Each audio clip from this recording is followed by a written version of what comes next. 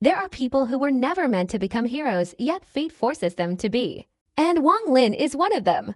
Born into an ordinary family, he carried a simple wish in his heart to cultivate immortality and repay his parents' kindness. But the world is never that kind.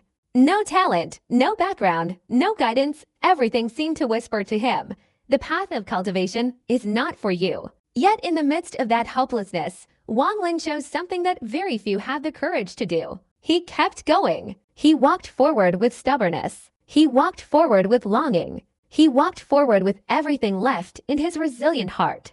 A strange opportunity came to him, opening a path of cultivation drenched in blood and loneliness. There, every improvement required a sacrifice. Every step forward meant losing something precious. To grow stronger, he had to endure 100 times more than ordinary people. Renegade Immortal is the tale of a man who never submits. A man willing to defy the heavens, defy fate, and defy the world just to protect what his heart refuses to let go. This is not merely an immortal cultivation story. This is the journey of a soul so powerful that even eternity must bow. And today, I invite you to step into that journey, the journey of Wang Lin, the man who walks against the will of heaven to find the answer meant for himself. Taiju sat on the side of the small road in the village, his face blankly looking at the deep blue sky. Taiju was not his real name, but because his body was weak since he was young, his father was afraid that he would not be able to raise him, so he called him by his given name according to custom. His original name was Wang Lin. The Wang family was considered a famous family in several surrounding villages. His ancestors were carpenters, especially in the town. The Wang family was also considered very famous, with several specialized shops selling wooden products. Taiju's father was the son of a concubine in the family, not allowed to take over the important affairs of the family, but after getting married, he left the town, settling in this village. Because he was a skilled carpenter, Taiju's family was considered middle class. He did not have to worry about food and clothing. Even in the village, he was respected by many people. From a young age, Taiju was exceptionally intelligent, loved reading, and possessed a wealth of ideas. He was practically recognized as a prodigy throughout the village. Whenever his father heard praise, wrinkles would appear on his face, revealing a relaxed smile. His mother was even more attentive to him. From childhood to adulthood, Taiju lived in the loving embrace of his parents. He knew they had very high expectations of him. While other children his age were already working in the fields to earn a living, he stayed home reading. Reading so much naturally fueled his imagination, and he was filled with a yearning for the world outside his mountain village. Looking up at the end of the small path, Taiju sighed, closed the book in his hand, and stood up to go home. Father sat in the courtyard, a pipe in his hand. After taking a deep puff, he said to Taiju, who had just pushed open the door, "Taiju, how's your studying going?" Taiju responded with a few words. Father tapped his pipe, stood up and said, "Taiju, you must study hard. Next year is the big county exam. Whether you have a bright future depends on this one. Don't be like me, staying in the village your whole life. Oh dear. Let me say it.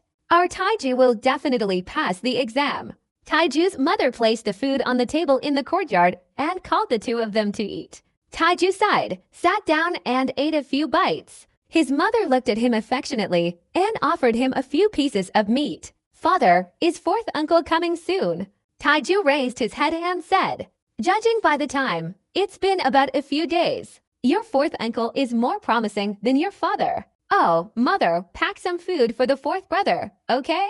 Whenever his father mentioned the fourth brother, a look of emotion appeared on his face. His mother nodded and said emotionally, "Taiju, your fourth uncle is a good man. These past few years, thanks to his help, your father's sculpting has been able to earn money. If you become successful in the future, don't forget to repay your fourth uncle." Just then, the sound of horses came from outside the door, followed by the rushing sound of carriage wheels. A clear voice rang out from outside. "Second brother, open the door." Taiju was overjoyed and immediately ran to the courtyard, pushing open the gate. He saw a strong, middle-aged man with bright eyes standing outside. Upon seeing Taiju, the man laughed, patted his head, and said, "Taiju, it's only been half a year, and you've grown so much taller." Taiju's parents quickly stood up. His father smiled and said, "Fourth son, I estimated the time, and you arrived so quickly." "Come in, Taiju, go get a chair for your fourth uncle." Taiju happily responded, hurried back to his room, brought out a stool, placed it beside the dining table, wiped it clean with his sleeve, and looked expectantly at the middle-aged man. The middle-aged man winked at him and teased, "Taiju, why are you so diligent this time? I remember you weren't like this the last time I came." Taiju's father glared at Taiju, then chuckled and scolded, "This little rascal, just now I was nagging you to hurry up." Seeing Taiju's flushed face, the middle-aged man smiled and said, "Taiju, your fourth uncle hasn't forgotten what he promised you." He then took 2 books from his chest and placed them on the table. Taiju cheered excitedly, picked up the books, and flipped through them, his joy uncontrollable. Taiju's mother, with kind eyes, looked at her son and said to the middle-aged man, "Fourth son, your brother often mentions you. Stay a few more days this time." The middle-aged man shook his head and said, "Second sister-in-law, there are many family matters to attend to these days. I'll rush back early tomorrow morning. Once everything is settled, I'll come to see everyone again." After saying this, he apologetically glanced at his second brother. Father Taiju sighed and said, "Fourth brother, don't listen to your sister-in-law. Pack the goods tomorrow morning. Family matters are the most important. We can all get together again later." The middle-aged man looked at Father Taiju and said, "Second brother, Taiju is 15 years old this year, right?" Taiju's father nodded, emotionally saying, "Next year, this brat will be 16. Oh, in the blink of an eye, more than a decade has passed so quickly." After saying this, his eyes showed affection as he looked at his son. The middle-aged man pondered for a moment, his expression serious, and said, "Second brother, second sister-in-law, I have something to tell you. The Hengyu sect is recruiting disciples this year, and the family has 3 nomination slots. One has been allocated to me." Taiju's father was stunned, his expression changing as he said, "Hengyu sect? But that Hengyu sect, the place where all the immortals are?" The middle-aged man smiled and nodded, saying, "Second brother, it's that immortal sect. Our family is considered a prominent family in the vicinity, and we had the qualifications to recommend him. You know my son, he's not good at studying, and he's not skilled in swordsmanship. I think the immortals won't accept him. This is a precious spot, but I see that Taiju has been intelligent since childhood and loves to read. Maybe he can get it." Taiju's mother was overjoyed and hurriedly said, "Fourth brother, this. The middle-aged man patted Taiju's head and said, "Second brother, second sister-in-law, I think we should decide on this matter. Let Taiju try. If he's really accepted, that would be a great blessing for me." Taiju looked at his parents and fourth uncle in confusion. He didn't quite understand what they were talking about. Immortals. What are immortals? Taiju hesitated for a moment, then softly inquired. The middle-aged man's expression was serious as he looked at Taiju and said, "Taiju, immortals can fly back and forth in the sky. Each of them possesses vast supernatural powers, beyond the comprehension of us mortals." Taiju, in his confusion, felt a glimmer of curiosity about immortals. Taiju's father excitedly stood up, pulling Taiju's mother to kneel before the middle-aged man. The middle-aged man quickly helped them up, sincerely saying, "Second brother, what are you doing? My mother died young. If it weren't for second aunt taking care of me when I was little, I wouldn't be where I am today. Taiju is my nephew. I should do this." Taiju's father was moved to tears, patted the middle-aged man's shoulder hard, nodded, and then solemnly said to Taiju, "Wang Lin, remember this. No matter what, never forget the kindness your fourth uncle has shown our family. Otherwise, I won't have a son like you." Taiju's heart trembled. Although he was still vague about immortals, he could see from his parents' expressions that they took this matter very seriously. So he knelt before his fourth uncle and bowed deeply several times. The middle-aged man pulled Taiju up and said admiringly, "Good boy, pack your things these next few days. I'll come to pick you up at the end of the month." That night, Taiju had already gone to bed, but he could still hear the voices of his father and fourth uncle in the courtyard. His father was very happy today. He rarely drank alcohol, but he insisted on having a few drinks with his fourth uncle. Immortals. What exactly are they? Taiju was very excited. His childlike heart vaguely knew that this was his opportunity, an opportunity to go to the outside world. The next morning, his fourth uncle left, and Taiju's parents dragged him all the way to the village gate to see him off. On the way back, Taiju clearly saw that his father seemed much younger, and his eyes, as he looked at him, were full of expectation. This kind of expectant gaze was much more serious than when he told him to take the county exam before. In this small mountain village, there were basically no secrets that could be kept. Even a dog giving birth to several puppies could spread throughout the village in an instant. Soon, everyone in the village learned the news from Taiju's mother, and they eagerly inquired about it.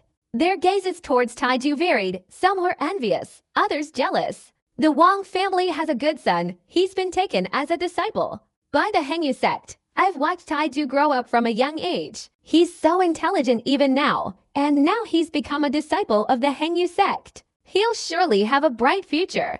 Taiju is capable. When he becomes successful, don't forget our village. Come back and visit often. Such words poured into Taiju's ears, gradually making him feel like he was becoming a regular Hengyu sect disciple. Each time his parents heard them, they couldn't stop smiling, and the wrinkles on their faces seemed to disappear considerably. Whenever Taiju walked alone through the village, all the villagers who saw him would enthusiastically pull him aside and ask him questions. Many even brought him before their children, using Taiju as a role model and lecturing them. Half a month passed quickly, and the news of Taiju becoming a disciple of the Hengyu sect spread rapidly.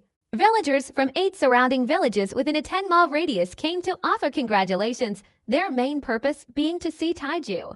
Each person brought gifts, which Taiju's parents couldn't refuse and had to accept. However, when these people left, they had all prepared a large reciprocal gift. According to Taiju's father, their son would soon be a high-end mighty immortal, and they couldn't let him so many favors. I'll reciprocate the gifts on his behalf to all the villagers who came to visit, he said. At this time, the members of the Wang clan gradually learned that the fourth son had given his son's place to Taiju, and they all came one after another to offer their congratulations. For his clan members, Taiju's father placed great importance on them. Many of these people had previously looked down on him, and more than half had driven him out of the clan years ago. Now, with this group of people coming to his house, the resentment he had felt for years completely vanished. He discussed it with Taiju's mother and prepared a grand reception. He spent a considerable sum of money to hire a village tutor to write invitations and deliver them to the clan. The tutor refused to take any money, but insisted that Taiju acknowledge that he had studied at his school since childhood. Taiju didn't object. It was simply the truth. After the invitations arrived, most of the relatives from the Wang clan came to celebrate. Because so many people came, Taiju's father chose the village's central square as the venue for the reception, setting up hundreds of tables for the banquet. The villagers spontaneously helped and entertained, chatting amongst themselves, praising Taiju for his good deeds and offering endless encouragement. Taiju's father, along with his wife and son, personally greeted them at the village gate, introducing each of Taiju's relatives. This is your third great-grandfather. When your father left the family, your third great-grandfather secretly helped a great deal. Taiju, you must remember to repay him in the future. Taiju, as father said to Wang Lin, supporting a white-haired old man. Taiju readily agreed. The old man looked at Taiju and said with emotion, "Second son, time flies so fast. Your child has grown so big already. Your child is excellent, much more promising than you, Taiju's father's face flushed, and he smiled, saying, "Third great-grandfather, Taiju has been intelligent since childhood, definitely better than me. Please walk slowly, and mother, go help your third great-grandfather, Taiju's mother hurried forward, helping the old man towards the banquet. After the old man left, Taiju's father snorted and said to Taiju, "This old fellow, he disliked your father before. Didn't he want to drive me away? Now that you, Taiju, have a bright future, he comes to congratulate you. That's just how relatives are." Taiju innocently nodded and asked, "Father, is fourth uncle coming today?" Taiju's father shook his head and said, "Your fourth uncle sent word that he's still out and hasn't returned yet. He'll only be able to come back near the end of the month." At this moment, another carriage hurried to the village gate, stopping behind it. An old man in his 50s stepped out. He looked at Taiju's father, sighed softly, and said, "Second son, congratulations." Taiju's father's expression was complicated. After a moment, he said, "Big brother." The old man's gaze swept over Taiju, and he smiled, saying, "Second son, this is your son, isn't he?" It's true, this time he might actually be selected. Taiju's father raised his eyebrows, then relaxed them, saying, "Taiju isn't particularly outstanding, just a little intelligent and willing to study. This time he'll definitely be selected." That's not necessarily true.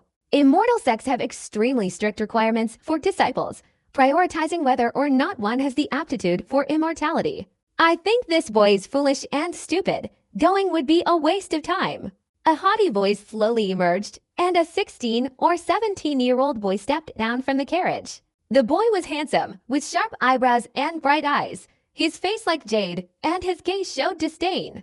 Taiju's father glared, while Wang Lin gave him a deep, silent glance. The old man's face was stern as he shouted, "Wang Juo, how can you be so impolite? This is your second uncle, and this is your younger brother, Wang Lin. Greet them." Then, turning to Taiju's father, he said, "My son's words were harsh. Second uncle, please don't mind him." However, he changed the subject, adding, "However, second uncle, immortals taking disciples isn't a simple matter. It requires careful consideration of fate. This time, the Daosu immortal of the Hengyu sect took a liking to my son, which is why he's interested in our Wang family and has given us 3 slots, including my son." Taiju's father snorted, saying, "If your son can get selected, my son will definitely be selected too." The young man scoffed, completely ignoring the old man's reprimands, and contemptuously said, "You're my second uncle, aren't you? I advise you not to expect divine favor. This cultivation system is so rare, it's practically 1 in 10,000. This foolish boy can't possibly compare to me. I'm an internally designated disciple of a master. How could he possibly compare?" The old man's smug expression flashed briefly before disappearing. After a few more reprimands, he bowed to Taiju's father and led the young man towards the banquet. "Taiju, don't put pressure on yourself. If you're not selected, it's fine. You can take the county exam next year." Taiju's father held his breath for a long time before slowly exhaling, his words sincere. Wang Lin's eyes were resolute, and he whispered, "Father, rest assured, I will definitely be selected." Taiju's father gently patted his son's shoulder, his eyes filled with anticipation. After welcoming many more relatives, Taiju's father finally brought him back to the banquet.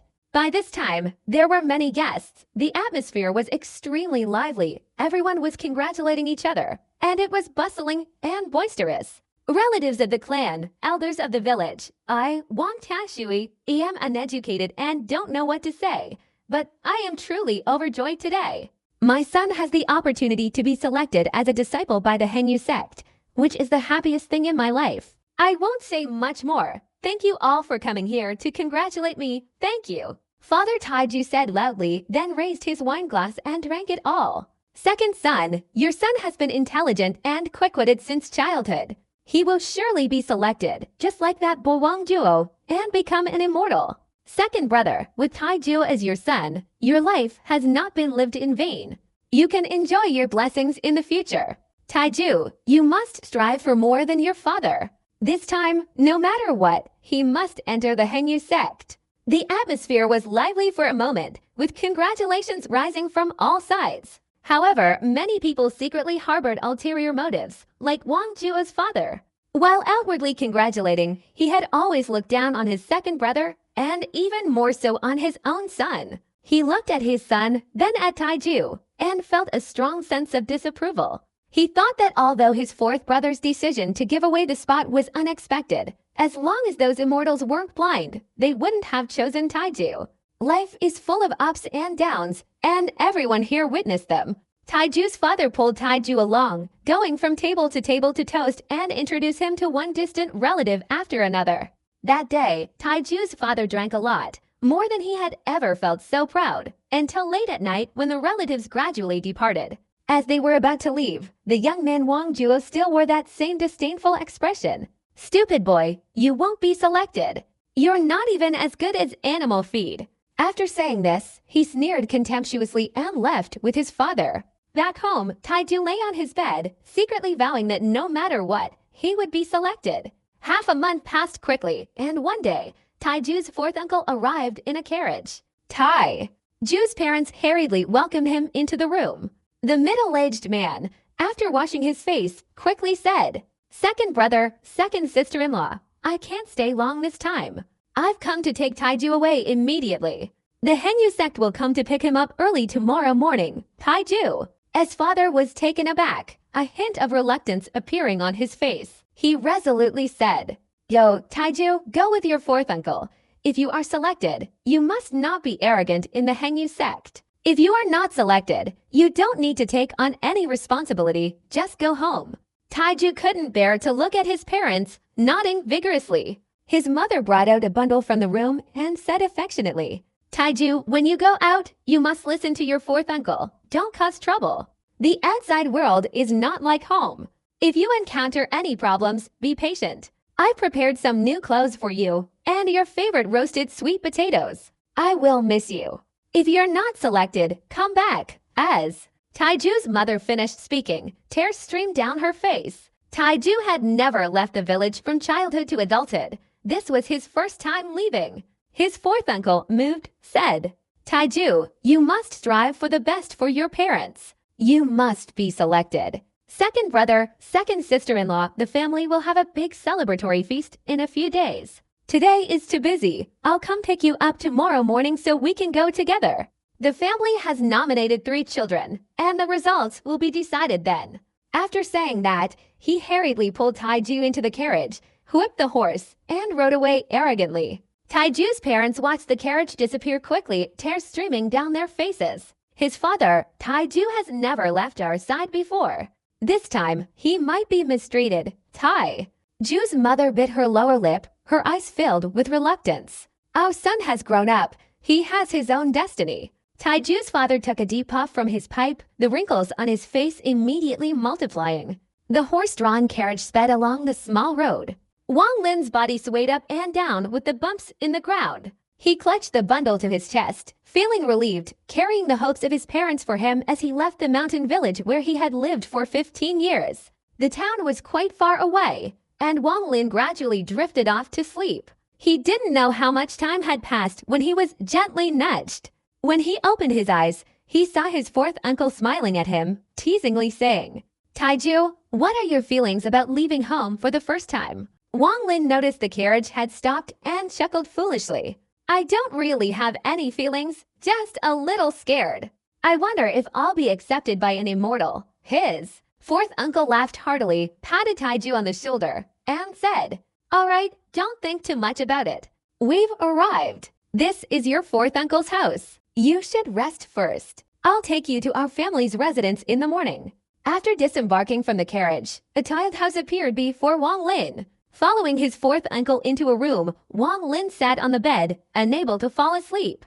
Images of his parents, villagers, and relatives flashed through his mind. He sighed softly. The idea of being taken as a disciple by an immortal was too heavy. Hours passed, and soon the sky gradually brightened. The sun slowly rose. Although Wang Lin hadn't rested all night, his spirits were high. With a touch of apprehension, he followed his fourth uncle to the large mansion of the Wang family. This was Wang Lin's first time seeing such a large house. It was dazzling. His fourth uncle was panting as they walked. "Taiju, this time you must definitely win for your father, but don't let the relatives laugh at you." Wang Lin's heart grew even more anxious, biting his lower lip tightly, and nodded.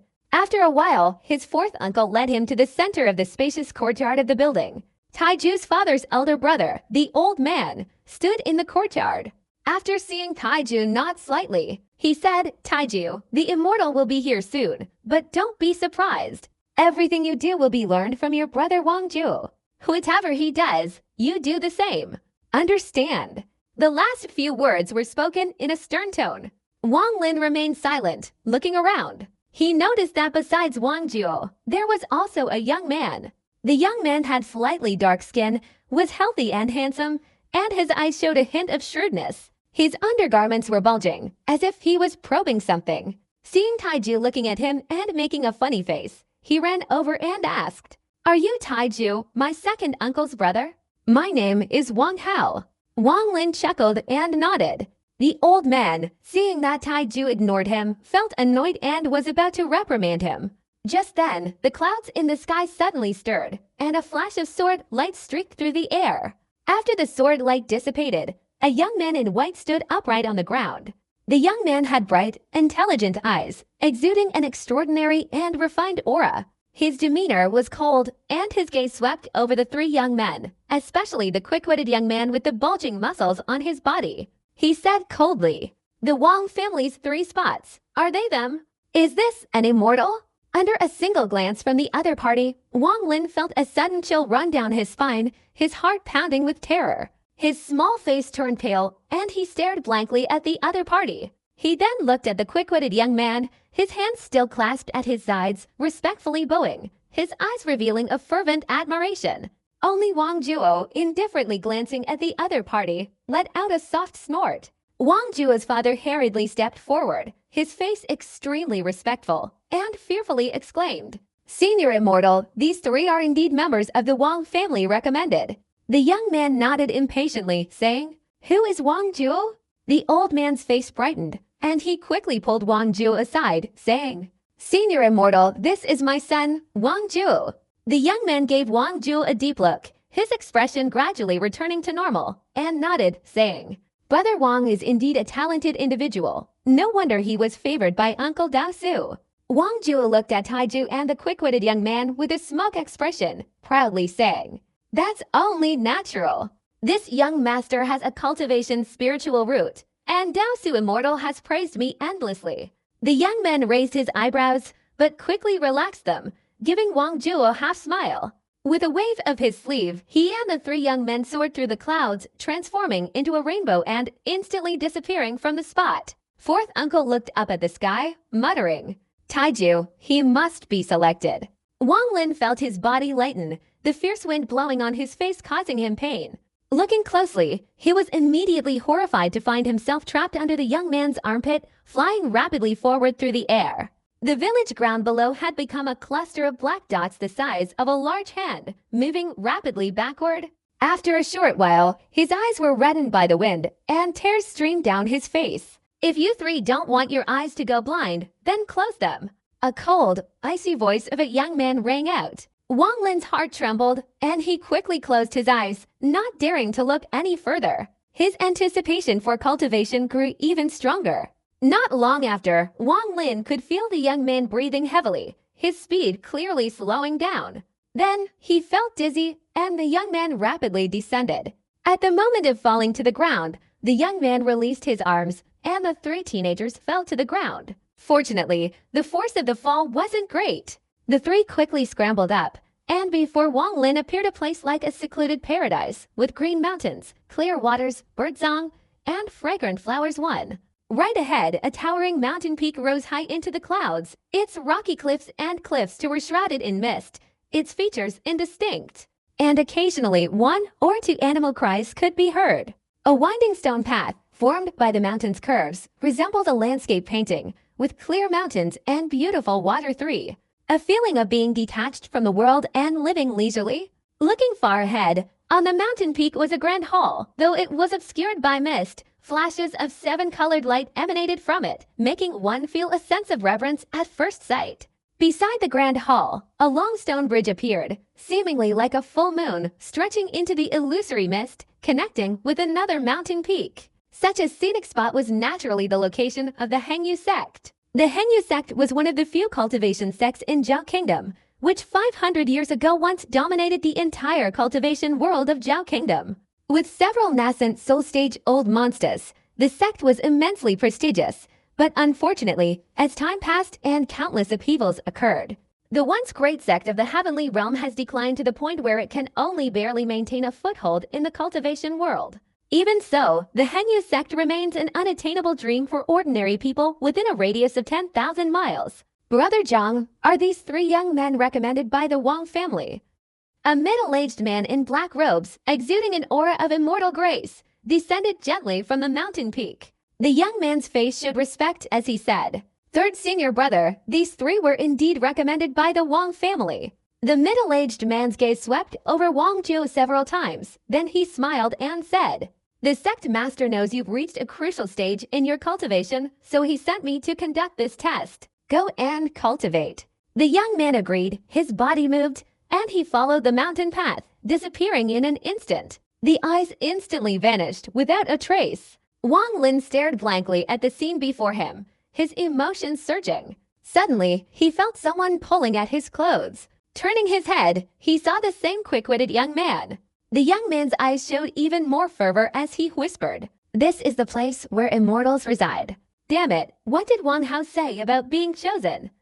After saying that, he touched his bulging underwear. Wang Zhuo was startled by the scene before him, but after a while, his composure returned and his arrogance involuntarily diminished considerably. At this moment, several streaks of sword light approached. After each streak of sword light dissipated, the disciples of the Hengyu sect appeared, each accompanied by several 15 or 16-year-old boys. These boys and girls, like Wang Lin and the other two, stared blankly at the scene before them, their expressions varying.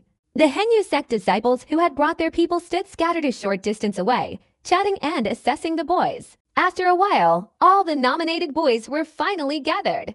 The middle-aged man in black glanced at everyone, his voice devoid of any emotion, and said, "Among you, only a very few will be selected to become disciples of our Hengyu sect." The young men were terrified, and Wang Lin felt uneasy. He had counted a total of 48 people for the test. In cultivation, talent is paramount. Next is the first test, which is to see if your spiritual roots are complete. "Now, whoever I call upon, step forward." The middle-aged man's face remained expressionless as he casually called out to a young man.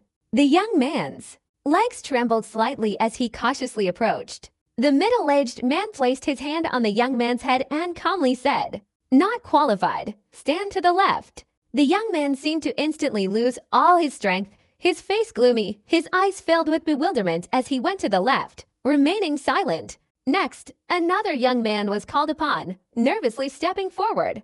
"Not qualified. Not qualified. Not qualified." More than 10 people were called upon consecutively, all equally unqualified. To the right of the middle-aged man, not a single person had yet. Wang Zhuo was called upon, his arrogance vanishing, his face turning slightly pale as he stepped forward.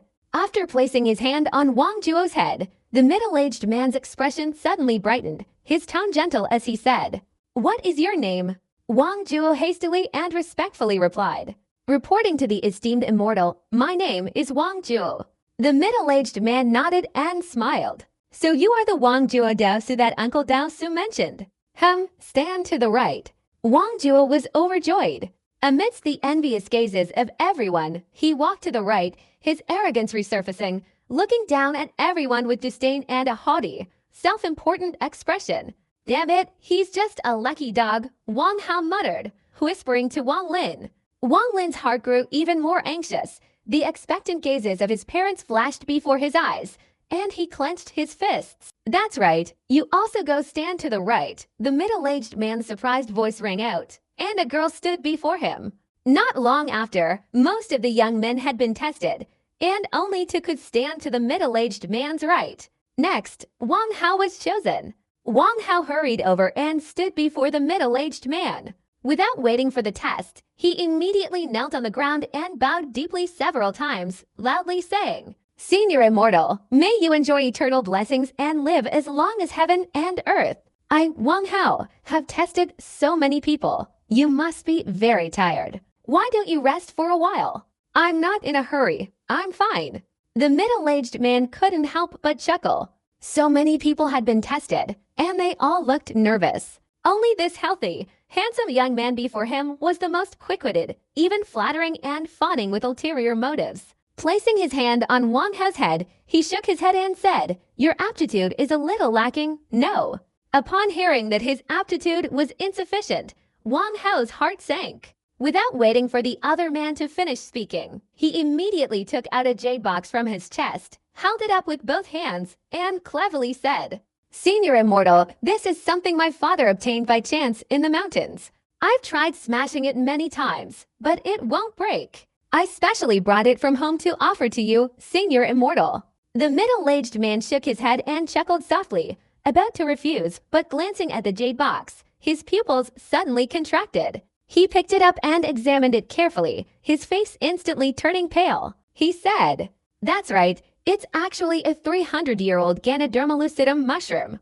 Judging by the appearance of this jade box, it was indeed sealed inside by a cultivator. No wonder your father couldn't break it." He paused, pondered for a moment, then smiled again and said, "I need a young alchemist by my side. I see you seem intelligent.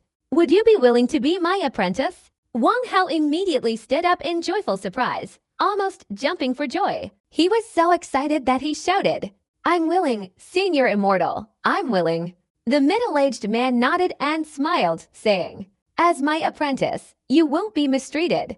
You can practice a type of immortal technique with the inner disciples. Stand on the right." Wang Hao, his heart filled with excitement, ran to the right, glaring triumphantly at Wang Ju.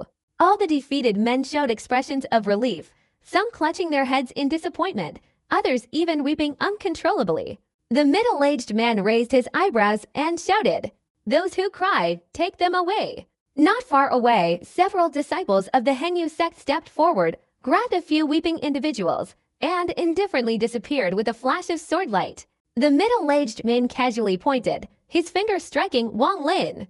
Wang Lin took a deep breath, extremely nervous, and walked to the middle-aged man's side. His mind was blank, and he silently prayed, his eyes involuntarily recalling the expectant gazes of his parents. "I will definitely be selected," Wang Lin thought firmly. The other party pressed his hand down and with an expressionless face, uttered 3 words that plunged Wang Lin into an icy abyss. Not qualified. Wang Lin didn't know how he ended up in the right-hand group. He only felt as if thunder had roared in his ears, and those 3 words continued to echo in his mind. After a while, everyone had been tested, and on the right-hand side, only 3 people remained. These 3, in the eyes of the failed candidates, were like a kind of chosen one, incredibly tall and imposing. Wang Ju looked at Wang Lin with contempt, his eyes revealing undeniable sarcasm. In cultivation, talent is important, but willpower is even more crucial. Young men like you may have ordinary talent, but if you have enough willpower, you can all become registered disciples. This second test is willpower. The middle-aged man's expression remained unchanged. He paused, then continued. "Go up the stairs here. Those who reach the top are considered qualified. If you haven't completed it by the 3rd day, you've failed, and each loser will be sent back to their family. If you can't persevere halfway or encounter danger, just shout 'I give up,' and someone will automatically take you away." After saying this, the middle-aged man smiled at the 3 people on his right and said, "You 3 follow me to see the sect master. Then you will follow the master's arrangements. Wang Hao, you are not allowed to go. Follow me to the alchemy room to familiarize yourselves with the operations." After giving his instructions, the middle-aged man led the 3 prodigies up the mountain peak and disappeared without a trace. Wang Lin took a deep breath, his eyes resolute, and without hesitation, he stepped onto the stone steps to begin the second test, willpower. Besides the 3 prodigies and the 6 weeping youths who had been sent away, 39 people remained. Among these 39, some were dejected, others resolute, and still others hesitant and fearful. Their demeanor varied as they ascended the stairs, each taking a different amount of time. The steep, uneven stone steps were fraught with danger on both sides. A single misstep would send one tumbling down. Before half a day had passed, Wang Lin felt as if his legs were weighed down with lead, sweat pouring down like rain. The air at the top was incomparable to the air at the bottom, making it difficult to move. From the foot of the mountain, the path seemed short, but in reality, walking on it, he realized it seemed endless, filling him with despair. Ahead of him were a dozen strong young men, all panting heavily as they slowly climbed. Not a single one had given up yet. Wang Lin gritted his teeth, knowing this was his last chance. The expectant gazes of his parents still lingered in his heart. Just then, a young man behind him suddenly stumbled, his footing giving way, and his body plummeted to the side, immediately letting out a terrified scream. "I give up. Save my life." Everyone stopped, and without a word, they all looked down. They saw a black light flash, and a disciple, seemingly from nowhere, rushed out, grabbing the young man in midair and gently lowering him to the foot of the mountain. Wang Lin's face turned pale, and he remained silent, cautiously continuing to crawl forward. Time flew by, and 2 days later, the dozen or so young men ahead of him were no longer visible. Wang Lin didn't know how many of his companions had given up, but he knew that he absolutely could not give up. Regardless of the bleeding blisters on his legs and the constant needle-like pain radiating from them, he persevered, using his hands to climb forward. The child is resilient, but the great Tao is merciless. All effort is in vain. All effort is wasted. A worried sigh came from the distant mountain peak. A middle-aged man with a sallow complexion, his body light and agile, descended onto the stone steps, swiftly passing a group of young men, his face filled with emotion. After passing Wang Lin, the middle-aged man paused. Before him was the sixth young man he had seen, but he was undoubtedly the most pathetic. His entire body was covered in blood, his clothes soaked with fresh blood, his knees and toes a bloody mess, having climbed up using only his hands. The middle-aged man sighed softly and asked, "Child, what is your name?" Wang Lin's expression was already hazy. He had only one thought in his mind: even if he died, he would climb to the mountaintop. He completely ignored the middle-aged man's question. In his eyes, there was nothing else but this stone path and steps. The middle-aged man gazed intently into Wang Lin's eyes, somewhat moved by his unwavering resolve. He placed his hand on Wang Lin's head, then shook his head and muttered, "Excellent willpower, but unfortunately, his aptitude is too ordinary. He's destined for nothing, destined for nothing." He looked at Wang Lin for a long time before continuing down the stone steps. On the evening of the second day, Wang Lin's hands were covered in blood and gore. He walked up the steps, leaving a deep trail of blood behind him. Wang Lin was no longer aware of this. He was now propelling his body solely by willpower, his breath on the brink of death. At sunrise on the third day, he vaguely saw the end of the steps, but at that moment a heartless voice, like thunder, rang out, shaking his heart. The time has come. Only 3 are qualified. The rest fail.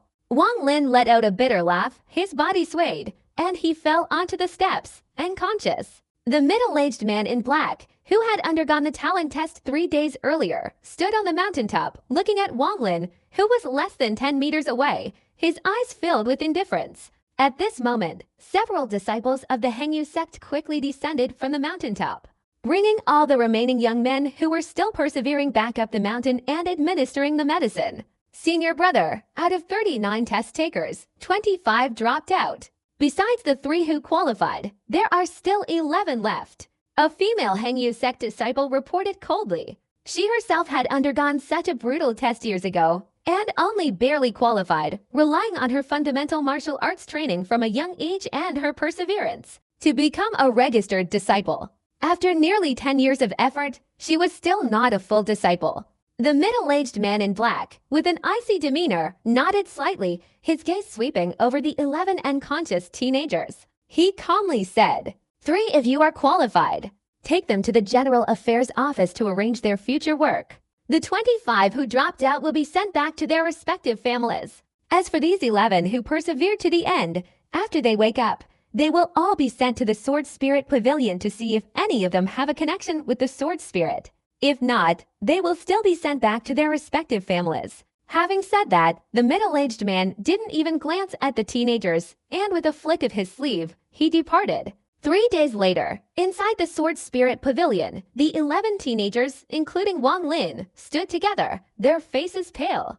Wang Lin's physical injuries had healed, but the wounds in his heart had been torn even deeper, the agonizing pain relentlessly devouring his body and spirit. This sword spirit test wasn't presided over by the middle-aged man in black, but by a strange young man in white. However, without exception, his expression was icy cold, and his gaze upon them was as indifferent as looking at ants. "This is the final test. Whoever can enter this room passes." The young man's words were concise, yet his face showed impatience. Wang Lin could see that it was indeed an extremely ordinary room. The main gate in the center of the room opened, and looking inside, he saw ancient swords of varying lengths placed within. A group of young men followed a sequence, heading towards the center of the room. The first young man had barely reached within 5 meters of the room when he struggled, being pushed back several meters by an invisible force. "Not qualified. Next," the young man said calmly. Wang Lin was the 7th. The 6 before him had all failed to advance beyond 5 meters. He smiled bitterly, his remaining hopes dwindling, and walked forward. 5 jang approximately 36 meters was easily traversed, leaving Wang Lin stunned. His anticipation quickly surged, his mouth dry, his heart pounding with fear. He continued to take another jang, still feeling no discomfort. The young man let out a soft hum, his eyes flickering with a hint of interest. His expression returned to normal as he said, "Don't hesitate. Continue inside. If you can enter the building and gain the Sword Spirit's acknowledgement, even if you fail the previous 2 tests, you will still be accepted as a formal disciple." The other 10 young men all showed expressions of envy, an envy that also contained deep-seated jealousy. Wang Lin felt nervous, the expectant gazes of his parents resurfacing in his mind. He took another jang, now 3 jang from the gate. Wang Lin, apprehensive, took another step. But at this moment, a colossal force suddenly appeared, surging wildly towards Wang Lin. His body, uncontrollably, flew backward until he was more than 10 meters away before finally stopping. The remaining young men standing to the side all wore mocking expressions. In their eyes, Wang Lin should be just like themselves, with no chance whatsoever.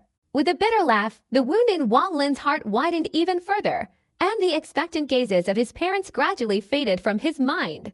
The young man's expression remained as cold as before, calmly saying, "Not qualified." Next, 11 people, and in the end, not a single one passed, except for Wang Lin. There was also a girl who reached the 2 jang mark, but the result was the same. That same day, after the test, the teenagers were sent back to the foot of the mountain, escorted away one by the disciples of the Hengyu sect. Wang Lin was brought back to his family home by the same young man surnamed Zhang, accompanied by Wang Zhuo and Wang Hao. "Brother Wang Zhuo, congratulations on becoming a disciple of Uncle Dao Su. Your future is limitless." The young man smiled and bowed. Wang Zhuo's face showed an arrogant and self-important expression as he proudly said, "That's only natural. My master said that once I return home and settle my worldly affairs, he will teach me the immortal cultivation techniques." Wang Hao, standing to the side, pouted and said, "I've disliked your smug, self-satisfied expression since I was a child.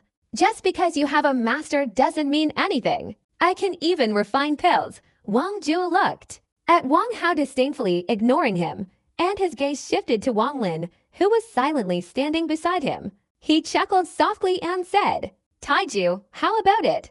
I told you before that you weren't suitable, but you and your father didn't believe me. Now you know the result, right?" Wang Lin raised his head, calmly met Wang Zhuo's gaze, and said to the young man from the Hengyu sect, "Senior Immortal, my parents are waiting for me. Please take me back quickly." Seeing that Wang Lin clearly ignored him, Wang Zhuo sneered again. "Country bumpkin, spend your life in the village like your father, working as a carpenter." A half-smile flickered across the young man's face as he glanced at the 3 teenagers before him. Without speaking, he waved his sleeve and, taking them with him, disappeared through the Hengyu sect's mountain gate. On the way back, the wind was as strong as before, but Wang Lin's feelings were worlds apart. He had arrived with high expectations, but returned with utter despair. Not long after, he could see the grand mansion of the Wang family. Wang Lin opened his eyes and saw that the mansion was filled with people, bustling like a festival. The banquet tables, far surpassing the one his father had hosted for relatives a few days earlier, covered the entire courtyard. All the members of the Wang family, even those who had gone out to buy wood, had returned, gathering together to celebrate, feasting and reveling in the lively atmosphere. The main figures at this banquet were 3 people: Wang Tiaxui's eldest brother Wang Tiaxui and his 3rd brother. Beside these 3, all the relatives came forward to congratulate each other, creating an extremely lively atmosphere. Without exception, their eyes showed admiration, and they flattered each other, trying their best to choose the best words, especially towards their father, Wang Lin, praising him incessantly and reminiscing about the past. "Second brother, this time you'll definitely be chosen. From now on, you won't need to be a carpenter anymore. Everyone in the family will have to call you second master." Wang Lin's 6th brother, a middle-aged man with a pot belly, loudly praised, "Second brother, I saw it all along that you would be different in this life. See, I was right, wasn't I? You'll be relying on Taiju in this life. Taiju has become an immortal, and as your father, that's already unimaginable. Wang Tianqui's fifth uncle, with his squinting eyes, sat beside his father, Wang Lin, raising his cup and flattering him. Second brother, your Taiju and my son have both been chosen this time. We haven't seen each other for over 20 years, so this time we must drink until we're drunk. Wang Hao, Wang Tianqui's third brother, raised his cup, smiling broadly, and said loudly, Tai. Ju's father, seeing the relatives who had previously looked down on him, felt incredibly proud and triumphant. Years of darkness vanished, but a heavy burden remained in his heart. Taiju, you must be chosen. Second sister-in-law, you've been blessed to be with my second brother for life. With Taiju, this child, who in our 10-mile radius will not recognize you. That's right, second sister-in-law, your child is just as capable as my son. This Taiju has been intelligent since childhood. He's truly a good child. Taiju's mother, although we are of the same clan, intermarriage is common these days. My daughter is also of marriageable age. Taiju is so handsome. I've liked him since he was little. How about our two families become related by marriage? Like Taiju's father, Taiju's mother was surrounded by a group of female relatives, chatting enthusiastically about everyday matters in their hometown. Taiju's father's eldest brother watched all this with cold eyes, secretly thinking, just wait and see. Once the immortal brings the child back and we know the outcome, if Taiju isn't chosen, let's see what happens to you, second brother. Thinking this, he chuckled, raised his wine glass, and praised his child along with his relatives, exchanging a few words. The atmosphere was boisterous and lively. At that very moment, a rainbow suddenly streaked across the horizon, stopping in the middle of the open courtyard, revealing four figures. The surroundings instantly fell silent. All the members of the Wang clan were tense and fearful, not daring to utter a word. The young man from the Hengyu sect glanced around, secretly sighing. When he was accepted as a disciple by the Hengyu sect, his hometown people had also celebrated in the same way. He felt a pang of emotion, turning to look deeply into Wang Lin's eyes. He knew that the situation this young man was about to face was something even adults couldn't accept. The great Tao is ruthless. The young man shook his head, his body moved slightly, and a sword light flashed as he left the place. Cultivators cannot be burdened by worldly affairs. You all handle things yourselves. 3 days later, I will come to pick you up again. From afar, his voice could be heard. His elder brother, Taiju, seeing the immortal depart, immediately came out excitedly to look at his son, asking, Did Dao Su, the High Immortal, accept you as a disciple? Wang Juo, with a smug and arrogant expression, said, That's only natural. My master said that within 10 years, I would become an outstanding talent among the disciples of the Hengyu sect. Wang Juo's father was overjoyed, patting his son's shoulder vigorously, and said comfortably, Good. Wang Juo, you'll be an immortal in the future. Our Wang family now has an immortal, ha. Wang Hao's father, at this moment, also looked worried, staring at Wang Hao, about to ask a question, when Wang Hao yawned and said proudly, Father, no need to ask. Your son is already a disciple of the Hengyu sect. Wang Hao's father was ecstatic, grabbing his wine cup and taking a big gulp. Wang Juo's eyes showed contempt, and he said in a sarcastic tone, Third uncle, you've given birth to a good son. You've completely disgraced our Wang family. In front of everyone, you flattered and fawned over the immortal, and in the end, you offered gifts, only then barely obtaining the qualification of a medicine boy. Wang Hao flicked his eyelashes and said sarcastically, I'm willing. What's the matter? Then we'll see who has the more powerful immortal techniques and who will bring shame to the Wang family. Taiju's father, still watching his son, saw a hint of dejection on Taiju's face. His heart trembled, and a bad premonition arose. Taiju, you. What's wrong? Taiju's mother asked, her heart filled with anticipation. Taiju remained silent, while Wang Juo, on the side, sarcastically remarked, I said it before, this kid isn't suitable. Look at him now, clearly a useless and embarrassing failure. I was accepted on my first attempt, and I didn't see his subsequent attempts, but I heard he failed all 3 tests. If you had listened to me earlier, you'd have been better off. I bet even Uncle C's son, Huzi, would be stronger than him. Uncle Taiju, raising his eyebrows, retorted, Wang Juo, even if you become an immortal, don't act so presumptuously in front of me. Whether my son Huzi is suitable or not is none of your business, you ignorant fool. A cold glint flashed in Wang Zhuo's eyes, and he chuckled coldly without saying anything. Tai Ju's father, who had suddenly aged 10 years, slumped into his chair. Tai Ju's mother was also startled, seemingly unable to believe it, and asked, Tai Ju is that true? Tai Ju bit his lower lip tightly, not noticing the blood, and with a thud, knelt on the ground, bowing his head several times forcefully. He whispered, Father, Mother, Tai Ju was not accepted by the immortals. I have truly failed you. I will repay your kindness in my next life, Tai. Ju's mother sensed the despair in her son's voice and immediately rushed over, embracing him. She choked out, My child, it's all right, don't be sad. It's just that you weren't accepted by the immortals. Next year we'll participate in the county's grand examination.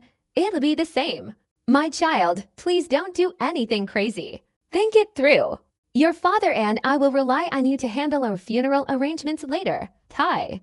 Ju's father, now recovered, looked at Tai Ju's expression, his heart pounding. He hurried over, embraced Tai Ju, and said anxiously, Tai Ju, don't do anything crazy. Your father is here to handle everything. Listen to your father, go home and study. The imperial examination next year will be the same. Relatives around them, their expressions changing rapidly, all distanced themselves from Tai Ju's parents, their faces showing a look of amusement, constantly pointing and whispering. This Tai Ju, I knew he wouldn't amount to anything. How can he compare to Wang Zhuo, the eldest brother's son? This time, he's brought shame to the family, Tai Ju's father's sixth brother said sarcastically. That's right, if we had known this, we shouldn't have acted like we were truly accepted. It's terrifying. Second brother, you're already so old. How can you do such foolish things? No wonder your father didn't give you the family inheritance before, Tai Ju's father's third uncle said with a disgusted expression. I have to say, the story about this child being intelligent from a young age is 8 or 9 out of 10 false. It's probably because second brother felt his life had no future, so he exaggerated his son's abilities. Now look, he's been exposed. Fifth uncle, who had just been sitting beside Tai Ju's father, immediately changed his expression, abandoning his earlier fawning demeanor. 3 sons went to the test, and only he failed. Tai Ju, this child, is the most incompetent in our Wang family. What a disgrace. Second sister-in-law, I was just saying you and second brother would enjoy good fortune together. Now that I see, you'll be the same in this life, without that good fortune, someone in the women's group said sarcastically. Not only that, a few days ago I went to their village and saw Tai Ju. At that time, I thought this child was incredibly stupid. How could he possibly compare to those 2 children, Wang Zhu and Wang Hao? Absolutely impossible. The wife of Uncle Tai Ju also changed her expression and began to mock. I saw long ago that Tai Ju was no good. Look at his parents. How could they have given birth to such a capable son? In our Wang family, only the sons of the eldest brother and the third son have a promising future. Tai Ju Ba, even his name sounds stupid. Among the remaining female relatives, others joined in the sarcastic remarks. I must have been blind just now, wanting to push my daughter into a fire pit. Luckily, Tai Ju wasn't taken in by an immortal. Otherwise, my daughter would hate me for the rest of her life. Tai Ju's mother, let's forget about this marriage alliance. If your son isn't an immortal, who would promise their daughter to him? Isn't this like a toad trying to eat a swan? In a short time, almost all the relatives showed fawning expressions, and all sorts of malicious words became increasingly severe, unintentionally attacking Tai Ju's entire family. This scene, compared to the earlier flattery, was as different as heaven and earth. Many people, without any hesitation, demanded back the gifts they had previously given. Upon hearing this, Tai Ju's parents' faces turned pale. Wang Lin clenched his fists, his heart aching, and his anger intensified. He felt a sense of wanting to die, and sarcastic words echoed in his ears. His father, Wang Zhu, inwardly sneered, saying indifferently, Second son, I told you before, immortals place great importance on fate when choosing disciples, and their requirements are very strict. Unless you are as great as my son, there's basically no chance. But you didn't care at all, and now you've driven this child to despair and a loss for life. Why do you have to do this? Father Taiju could no longer bear it, suddenly turned his head, glared, and shouted, Wang Tiashan, shut your mouth. Back then, before my father passed away, he clearly left me a portion of the family fortune. You went to great lengths to contact relatives to steal my share, and today you're still here mocking and provoking me. Do you really think I, Wang Tiashui, am not aware of this? And you relatives, you were flattering and fawning just now, and now you're mocking and provoking me. My son is already like this, and you're still here adding insult to injury one. Do you have no humanity at all? Wang Tiashan's voice was restrained, and he angrily said, Why bring up so much about the past? Your son is already unsuitable.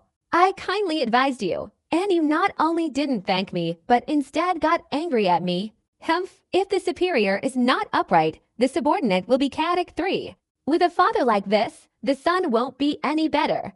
Laughter and mockery echoed around, reaching Wang Lin's ears as he stood there stunned, like a sharp thorn piercing his heart. He suppressed the agonizing pain tearing at his heart, calmly observing everything, memorizing the faces of each relative. You! I'll fight you to the death. His father, Taiju, grabbed a nearby bench, intending to charge forward. His fourth uncle, Taiju, quickly rushed out, restraining him and whispering, Second brother, don't be impulsive. The eldest brother has many servants, don't suffer any harm. I'm here, watch me.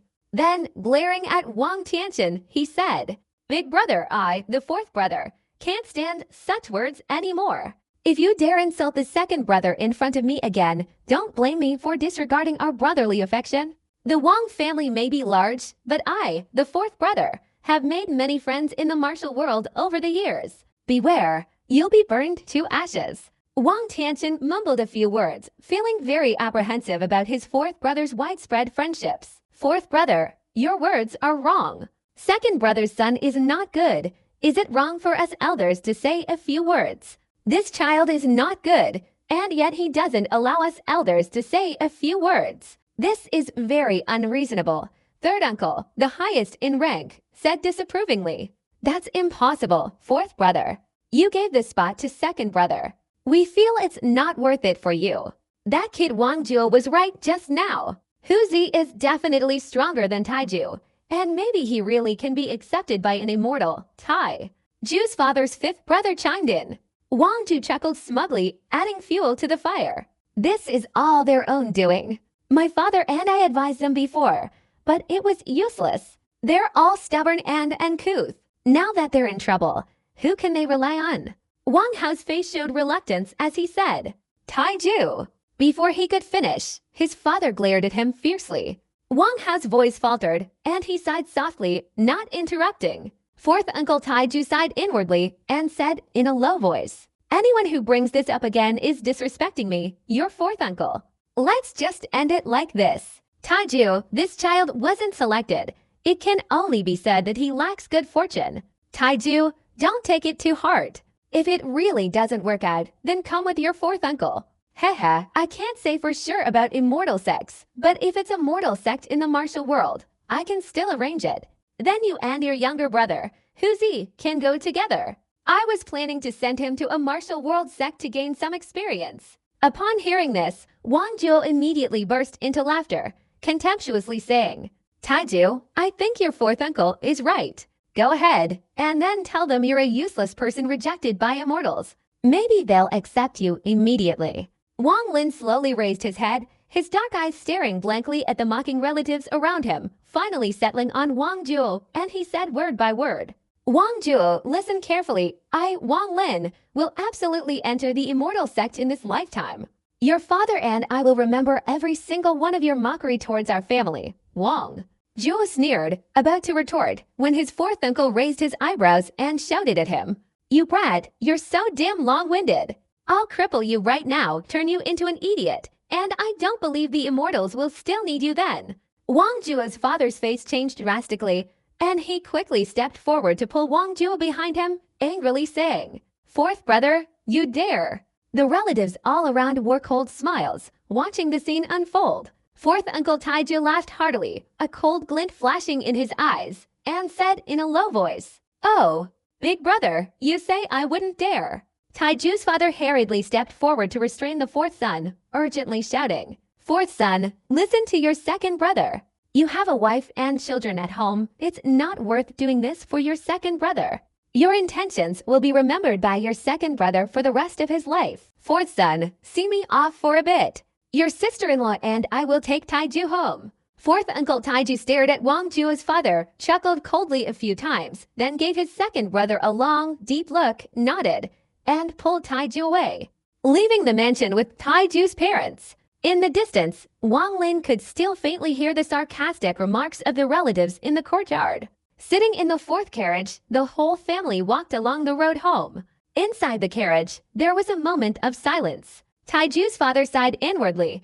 It would be a lie to say he wasn't disappointed, but Taiju was still his son. He sighed softly and said, "Taiju, what's this? It's all right. When your father was driven out of the family, he was even more disheartened than you, but he persevered just as well. Listen to your father, go home and study hard. Next year, try to get good grades in the big exam. If you don't like studying anymore, then go out with your fourth uncle to relieve your stress." Taiju's mother looked at her son lovingly, comforting him. "Taiju, don't do anything reckless. You're my only child.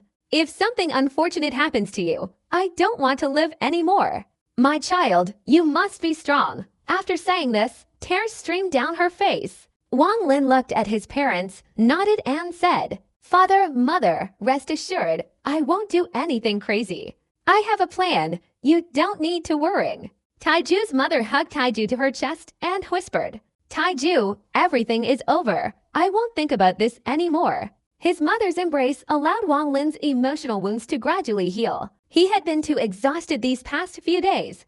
His mind and body depleted, and he was unbearably tired. As the carriage moved up and down comfortably, he gradually fell asleep. He dreamt a dream, dreaming that he had become an immortal, flying back and forth through the sky with his parents. Late at night, Taiju woke up. He looked around the familiar small room, sighed softly, his eyes flickering, his plans becoming even more resolute. Leaving the small room, he glanced deeply at his parents' room, took a pen and paper, left a letter, gathered enough dried food, and left the house. On the path to immortality, I will not give up. Hengyu sect, I must try again. Even if I still don't succeed, I must find out where the immortals of other sects are located. With a resolute gaze, Wang Lin slung the bundle over his shoulder and left the mountain village, heading outwards. The moonlight illuminated the path, the stars guiding his way, casting a long, distant shadow. 3 days later, Wang Lin walked along a secluded mountain path. That day, he had been held by the young man's surname Zhang, and his eyes could vaguely discern the general direction. Still heading east, Wang Lin disregarded the weeds cutting his feet, persevering relentlessly.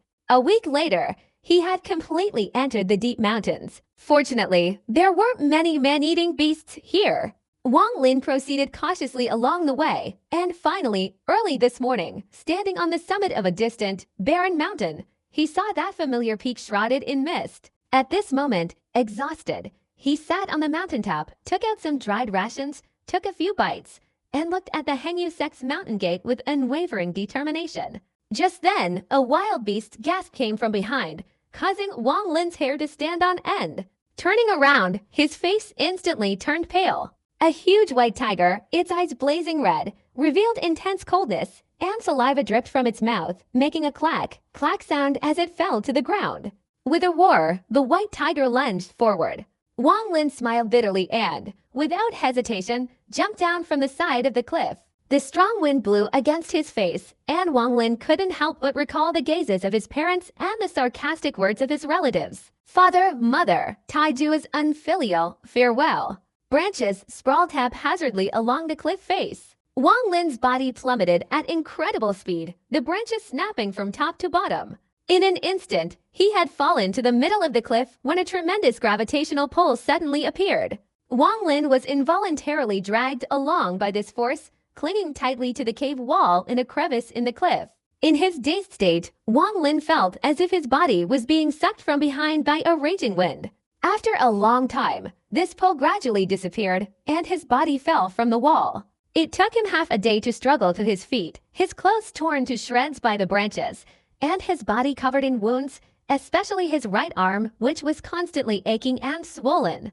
The excruciating pain surged like a tidal wave, large beads of sweat poured down his face. He touched himself, unsure if his bones were fractured, but it was clear the injury was caused by a recent impact against the wall. His face was pale, and he gritted his teeth as he stood up, observing his surroundings. He discovered that this was a small natural cave, with sunlight streaming in through the entrance, revealing the remains of birds and animals everywhere. On the wall behind him, there was a fist-sized black hole, pitch black inside, its depth invisible. He made a simple analysis and vaguely arrived at an answer. The sudden suction force had obviously originated from this small hole. The remains of various birds on the ground must have been sucked in here and died, just like him.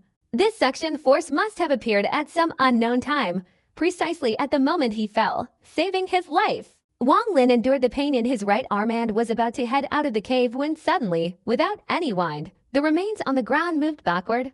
Without a word, Wang Lin quickly rolled to a corner. Here, in an instant, an unimaginable, enormous suction force emerged from within the small hole in the wall. The remains of birds and animals on the ground vibrated violently, constantly being sucked into the hole. Some bones, of considerable size, seemed to be stuck to the wall, filling the hole completely.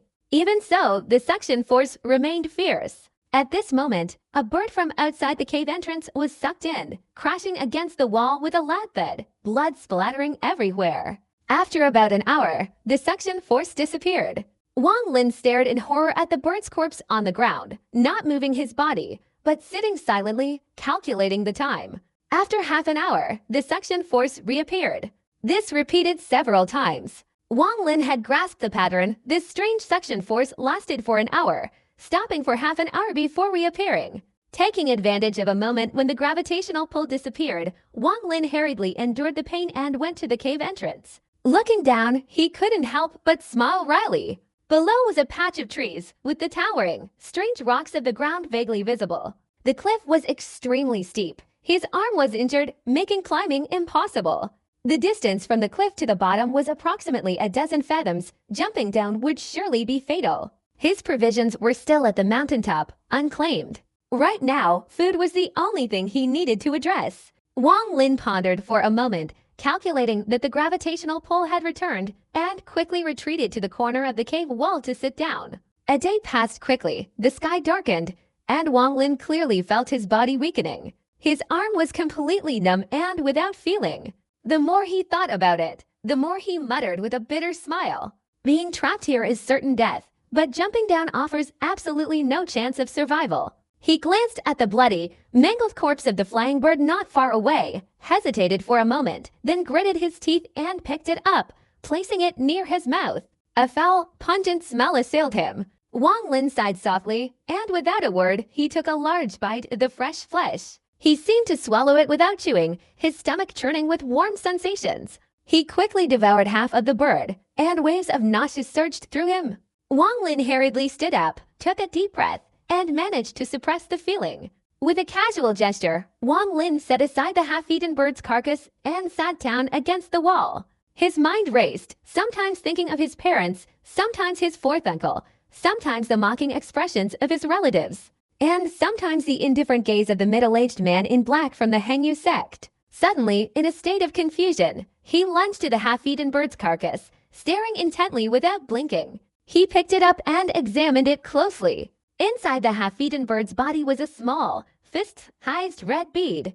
Wang Lin pulled it out, his heart pounding. How could there be a bead inside this bird? His heart pounded, and he recalled a book of mythological texts he had seen in the village where his teacher taught him, the Shanhaijing, which described many animals that, if they lived for many years, would develop a treasure called an inner core.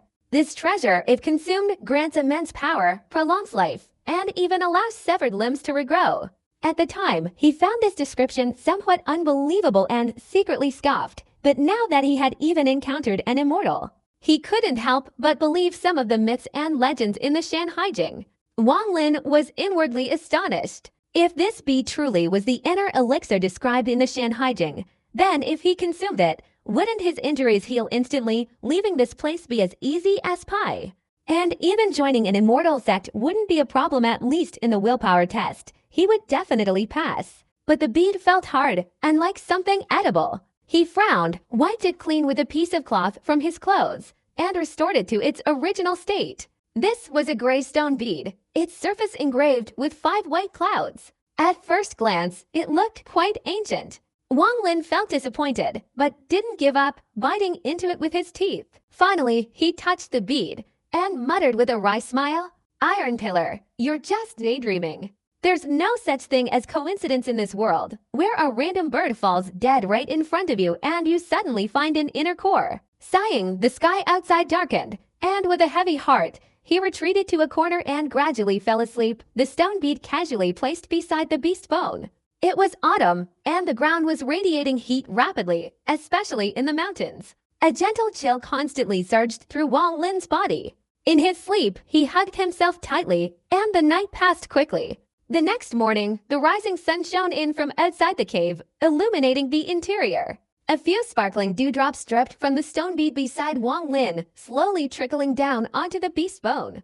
After a while, Wang Lin woke up. His arm was still swollen, showing no signs of improvement. In fact, it was getting worse. Wang Lin sat on the ground, his heart filled with frustration.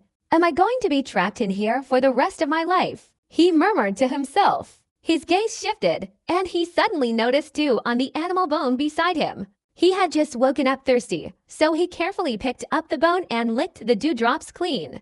The dew was slightly sweet and delicious. He wasn't sure if it was his imagination, but after drinking it, his whole body felt incredibly comfortable and warm. Especially his injured arm, which now felt itchy and swollen. The swelling gradually subsided. Wang Lin rubbed his eyes and looked closely, immediately surprised to find that his arm was indeed less swollen. He concentrated his thoughts and immediately searched for other animal bones around him, but unfortunately, none of them had dewdrops on their surface. Still harboring doubts, he suddenly fixed his gaze on the stone bead beside him, examining it closely. He saw tiny droplets of morning dew on its surface. He recalled that the beast bone had indeed had dew droplets clinging to the stone bead earlier. He gently picked up the bead, his heart pounding rapidly. After a moment of hesitation, he silently rolled it on his arm, spreading the dew droplets evenly over the swollen area. A cool sensation spread from his arm. Wang Lin stared intently at his arm for a long time. Then his eyes lit up with joy. The swelling on his arm miraculously subsided. He moved his arm slightly, although there was still some pain, the discomfort was gone. "This stone bead must be a treasure," Wang Lin exclaimed in delight. For the next few days, hungry, he ate the birds that had been sucked into this place and died. Each day, he carefully observed the stone pearl, using the dewdrops that appeared on its surface to wipe his arm.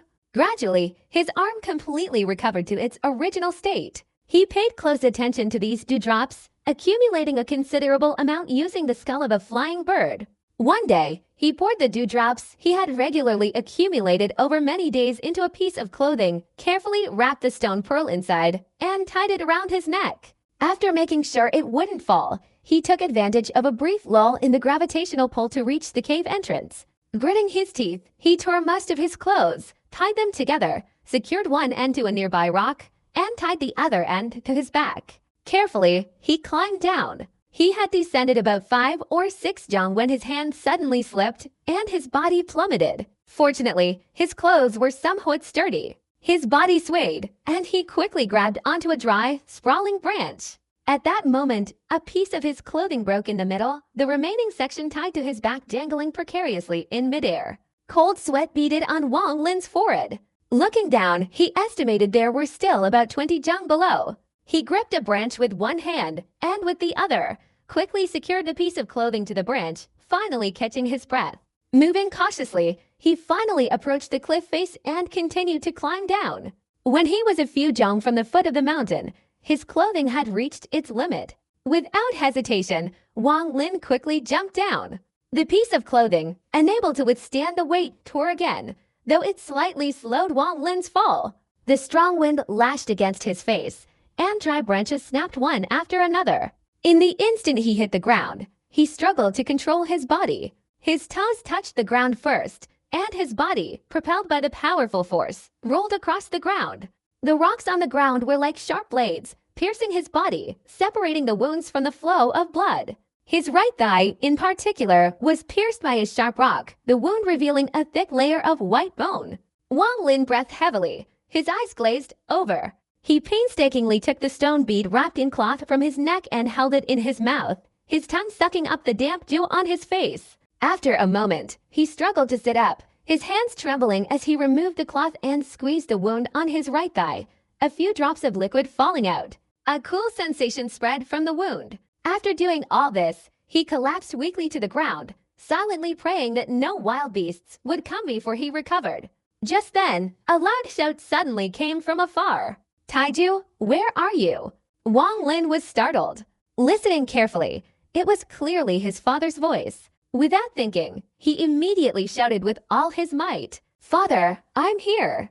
A rainbow-colored beam of light swiftly approached from afar, circling above Wang Lin's cliff before descending with lightning speed. After the light dissipated, Zhang, a disciple of the Hengyu sect, carrying Taiju's father by his side, frowned as he looked at Wang Lin. Seeing his son, Father Taiju immediately burst into tears, running to Wang Lin's side and embracing him, weeping and saying, "Taiju, what sin have you committed? How can you not think things through? Have you ever considered how your parents would live if you died?" Wang Lin was stunned. After thinking for a moment, he understood that his father had misunderstood his intention to commit suicide. Seeing the wounds on his body and his disheveled appearance, he couldn't help but smile bitterly and stand up. The disciple surnamed Zhang glanced at Wang Lin, then looked up slightly, noticing a piece of cloth. He moved swiftly, leaping up and down, quickly reaching the rocky outcrop of the cave. At that moment, a sudden pull appeared. His face showed surprise, but he quickly regained his composure. Ignoring the pull, he glanced inside before descending gently, saying in a low voice, "Your child was trying to commit suicide, but was sucked in by a natural vortex, thus avoiding death. Now that Wang Lin has been found, the elders will decide what to do upon returning to the sect." Having said that, he waved his sleeve, grabbed Wang Lin and his son, and quickly left the area. Soon after, they descended to the peak of Hengyu sect, ascending the stone steps. Returning to the same place, Wang Lin's emotions were complex. Several people stood upright on the mountaintop, all with disgusted expressions. A disciple surnamed Zhang hurriedly stepped forward and whispered a few words into one of them.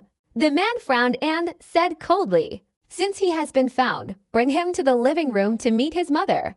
In the living room, Wang Lin's mother, upon seeing her son, immediately burst into tears, embracing him and sobbing, reproaching him. After his parents recounted the story, Wang Lin finally understood the whole affair. After he ran away from home, his parents immediately returned to the Wang family to find his fourth uncle.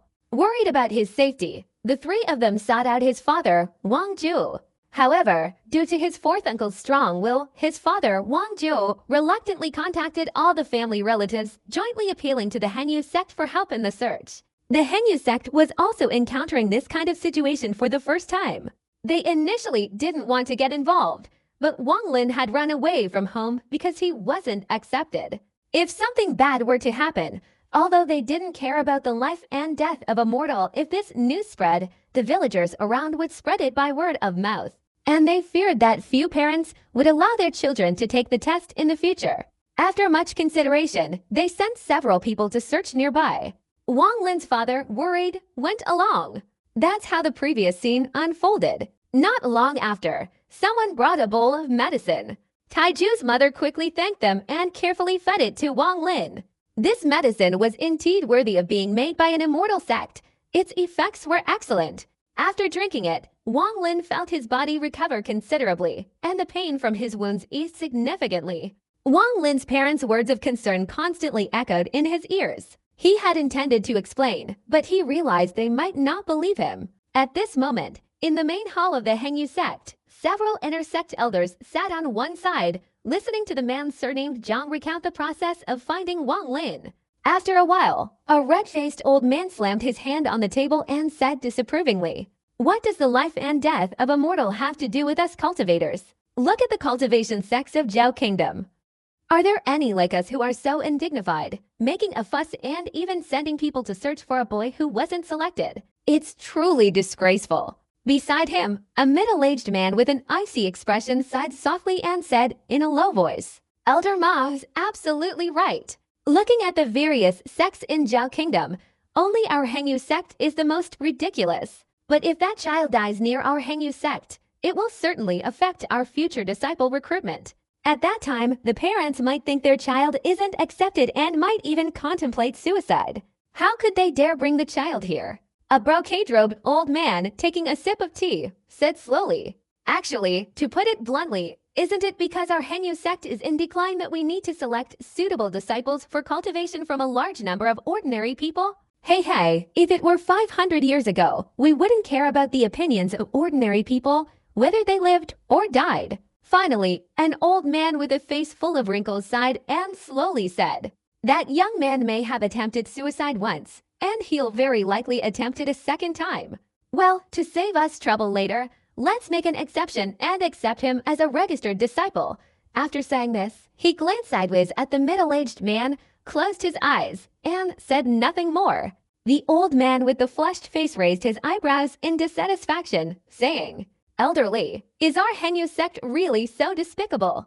Breaking the rules just for the life and death of a mortal?" Elderly opened his eyes, his voice growing colder, and said, "Elder Ma, the sect master said that I am fully responsible for this matter. If I don't handle it well, and that good-for-nothing boy commits suicide a second time, then his parents will spread the word that our Hengyu sect forced their child to his death. Wouldn't that be despicable? Can you handle that? If you can, I won't get involved anymore." The middle-aged man hastily intervened, saying, "All right, let's not argue over such a small matter. Let's first take him as a registered disciple. After 8 or 10 years, if he fails to cultivate immortality, we'll send him back. That way, there won't be any more trouble. Isn't that perfect?" The old man in the brocade robe on the side suddenly said, "If these other children who weren't accepted also imitate this, what should we do now?" The middle-aged man chuckled and said, "That's easy to handle. After this incident, we've learned a lesson. In the future, all the children who fail the test will be guided by the divine transformation technique one by one, instilling in them the idea of not disregarding their lives. And they won't be in danger anymore. As for Wang Lin, since he's made such a fuss, let's just accept him. After all, he's just a registered disciple, and it doesn't really concern the sect rules." Except for Elderly, the other two elders looked at the middle-aged man with profound expressions, without saying a word. The middle-aged man smiled, thinking to himself, Wang Lin, you've helped me in every way possible. If I refused the piece of refined iron your fourth uncle gave me, it would be disrespectful. On the contrary, I'm very curious how a mere mortal could obtain such materials." The middle-aged man didn't know that the block of refined iron was something his fourth uncle, Wang Lin, had bought by chance from a blacksmith. He was knowledgeable and recognized its extraordinary nature at a glance. This time, in order to get Taiju to join the Hengyu sect, he had tried to take it out, but he had no idea what the treasure's purpose was. A single block of refined iron changed Wang Lin's destiny. When this news reached him, Wang Lin couldn't believe it. He had inexplicably been accepted as a registered disciple. 2 days later, he saw his parents off at the Hengyu sect. Seeing their excited expressions, Wang Lin felt a little happy and secretly resolved to work extremely hard to cultivate immortality there. However, that was the initial thought. After his parents descended the mountain, his thoughts changed. Wang Lin was summoned to a building specifically for assigned disciple work. A young man in yellow robes, with a cunning face and a look of disdain, sized him up from head to toe and sneered. "Are you the Wang Lin who became a registered disciple by attempting suicide?" Wang Lin glanced at him, remaining silent.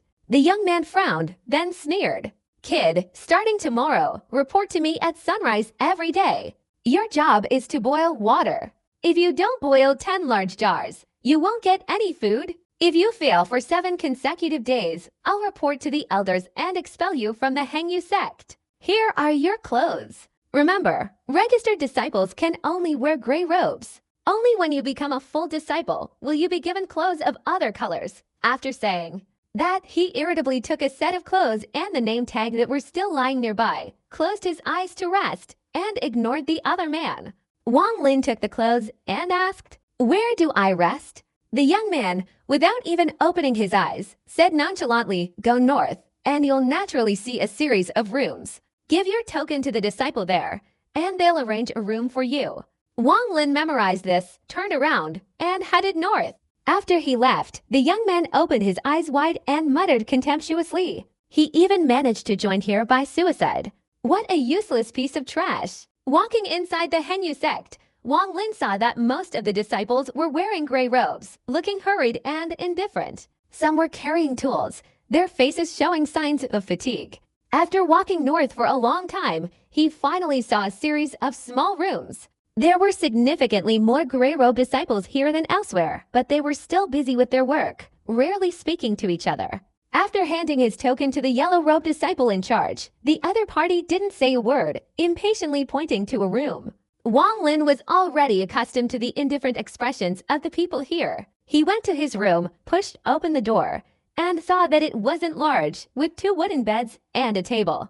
It was very clean, its condition not much different from his own home. He chose a wooden bed that looked unused, placed his luggage on it, and then lay down, lost in thought. Although he had finally entered the Henyu sect, it wasn't as he had imagined he could cultivate immortal techniques. He had heard from the young man in yellow robes that his job was to boil water. Thinking of this, he sighed softly, touching the stone bead in his chest, which he had tied with a rope. This treasure was something he valued greatly.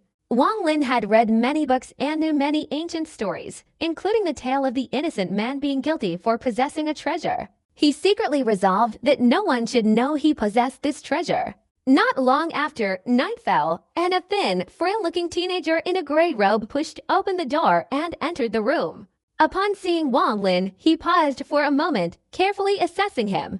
Then, without paying any further attention, lay down on the bed and fell into a deep sleep.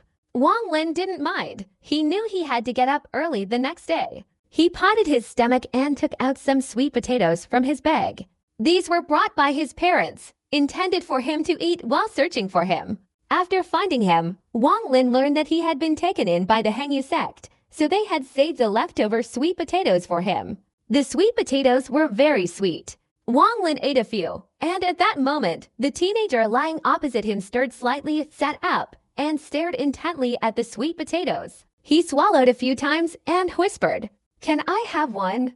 Wang Lin immediately threw several sweet potatoes onto the other's bed, smiling. "I have plenty here. Eat as much as you like." The young man immediately grabbed the potatoes, devoured them greedily, then hurried to the next table to pour a cup of water, took a sip, and sighed. "Damn it, I haven't eaten anything for 2 days, friend, thank you. By the way, what's your name?" Wang Lin stated his name, and the young man was surprised, exclaiming, "You're Wang Lin, the useless, who only entered the Henyu sect by suicide." He felt embarrassed and chuckled softly. "Friend, my name is Zhang Hu. Don't take it too hard. Almost everyone in the sect knows you now. Don't blame me for what I said earlier. I really admire you for being able to enter using such a method." Wang Lin gave a wry smile, didn't explain, and offered him a few more sweet potatoes. Zhang Hu hastily accepted it, and after eating a few mouthfuls, awkwardly said, "Wang Lin, you'd better save some for yourself. You're new here. You don't know how cunning and devious that weasel here is. You'll find out tomorrow when you start working. Damn it, he really doesn't see us registered disciples as human beings." Wang Lin was startled. The first person he thought of was the young man in the yellow robe who had mocked him earlier. He felt that this title suited him, but he didn't know if the other party was really referring to him.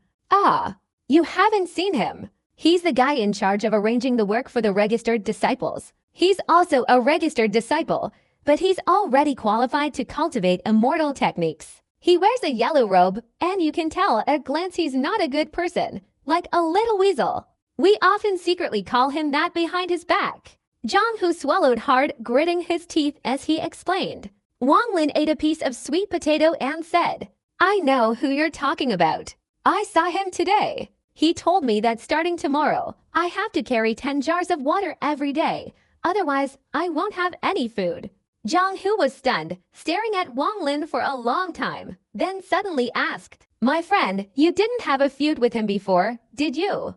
Wang Lin shook his head and asked, "What's wrong?" Zhang Hu looked at Wang Lin with a pitiful expression and asked, "Wang Lin, do you think the large water jar he mentioned is as big as the jar we use at home?" After saying that, he even gestured with his hand. Wang Lin felt a bad premonition and nodded. Zhang Hu gave a bitter smile and said, "You must have offended that fox. The large jar he mentioned is almost as big as a room." "Oh, 10 jars of water. Wang Lin, I'm not eating this sweet potato anymore. You keep it. I estimate that you might not have anything to eat for 4 or 5 days. You've just arrived, and several places in the mountains with wild fruits have already been taken by others. Only the old people can go and pick a few. Tomorrow I'll still eat my wild fruits." After saying that, he placed the remaining sweet potatoes on the table, sighed, and lay back down on the bed to sleep. A spark of anger flared up in Wang Lin's heart. He gritted his teeth, thinking of his parents' expectant eyes, and forcefully suppressed his rage, sleeping on the bed with a belly full of frustration. The next day, before dawn, he got out of bed. Zhang Hu was still snoring. Wang Lin changed into his gray robe and hurried towards the service room. In a moment, he arrived there as the sun gradually rose from the east. The young man in the yellow robe pushed open the door, glanced at Wang Lin, and said in a strangely effeminate voice, "You're on time. Go get a bucket of water and then go out through the east gate.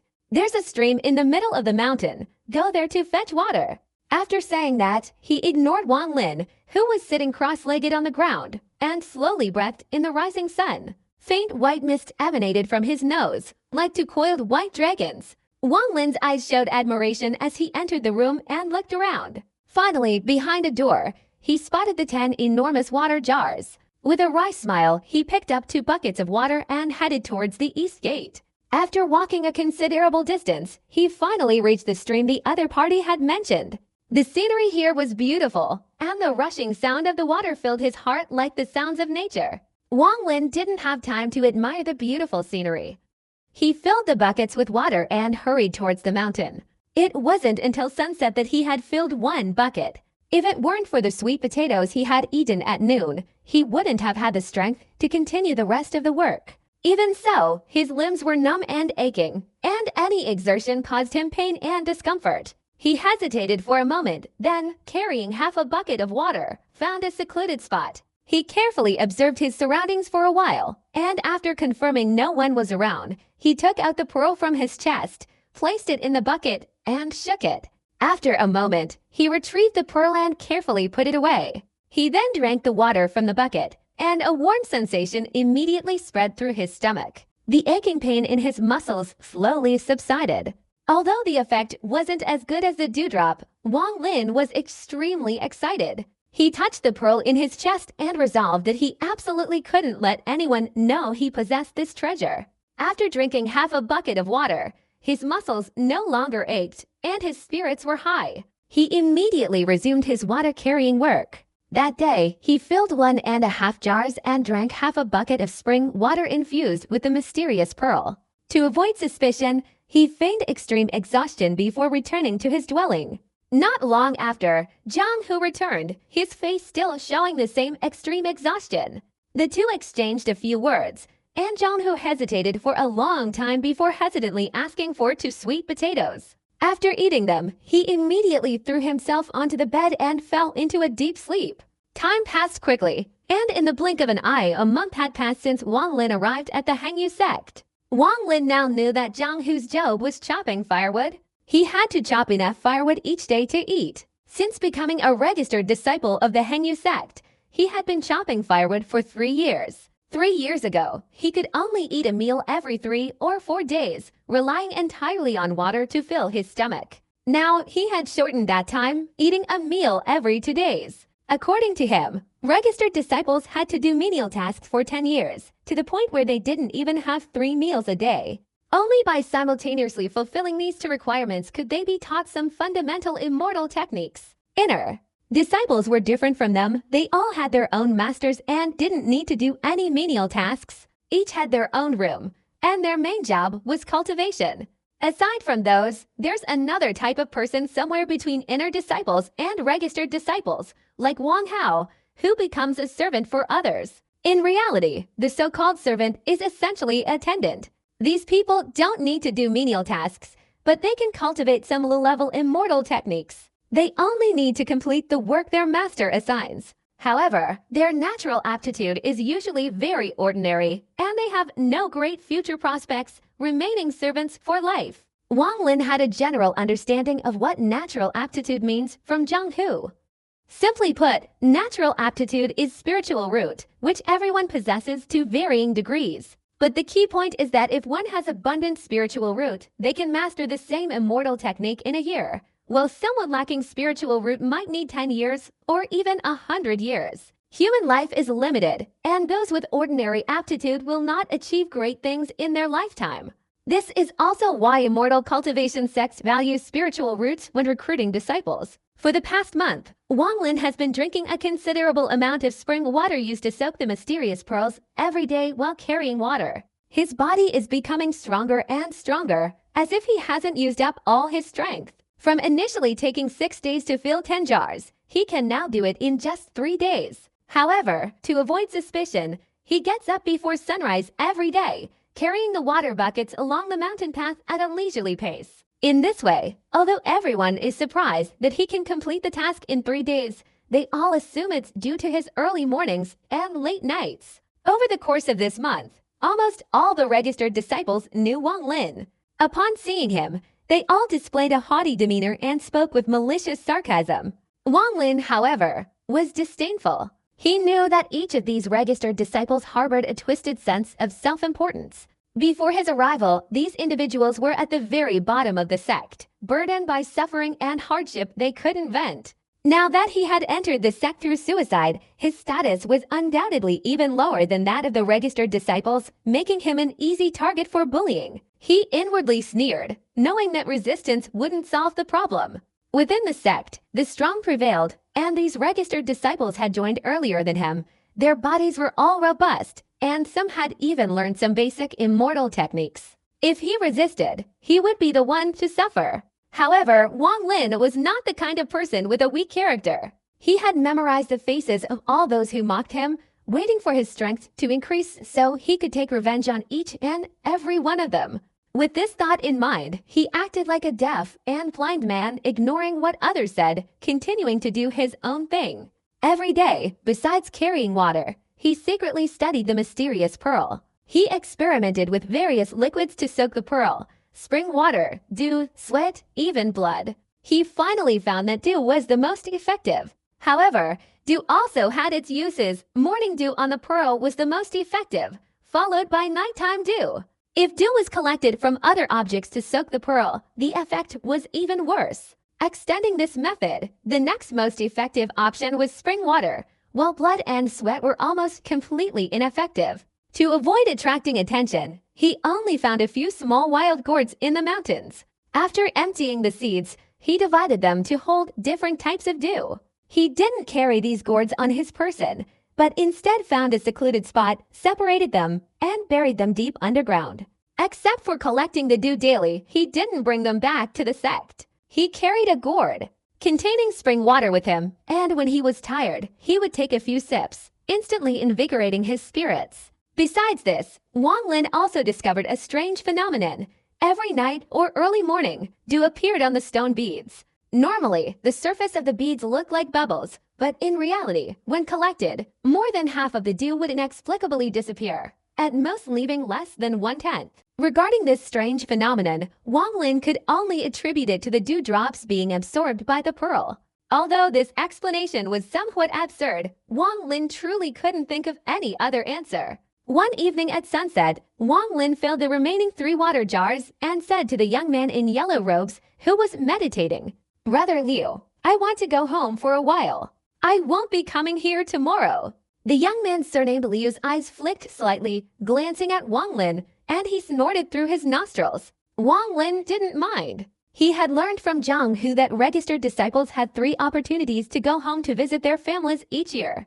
They could request permission from Elder Sun at any time, and to return at their leisure. They could also request immortal talismans and immortal techniques from the sect. Wang Lin remembered his father's birthday was approaching, and he had to go home no matter what. So, after leaving the miscellaneous duties room, he hurried to the elder in charge of registered disciples. The Hengyu sect is divided into 6 courtyards, 5 auxiliary and 1 main. The 5 auxiliary are divided into 5 elements: metal, wood, water, fire, and earth, each with registered disciples. Inner disciples and elders reside in the main courtyard. He had often observed this place from afar while fetching water, his heart filled with admiration. This time, upon arriving, he carefully observed for a moment, then stood outside the main courtyard gate and said loudly, "Registered disciple Wang Lin requests an audience with elder son." A young man in white robes staggered out of the main courtyard. Glancing at Wang Lin with an arrogant expression, he said, "Are you Wang Lin?" Seeing the other man in white robes, Wang Lin was startled and nodded. He now understood that Hengyu sect disciples were divided into gray and yellow robes according to their rank. Registered disciples were divided into gray and yellow robes, with the yellow robes representing those qualified to cultivate immortal techniques. The inner disciples' robes were divided into 4 types: purple, black, white, and pink based on their individual strength, from highest to lowest. The young man in white smirked, his eyes indifferently sweeping over Wang Lin before turning and walking towards the inner courtyard. Wang Lin's expression remained unchanged as he leisurely followed. Upon reaching the main courtyard, he was soon led to a garden of grass and flowers. The young man in white lazily said, "Uncle, a registered disciple has come to see you." After saying this, he stood idly to the side. An old voice came from the garden. "Go down, the registered disciple has come in." The young man in white chuckled softly and withdrew. Wang Lin felt a surge of anxiety. He pushed open the gate of the herb garden, and as soon as he entered, a strong medicinal scent wafted into his face. Startled, Wang Lin turned to look at the garden gate, wondering why, despite being separated by only a gate, he couldn't smell any medicinal scent from the outside. "What are you standing there for? State your name." A displeased voice came from a corner of the garden. Wang Lin hastily and respectfully said, "Disciple Wang Lin, greetings to elder son. Tomorrow is my father's birthday, and I wish to return home." "You're called Wang Lin, so it's you." Cultivators should sever ties with the mortal world. With such worldly attachments, you'll never be able to enter the immortal sect, the old voice reprimanded. Wang Lin frowned, unable to resist saying, "I haven't learned any immortal techniques yet. How can I be considered a cultivator?" The other party remained silent for a moment, then irritably said, "The deadline is 3 days. Go quickly and return early. This is a 1,000-mile talisman that can be used twice. Stick it on your thigh and it will increase your speed." After saying this, he took out a yellow piece of paper that looked like an ordinary, unremarkable sheet of paper. It flew out of the window of the room and gently landed at Wang Lin's feet. Wang Lin picked it up and carefully placed it in his chest. He knew from Zhang Hu that all the registered disciples who went out to visit relatives were given such talismans. The purpose of the Hengyu sect was simple. By having disciples go home to visit relatives and then demonstrate some immortal magic, they would attract more children to come here for the entrance test. This talisman was actually very low grade, its only advantage being its ease of use. Each time it was stuck on the thigh, it could be used. For ordinary people, it could increase speed. However, among the inner disciples, there were quite a few who enthusiastically accumulated it. It was said that using it to trade outside would yield some valuable items. Those registered disciples like them considered it a great windfall, while others, unwilling to use it, used the excuse of visiting relatives to accumulate a considerable amount. Leaving the main courtyard, Wang Lin pondered for a moment, then went to his room, packed some belongings, bid farewell to Zhang, and descended the mountain. At this time, the sky was sparkling with stars. Wang Lin had originally planned to leave tomorrow, but after failing to find a way to adjust the speed of the immortal talisman, fearing he would miss his father's birthday, he decided to travel overnight. Not long after Wang Lin left, inside the main courtyard, elder son pushed open the door to his room, preparing to pack some herbs. Suddenly, his expression froze as he stared at the area near the garden gate where several branches of blue thread grass were planted. They were all withered. In his frustration, he went to examine them closely and discovered that not only the blue thread grass, but even the night-blooming jasmine opposite it was wilting, though to varying degrees. Though not as severely as the blue thread grass. He clearly remembered that at noon these herbs were lush and vibrant, yet in just one afternoon, how could they have become like this? He picked up a wilted branch of blue thread grass and observed it intently. From the outside, the blue thread grass appeared to have lost all its water, thus wilting. A thoughtful expression appeared on his face. He touched the soil on the ground and found it very moist, a perfectly suitable environment for herbs to grow. This made him suspicious and surprised. After a long while, his eyes suddenly lit up, and he muttered softly, "This afternoon, only one person came to my place, but he's a registered disciple. How could he have caused these herbs to wither?" Thinking this, he decided to investigate. Without a word, he waved his sleeve, and his body instantly soared into the air. A seven-colored cloud appeared beneath his feet as he swiftly left the main courtyard. Not long after, he arrived at the registered disciples' quarters. "Which disciple is in charge here?" Elder Sun shouted softly, his voice instantly turning into a thunderous roar. The yellow-robed disciple surnamed Liu, in charge of the place, rushed out from the middle of the room. He was so frightened that his face was pale, and he knelt down with a thud, repeatedly bowing his head. Elder Sun frowned and impatiently said, "Do you have any records about Wang Lin here?" The disciple surnamed Liu felt a little nervous. He couldn't imagine that the esteemed elder would personally come here to inquire about a worthless fellow. He was terrified, remembering how he had previously made things difficult for Wang Lin. His face instantly turned pale, and he stammered in fear. "Disciple, I have records of junior brother Wang Lin. Junior brother Wang is diligent and studious, always very focused on his work. I still look up to him as a role model, elder." Sun was both amused and exasperated, but inwardly extremely pleased. The more nervous the other party was, the more he respected him. It's worth noting that the elders of the Hengyu sect were actually not that important. All the second-generation disciples were elders. Of course, this title was only for registered disciples. For inner disciples, they would address him as senior uncle. Although he was considered an elder in the eyes of the registered disciples, he actually held no status among the second-generation disciples, and his strength was at the very bottom of the hierarchy. Even the third-generation disciples looked down on him.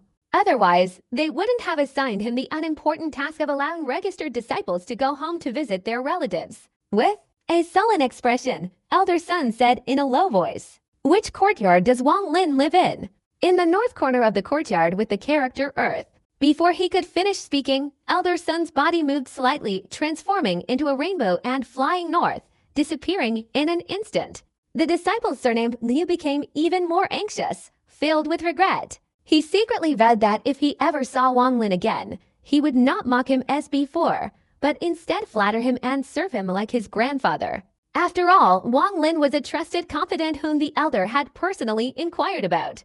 After Elder Sun entered the Earth character's side courtyard, his divine sense swept around, but he didn't find Wang Lin. He pondered for a moment, then went to the records area to check, found Wang Lin's room number, and went straight there. Zhang Hu was snoring soundly, completely unaware of Elder Sun's arrival. After carefully examining the room with his divine sense, Elder Sun frowned and muttered, "He left so quickly. Humph, I'll check again after he returns." Wang Lin was walking through the mountains, a celestial talisman pasted on his thigh. Indeed, this talisman was miraculous. After being pasted, a stream of intense heat flowed from above into his body, gathering at his legs, emitting a dazzling white light. From afar, he looked like a true immortal. Especially the wild beasts in the mountains. Upon seeing this white light, they all quickly retreated, not daring to approach. A gentle breeze caressed his face, the mountain air was fresh, and Wang Lin felt joyful. He quickened his pace, following the direction he remembered, running continuously. The night passed without incident. Early the next morning, as soon as dawn broke, he drank the spring water from his gourd, waited until his energy was full, then looked back and found he had left the mountain forest. He estimated that a little further and he would reach a town from where he could follow a small path back to the village. Without stopping, he strode quickly forward. By the time the sky brightened, he had entered the town. It was market day, and the place was bustling with people. Wang Lin walked around to buy some gifts for his parents and then hurried away. When the sun rose high, Wang Lin finally arrived back at the village. From afar, he could see red paper hanging high in the houses, with a large character for longevity written on it. Outside, many horse-drawn carriages and people came and went, creating a lively atmosphere. Wang Lin was startled, then quickly approached, stopping outside the main door. His appearance was astonishing. Relatives gathered at Wang Lin's house to offer birthday greetings saw a flash of white light, and then Wang Lin appeared before them. Everyone's faces showed admiration, and they all began to praise him enthusiastically. Second brother, Wang Lin, has returned. Look at this child, he's truly handsome. It seems he has the potential to become an immortal. Not only that, the immortal misjudged him before, but later regretted it and directly took Wang Lin as his disciple. From now on, our entire Wang family relies on these 3 children. I was blind. I didn't see this child's strengths. Now I see Wang Lin is in no way inferior to Wang Zhu and Wang Hao. He's clearly a dragon among men. Excellent, excellent, excellent. Third uncle, the highest-ranking member of the Wang family, stroked his long, silver beard and loudly praised, seemingly forgetting his malicious expression from the previous month. Wang Lin, this child has been intelligent since childhood. I've said it before, he could be taken in by an immortal. Last time was just an accident. Even immortals can be mistaken, let alone us mortals. Wang Lin, don't resent fifth uncle. Fifth uncle apologizes to you here. His rambling words caused all the relatives' expressions to change. They all wore smiles, revealing a warm and affectionate demeanor. Wang Lin inwardly snorted. At that moment, his father happily came out from the main door, taking Wang Lin's hand and asking with concern, "Iron Pillar, why have you returned? Didn't I tell you to stay at the Hengyu sect and not miss your family?" Wang Lin looked at his father, noticing that the wrinkles on his face had significantly reduced, clearly indicating he had been extremely happy these past few days. He smiled and said, "Father, don't worry. Each disciple in the sect has 3 opportunities to visit their family each year. After your birthday is over, I'll return immediately."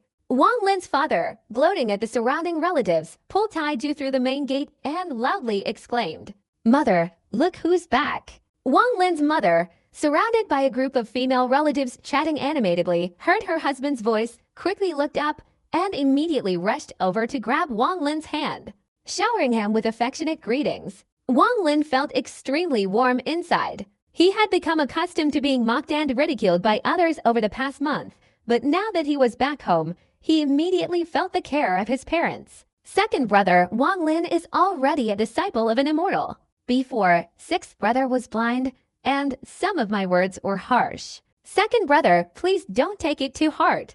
You know the kind of person I am. I may speak harshly, but my heart is like tofu one. I only want what's best for Wang Lin. Second sister-in-law, my daughter got angry with me when she heard I said I wouldn't let her get engaged, saying she had to marry your Taiju no matter what. What do you think? Can we decide on this marriage? Second brother, fifth uncle is getting old, and in the future, the entire Wang family will have to rely on you. Fifth uncle's greatest value in his life is your child. He has a very promising future. To be honest, I think Taiju is probably more promising than your eldest brother's son. Wang Lin's parents were beaming with joy. Soon after, the birthday celebration began. All the relatives who came praised Wang Lin incessantly. Many, after drinking a few glasses of wine, loudly expressed their indignation about the inheritance dispute from years ago, saying they should unite to help him reclaim his rightful share of the fortune. Wang Lin's father smiled, not taking it seriously. He understood these relatives very well. More importantly, he no longer cared about the events of the past. He only hoped that his son would prosper more and more. He desired nothing else. The festivities lasted all day, and as dusk fell, all the relatives gradually departed. Wang Lin looked at the gifts, both large and small, in his courtyard, feeling somewhat moved. The saying goes, when one person becomes an official, the whole family benefits. And now he fully understood this saying. At night, Wang Lin's parents chatted with him, asking about his life in the sect. Seeing their expectant gazes, Wang Lin, for the first time, lied to them, describing how famous he was in the sect and how he cultivated. After hearing this, his parents were overjoyed and couldn't stop smiling. For his parents, even if being a registered disciple meant hardship and suffering, and regardless of the ridicule and mockery, he would grit his teeth and endure it. After all, from childhood to adulthood, his parents had never been as happy as they were today. It's only 10 years. I'll just endure it. Wang Lin secretly resolved.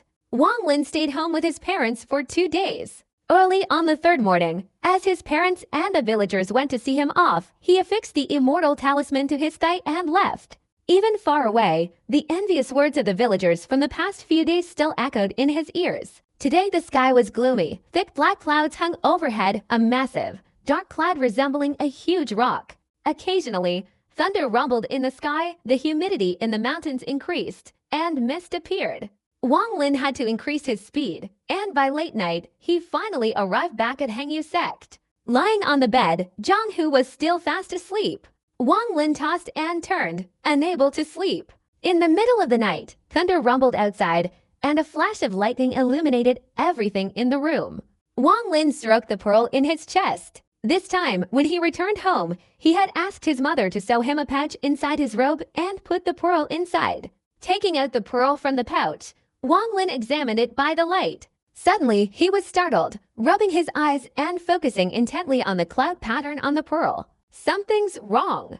I remember last time I observed it, there were 5 clouds carved on the pearl's surface, but why are there 6 now? Wang Lin was astonished. He sat up and carefully counted them. Indeed, there were 6 white clouds. He was surprised, unable to figure out the reason, and increasingly curious about the pearl. He cautiously placed it in his pocket, blew out the lamp, and drifted off to sleep with his questions. Outside, the wind raged fiercely, lightning flashed continuously, thunder rumbled, and heavy rain, like raindrops, pattered down from the sky. The windows of the room rattled in the wind. In his sleep, Wang Lin was awakened by gusts of cold air. The moment he opened his eyes, he was wide-eyed and open-mouthed. Several flashes of lightning illuminated everything, and the room was filled with thick, humid air. The table, his face, even the bedding on the bed were wet, but apart from his chest, Wang Lin's body was still dry. He hurriedly looked at Zhang Hu, only to see Zhang Hu's entire body enveloped in a white mist, his clothes soaked, his whole body covered in frost, his eyes closed, his face purple, and his jaw trembling. "Zhang Hu, Zhang Hu!" Wang Lin exclaimed in alarm, quickly crawling up and pushing him. But Zhang Hu showed no sign of waking up, not even breathing. In his anxiety, Wang Lin was about to go out to find his disciples for help when he suddenly stopped. He touched his own clothes, a feeling of unease rising in his heart. Why, even though we're in the same room, and the bedding is so wet you could wring water out of it, I'm lying on it, and except for the area around my chest, the rest of my clothes are dry? Wang Lin pondered for a moment, then lowered his head to look at his chest. His eyes flickered, and he immediately took out the mysterious bead and placed it there. In that instant, all the raindrops in the room began to tremble and slowly rise. Even Zhang Hu's body emitted a white mist, forming raindrops floating in midair. At that moment, another flash of lightning streaked across the sky. Wang Lin was astonished to find that the raindrops, which had been emitting a shimmering light, suddenly transformed into tiny points of light, rapidly converging towards the mysterious bead in his hand. Wang Lin hastily threw the bead away, crouching on the ground to avoid the incoming raindrops. The mysterious stone bead flew in a curve through the air, finally landing on the ground and rolling to the side. All the raindrops that had struck the bead quickly dissolved into it. Soon after, all the water in the room was gone, even the damp bedding had dried. Zhang Hu's breathing gradually returned to normal, his wrinkled clothes clinging to his body.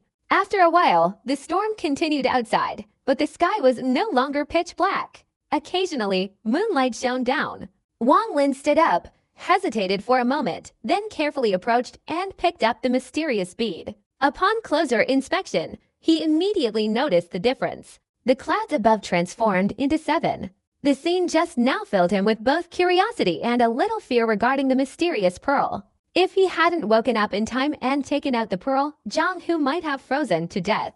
As for why he himself was unharmed, Wang Lin pondered for a moment, attributing it to his frequent drinking of spring water infused with dew from the pearl. However, he became intensely interested in the clouds above the pearl. He really wanted to know what purpose these clouds served. After much deliberation, he dismissed the idea of continuing to let the pearl absorb rainwater, fearing that creating such a large scene would attract attention. After hesitating for a moment, he carefully placed the pearl in his pocket. Soon after, the sky gradually brightened. Wang Lin was about to go to the service room when Zhang Hu, having fallen from the bed, scrambled up, shouting, "Water, water! I'm dying of thirst." He stumbled to the table, picked up the kettle, and poured water, but not a single drop came out. He was stunned, rubbed his eyes, and looked around, noticing that the bedding was dry and wrinkled. He said blankly to Wang Lin, "Wang Lin, when did you get back? What happened to us?" Wang Lin smiled wryly, pushed open the door, and said, "I don't know either.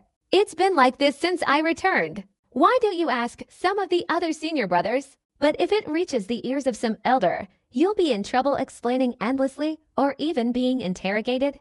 Zhang Hu shook his head vigorously and said, "Okay, I won't say anything. Otherwise, I'll be questioned repeatedly, and a bad answer might even get me reprimanded." Wang Lin ignored him and went out of the room. It was still drizzling outside. He pondered for a moment, then hurried out, worried that the pearl might cause unusual phenomena in the rain. He had deliberately chosen a few small paths, turning left and right as he exited through the east gate. All the raindrops that fell on him were absorbed by the mysterious pearl. He was a little nervous, afraid of being discovered. He had originally intended to hide it inside the room, but after careful consideration, he discarded the idea, thinking it was safer to hide it outside. He made his way to the place where he had hidden the dewdrop gourd. Fortunately, it wasn't yet dawn, and there weren't many people around. Wang Lin was extremely cautious, and after confirming that no one was around, he quickly hid the pearl there. Having finished this task, he breathed a sigh of relief. He planned to wait for the rain to stop before retrieving the treasure. Looking around, Wang Lin cautiously left. After entering the service room, he was about to pick up the water bucket when a disciple surnamed Liu pushed open the door with a creak, revealing an ugly fox-like face behind it.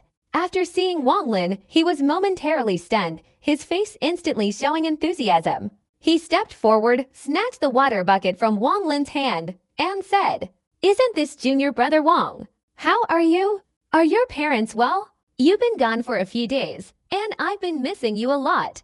Wang Lin was taken aback. The other man's face was very familiar to him, exactly like his own relatives, but he couldn't understand what kind of song this Liu was singing today. "Senior brother Liu, my parents are well. No need for your concern."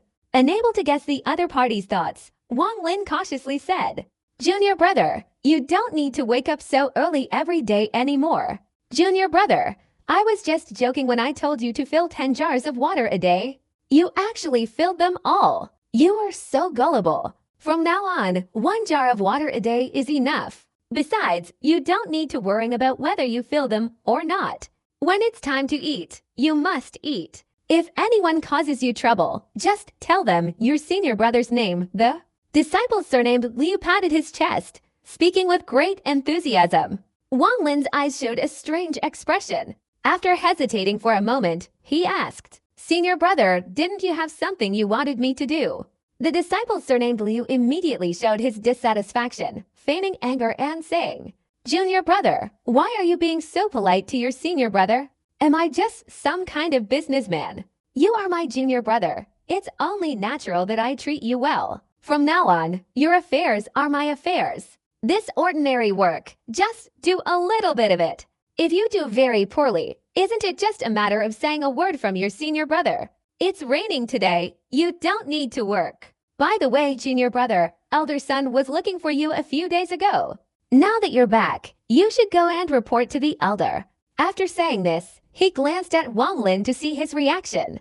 Wang Lin pondered for a moment, a half-smile appearing on his face. He guessed more than half the reason in his heart. From the other party's words, it must have been elder son who came to his place to find him after he left. He suspected that this disciple surnamed Liu had misunderstood something, which is why he was trying so hard to please him today. He didn't expose him, but mimicked the other's earlier demeanor, letting out a soft hum through his nostrils. Seeing Wang Lin's expression, the disciple surnamed Liu felt a pang of apprehension, further confirming his judgment. He thought to himself that this useless brat must have stumbled upon some connection with an elder.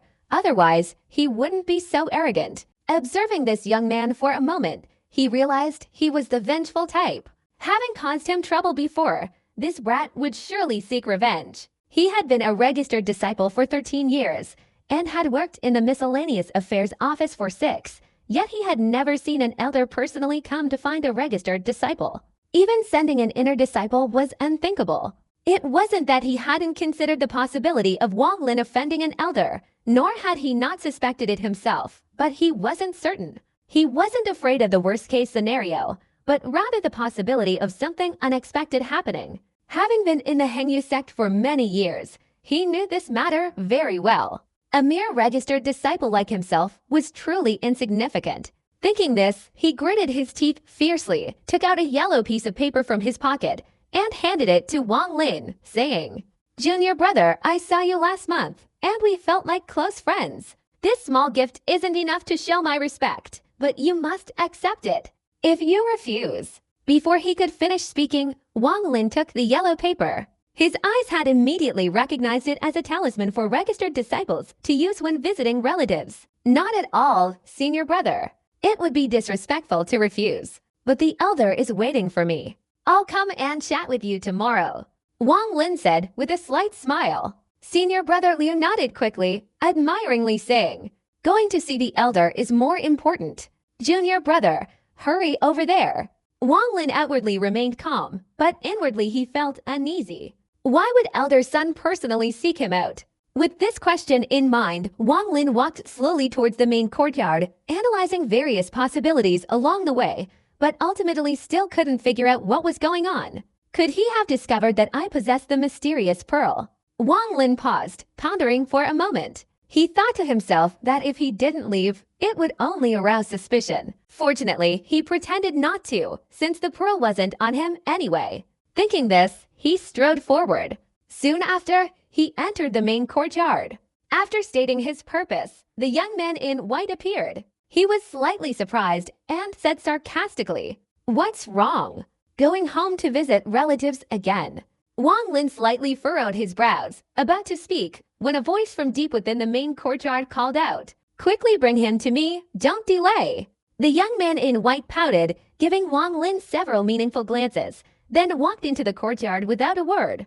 Wang Lin remained silent, following behind. After entering elder son's quarters, the young man in white bowed, his expression strange as he scrutinized Wang Lin once more. A sense of unease flickered in Wang Lin's heart. He pushed open the garden gate and stepped inside, only to see an old man emerge from a room within the garden. The old man's face was wrinkled, his eyes bright, and his expression indifferent as he glanced at Wang Lin. With just a glance, Wang Lin felt as if his entire being, inside and out, had been completely seen through by the other party. The old man frowned, finding nothing unusual about Wang Lin, and asked in a low voice, "Wang Lin, when did you return?" Having just been scrutinized by the other party, Wang Lin's heart was unsettled, and he hastily replied, "I returned last night. This morning, in the miscellaneous affairs room, I heard senior brother Liu say that you wanted to see me, so I immediately came here." Elder son's face darkened. Without a word, he grabbed Wang Lin, and a seven-colored auspicious cloud instantly appeared, flying straight towards Wang Lin.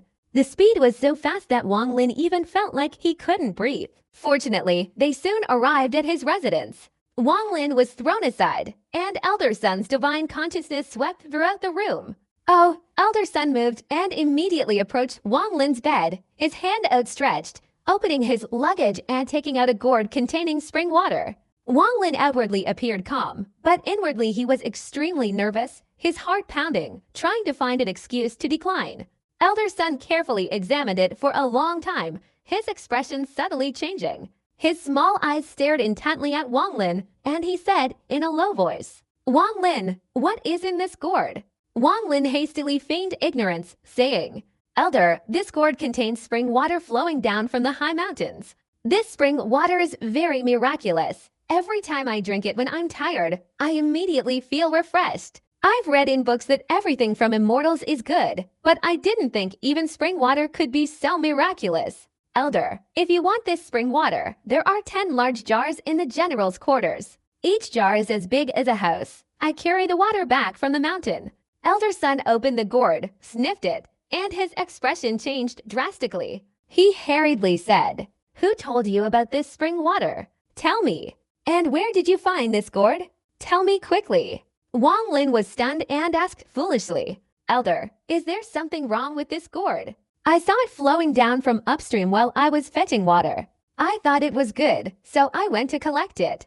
Elder son narrowed his eyes, glanced at Wang Lin meaningfully, and stroked the gourd in his hand, thinking to himself, the spiritual energy inside this gourd is extremely abundant. If given to a mortal to drink, although they wouldn't absorb the spiritual energy, they would feel refreshed. He wasn't lying about that. However, giving it to him is a waste. If used for alchemy, the effect would definitely be good. As for the withered blue thread grass and purple night flower, it's very likely related to this gourd. Perhaps our existence has been somewhat similar to the principle of mutual generation and mutual restraint. However, we'll have to wait for future experiments to find out. Thinking this, his expression changed. He carefully examined the gourd. His face darkened, and he glared at Wang Lin, saying, Wang Lin, you're truly audacious, daring to deceive an elder. It seems you've had enough of the Hengyu sect. Wang Lin looked puzzled and hastily said, Elder, I didn't deceive you. The miscellaneous affairs room really does have 10 large jars of spring water. Before he could finish, Elder Son, furious, laughed. Are you still playing dumb with me? I asked about this gourd. Why does it still look so rotten? It's clearly only recently broken, yet you say you found it in a stream. Wang Lin, I'm giving you one last chance. Tell me where this gourd came from. If you don't, I'll expel you from the Hengyu sect today. Wang Lin's face showed anger, but otherwise he didn't reveal any other expression. He said loudly, Go ahead and leave. Besides boiling water every day at the Hengyu sect, I have nothing else to do. Besides, with 10 large jars of water, I wouldn't even have time to go back for dinner. If my mother hadn't brought me sweet potatoes, I would have starved to death long ago. This isn't cultivating immortality at all. It's purely a place to suffer. I painstakingly retrieved this gourd from the water. If you want it, just take it directly. Why do you need to say I tricked you? Whether this gourd is new or not has nothing to do with me. Maybe someone threw it into the stream. You ask me, but who should I ask? Elder Son glanced at the remaining sweet potatoes in his luggage, then stared at the gourd in his hand. After a moment of contemplation, he inwardly sneered. I must have this gourd. To steal it from a registered disciple and then force him to leave. If this gets out, it will be truly disgraceful, and my honor within the sect will be completely ruined. Moreover, if my fellow disciples find out about this, they will surely demand a share, and I won't have the ability to compete. I absolutely cannot let them know about this. Besides, this young man isn't telling the truth. There's certainly more than one gourd. If I get them all and refined elixirs, my cultivation will advance significantly. Thinking this, the old man pondered for a moment, then feigned surprise and sighed. You little brat, you've suffered so much. You didn't even have time to eat after all this traveling. I didn't know about this before, but now that I do, I will definitely deal with it. A registered disciple is also a disciple of the Hengyu sect. After saying this, seeing Wang Lin still fuming with anger, he inwardly sneered but outwardly spoke kindly. Wang Lin, I want this gourd, but I won't mistreat you. Are you willing to be my attendant? Wang Lin said sadly. I don't want to. A servant boy is just a maid. If my father finds out I'm working as a slave for someone else, it would be a miracle if he didn't beat me to death. Elder Son couldn't control his anger and almost lost his temper. He wanted to kill this brat with a single blow. He knew that although this young man was a second-generation disciple who had fallen on hard times, if he said he wanted to take on a disciple, the registered disciples would be the first to rush forward. Suppressing his rage, he angrily said, All right, I'll take you as my disciple. I'll tell the sect master about this. Pack your things and wait for me in the garden. After saying this, he waved his sleeve and left Wang Lin's room, stepping on a flying cloud and heading straight to the sect master. After he left, Wang Lin's expression darkened. He inwardly sneered, thinking, this old fellow is truly wicked. He says he wants to take me as his disciple, but in reality, he wants as many gourds as possible. Wang Lin pondered for a moment, then chuckled softly, thinking, aren't there plenty of gourds on the mountain? I can just soak them in a pearl later, for now. If he could become an inner disciple, he would definitely seize this opportunity to cultivate well. Thinking this, he felt very excited. He packed his belongings, left a considerable amount of sweet potatoes for Zhang Hu, and then walked neither quickly nor slowly to the main courtyard. This time, he didn't register, but went directly into the main courtyard. The white-robed young man sat cross-legged in a hollow of a large tree, his head bowed as he watched, but he didn't stop him. He had just received the news from the sect master that Uncle Sun had taken Wang Lin as a disciple, so he had been muttering mockingly, "It's fitting that a trashy master takes a trashy disciple." After waiting in the garden for a while, Elder Sun's face turned serious, his heart filled with anger. Just now, during his conversation with the sect master, many of his fellow disciples had mocked him. He thought to himself, "Once I get enough gourds and refine the elixirs, my cultivation will greatly increase. Let's see if you can still laugh then." As soon as he saw Wang Lin enter the garden, he immediately shouted, "Wang Lin, from today onwards, you are my disciple, Sun Dezu. In the future, when you cultivate immortality, don't bring shame to your master, understand?" After saying this, he threw out a flat bag and continued, "This is your identification bag, also a storage bag. You can keep some clothes inside. The cultivation techniques are all in there. Take a look." Wang Lin hurriedly picked it up, his heart filled with excitement. The expectant eyes of his parents flashed through his mind. He could finally cultivate immortality.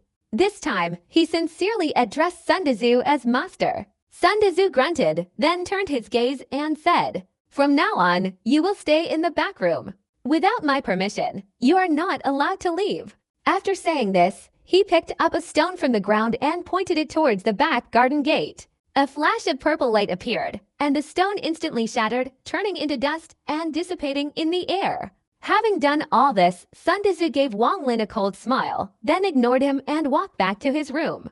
Wang Lin's pupils contracted, his heart filled with fear. Holding his storage bag, he turned and entered his room. Inside, he found nothing but a small bed. Wang Lin wasn't bothered, and sat down on the bed to examine his storage bag. The small gray bag looked unremarkable from the outside. Wang Lin held it face down and emptied its contents. Among the items that fell out was a set of pink inner disciple robes and a small book bound with thread. Wang Lin's face lit up with joy. He quickly picked up the small book, his heart filled with excitement. Opening it, he saw the words, "Condensing Cha 3000" written on the first page. Seeing that it was late at night, he lit a lamp and closed the book. He now had a little understanding of cultivation. Condensing Cha 3000 consists of 3 levels. This is the most basic cultivation method. The book describes the condensing Cha stage as having only 15 levels, and only by cultivating to the 3rd level can one access the later mental techniques. Condensing Cha means absorbing the spiritual energy of heaven and earth, accumulating it in the body, transforming the mortal body to form the foundation for the future. At the same time, this is also a test of the cultivator's natural aptitude. If the body has abundant spiritual roots, the speed of absorbing the spiritual energy of heaven and earth will be very fast. The cultivation process will naturally improve significantly. If the aptitude is ordinary, one cannot cultivate beyond these 3 levels in a lifetime, and some people may not even reach the 1st level in their entire lives. Wang Lin considered this 3000 Cha condensation technique as a treasure and immediately memorized the 3 levels of the mental method. Sitting cross-legged with his eyes closed, he memorized the requirements of the mental method using the breathing method of 1 short breath and 3 long breaths. The so-called 1 long breath refers to the time spent inhaling, while the 3 short breaths refer to the time spent exhaling for each inhalation. This is a breathing method that is contrary to the normal method, using the fastest speed to absorb the spiritual energy of heaven and earth into the body.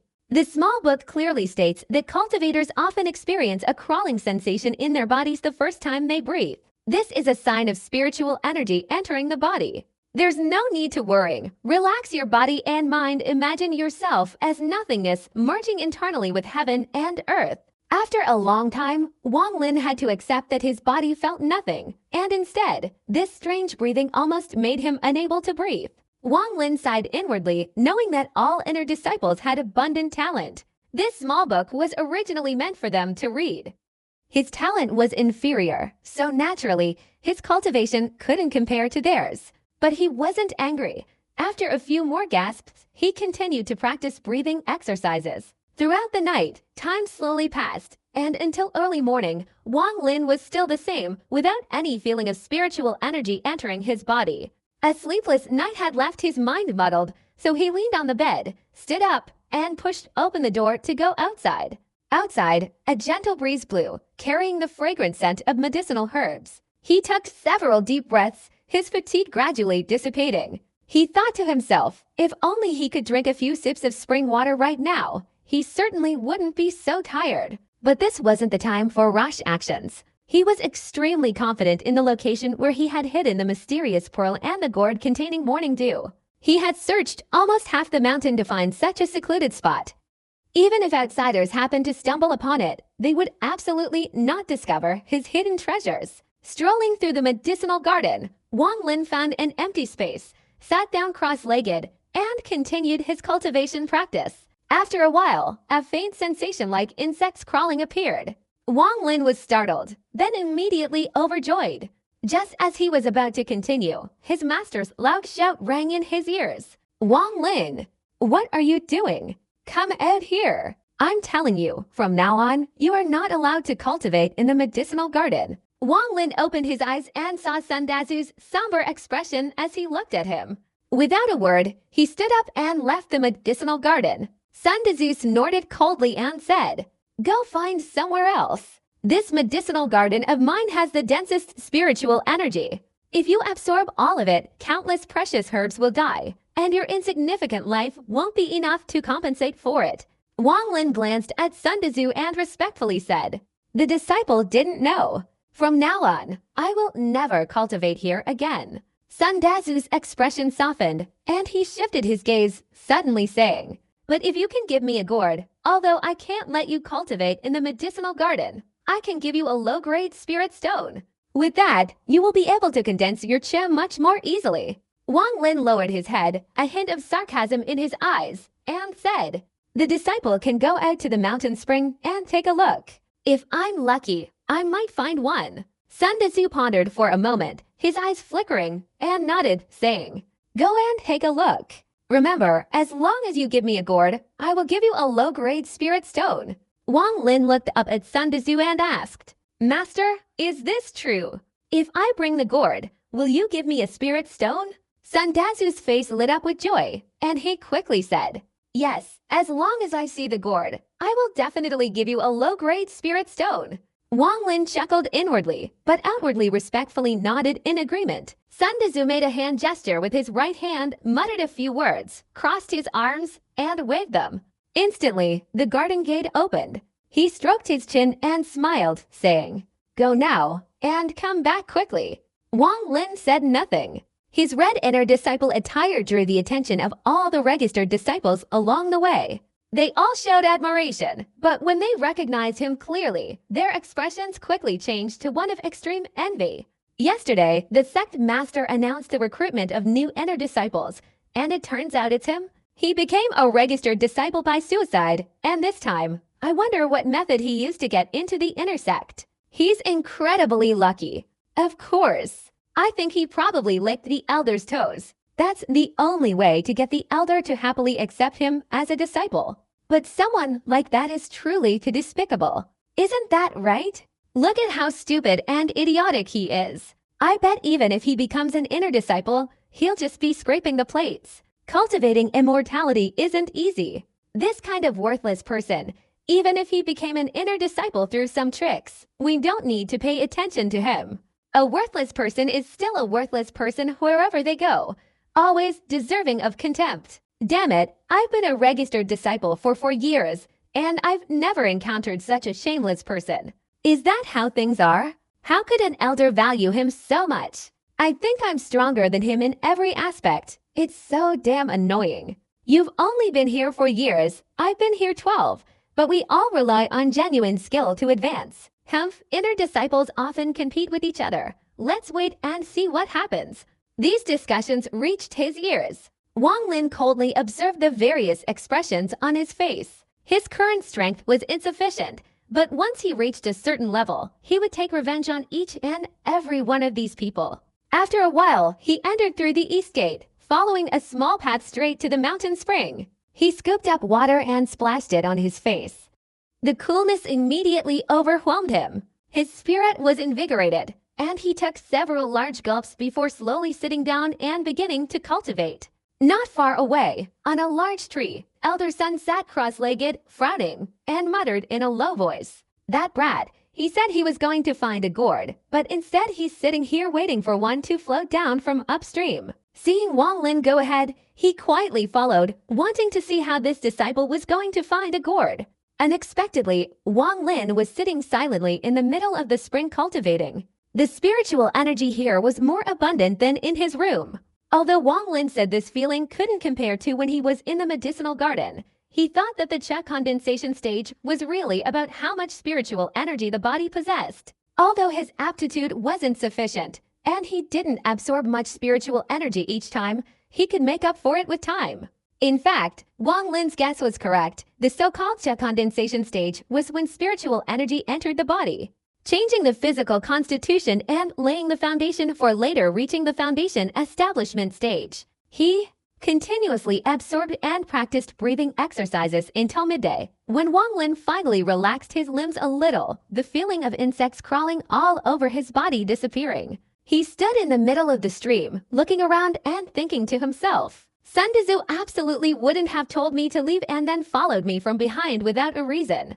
Therefore, all the surrounding areas are currently under surveillance. He rubbed his stomach and staggered towards the sect. Sun Tzu was furious. He foolishly waited in the tree until noon, muttering softly, "Little brat, I will settle this with you. If not in a day, then in a month. If not in a month, then in a year. I don't believe you have more than just that one gourd." After saying this, he flew away, returning to the medicinal garden before Wang Lin. Not long after, Wang Lin returned at a leisurely pace. Sun Tzu stroked his beard and laughed heartily, asking, "Disciple, it's already noon. Did you find the gourd?" Wang Lin sighed and shook his head, saying, "Master, I've been waiting by the stream since morning, but I haven't seen the gourd. I'll go check again this afternoon. Maybe I'll be lucky enough to find one." Sun Tzu thought to himself, "You've been meditating with your eyes closed since morning. Even if a gourd passed right in front of you, it would be strange if you saw it." But outwardly he said kindly, "Very well, Wang Lin, go eat first. You can look again this afternoon." Wang Lin replied, "Yes," and went into his room. He found an extra table with 4 plates of food and a bowl of soup on it, looking very appetizing. He didn't ask when the food arrived, quickly took a few sips, finished the soup, patted his stomach, and lay down on the bed for a nap. Sun Tzu's figure suddenly appeared like a ghost, his face gloomy, his eyes revealing a cruel glint, as he thought to himself, "Although I said I was afraid of the sex rules and worried about being discovered, so I didn't put poison in your food. I can still create some obstacles for you in absorbing spiritual energy from the herbs. You're originally of ordinary talent, and with the addition of these herbs, don't even dream of cultivating beyond the 3rd level of Qi condensation in this lifetime. I'll make sure you're safe and sound."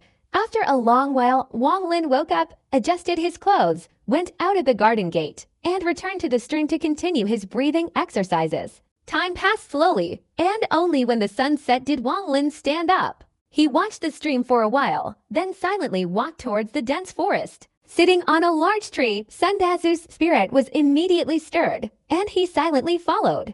Wang Lin slowly turned left and right around the mountain, glancing left and right along the way. Suddenly, his expression brightened. He arrived at a place where many wild gourds were climbing, picked a small gourd, plucked it, put it in his back, and hurried away. As he left, Sun Tzu entered the area with a puzzled expression. He found the gourds there all very ordinary, pondered for a long time without understanding why, so he picked a few, tried to remember the location, and then disappeared. Wang Lin followed the mountain path back to the medicinal garden. Along the way, he encountered the sarcastic remarks of the registered disciples, but he ignored them. Entering the garden, Sun Tzu's face was gloomy, glaring at him. Wang Lin immediately stood respectfully to one side, offered the gourd, and said, "Master, this afternoon was quite good. Although I didn't find any gourds at the stream, I just walked around the mountain and found a few. What do you think? I've been looking at them for a long time, and they all look like the gourds I used to have." Sun Tzu almost lost control of his emotions. He suppressed his anger, forced a smile, and accepted the gourd without even glancing at it.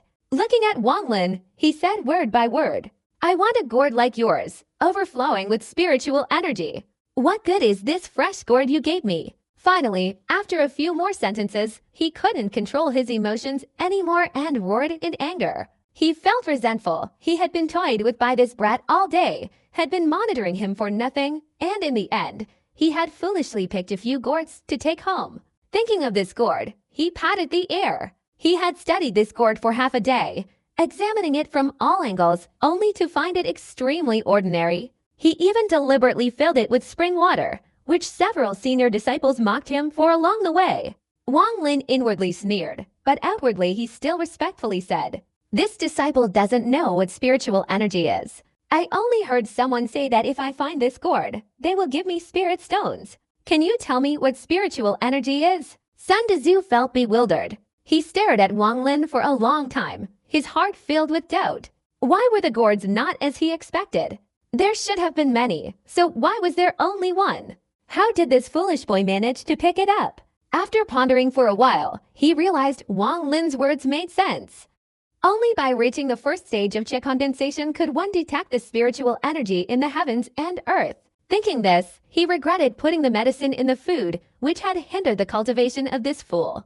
Given his aptitude, reaching the first stage of Qi condensation was already incredibly difficult, and with this medicine added, it would probably take at least 30 years to achieve it. Sighing inwardly, Sun Tzu felt discouraged, but he was truly unwilling to give up.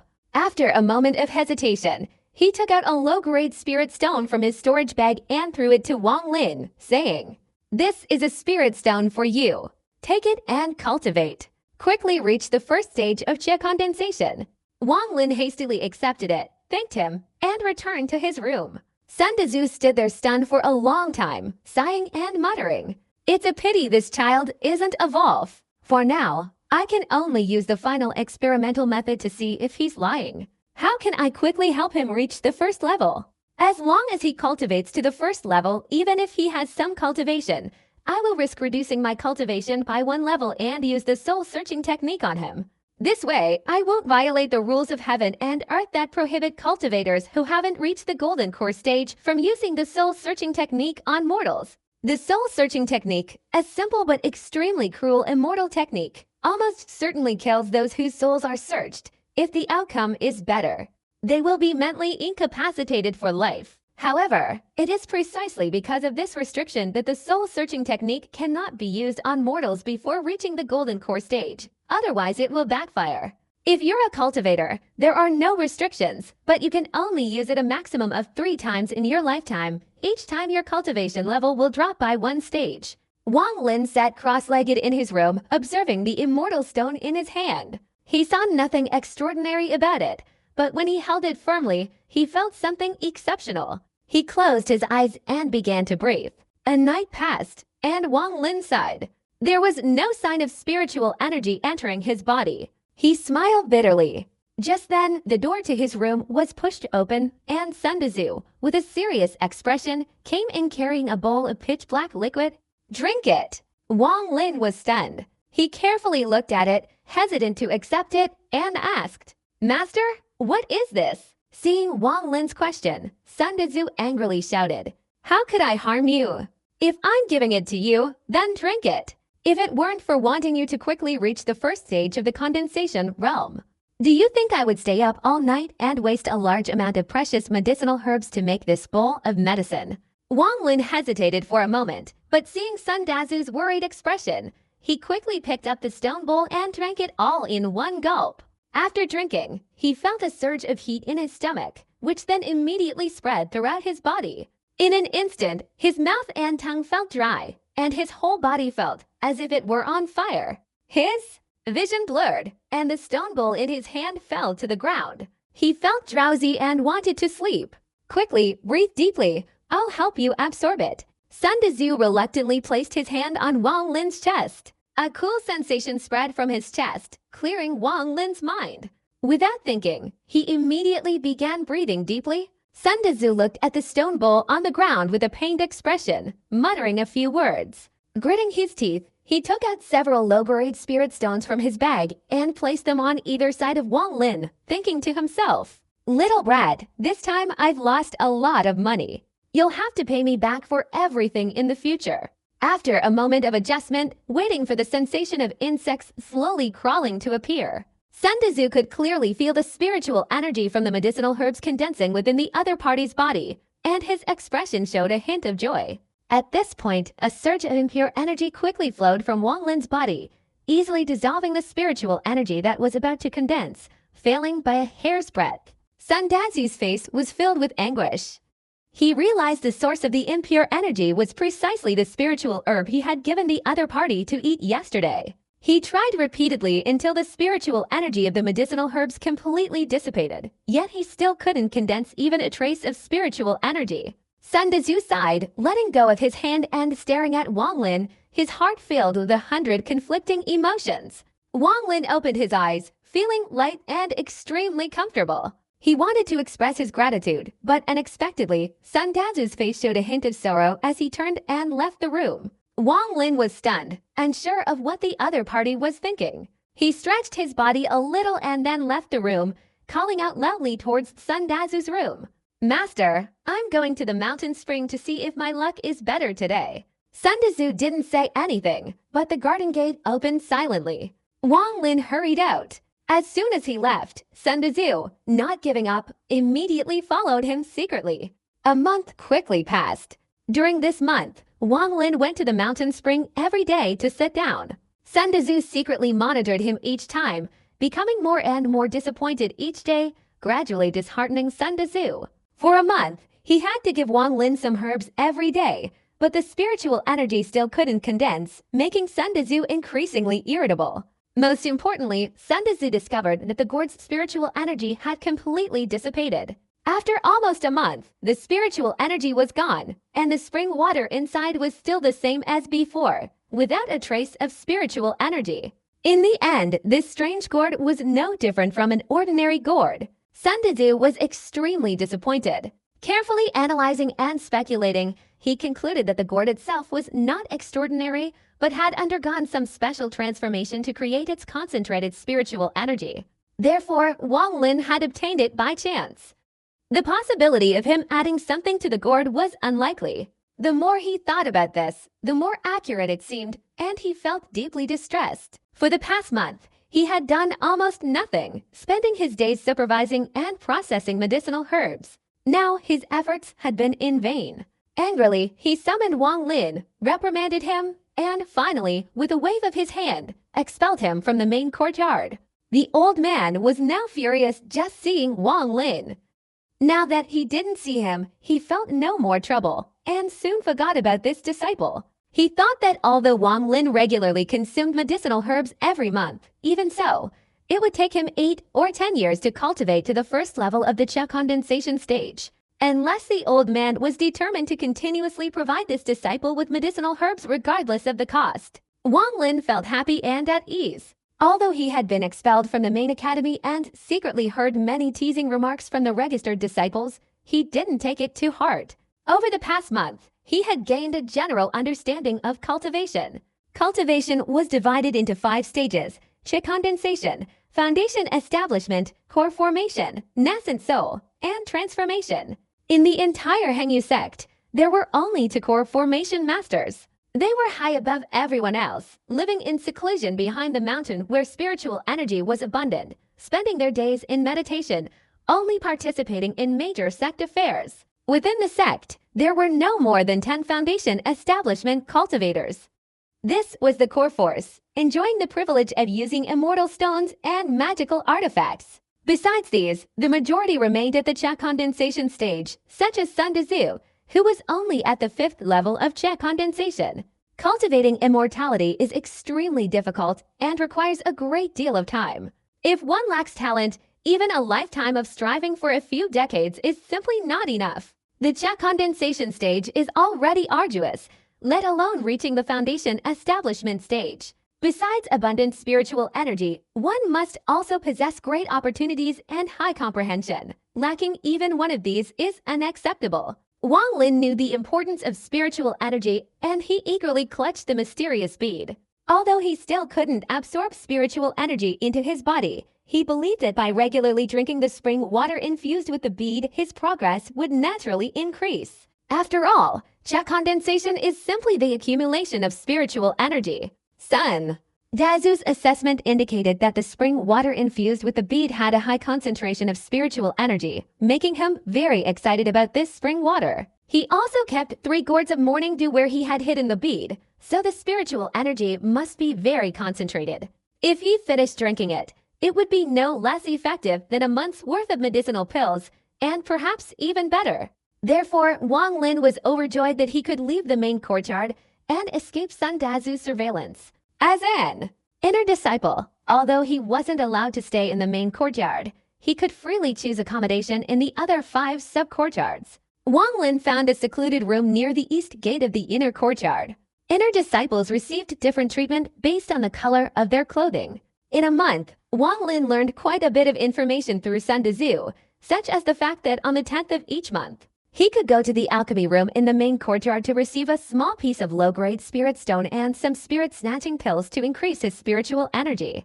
Accumulating 10 pieces of spirit stone could be exchanged for a whole low-grade spirit stone from any master. After renovating his new house, Wang Lin still hadn't retrieved the mysterious pearl. He worried that Sun Dazu would secretly monitor him, so he continued to frequent the mountain spring during the day and meditate in his room at night. In reality, Sun Dazu was unwilling to give up and monitored him for 10 days straight, eventually giving up hope completely. A month later, Wang Lin quietly left one night, taking a roundabout route through the mountains to the place where the gourd was kept. He retrieved the pearl and the gourd, placing them in his storage bag, so that no one outside could see any clues. He carefully waited for several days, finding nothing unusual, and finally felt at ease. He no longer went to the mountain spring during the day, but stayed home all day studying the pearl. Wang Lin stroked the pearl, his eyes following the cloud pattern on it, which had changed from 7 to 9.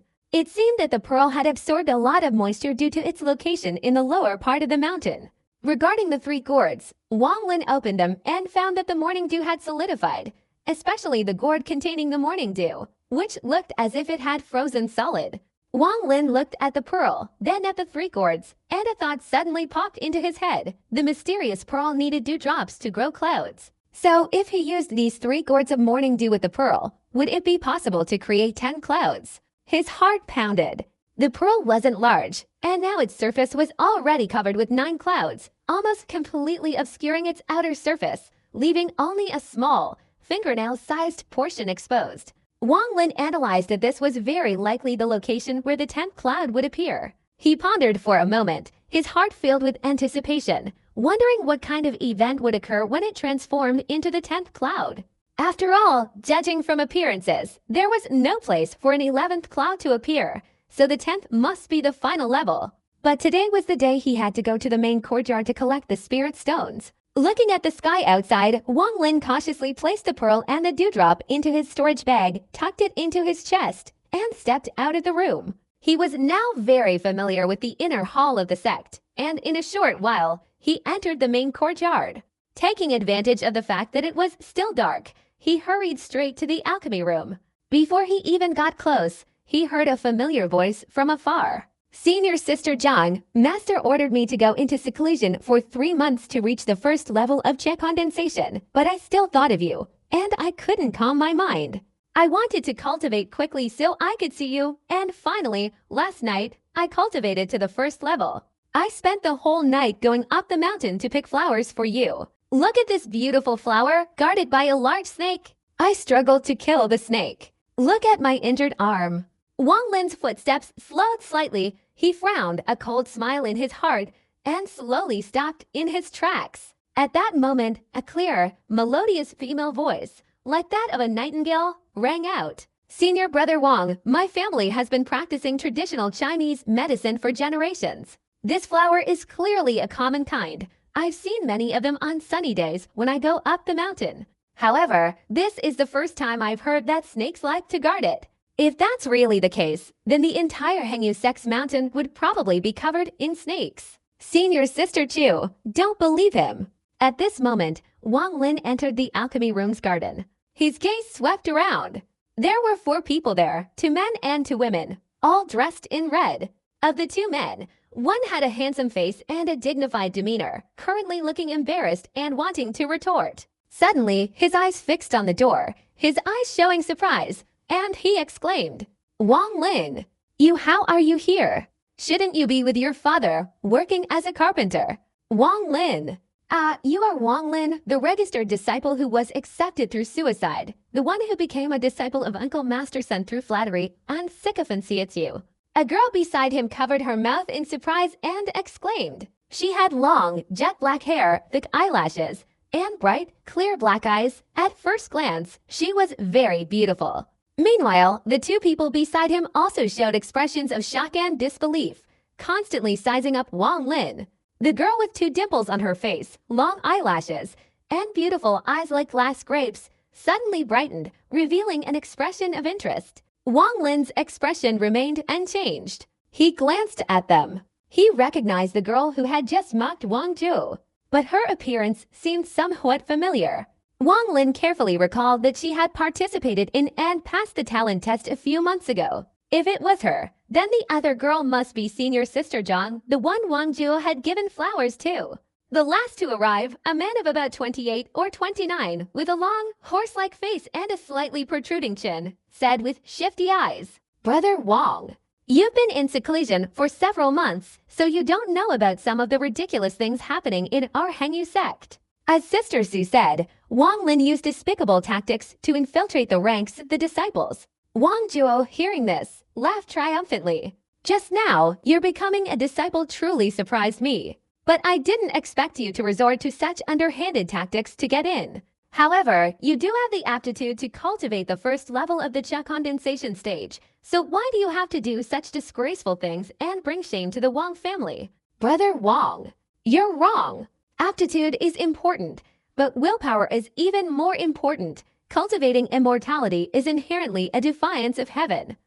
Without willpower, even the best talent is useless," the woman surnamed Chu said softly. "Brother Wang is right. At first glance, you can tell Wang Lin is an idiot, not at all like a cultivator," the woman surnamed Su, standing near Wang Zhuo, interjected.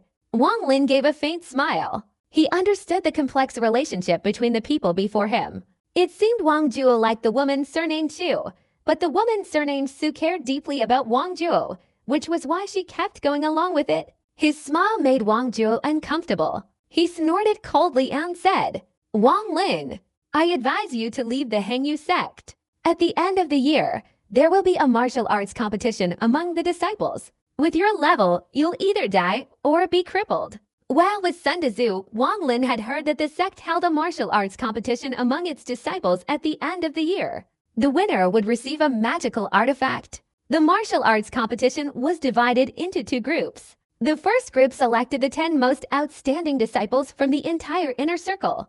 The other group sought to find the most exceptional individual among the new disciples of that year. He pouted and said, "Thank you for your concern. Whether I am crippled or killed has nothing to do with you." Wang Zhu sneered. "I only said that because I consider you a relative. If you don't know better, don't blame me for not showing mercy when we have a duel." Wang Zhuo had despised Wang Lin's family since childhood.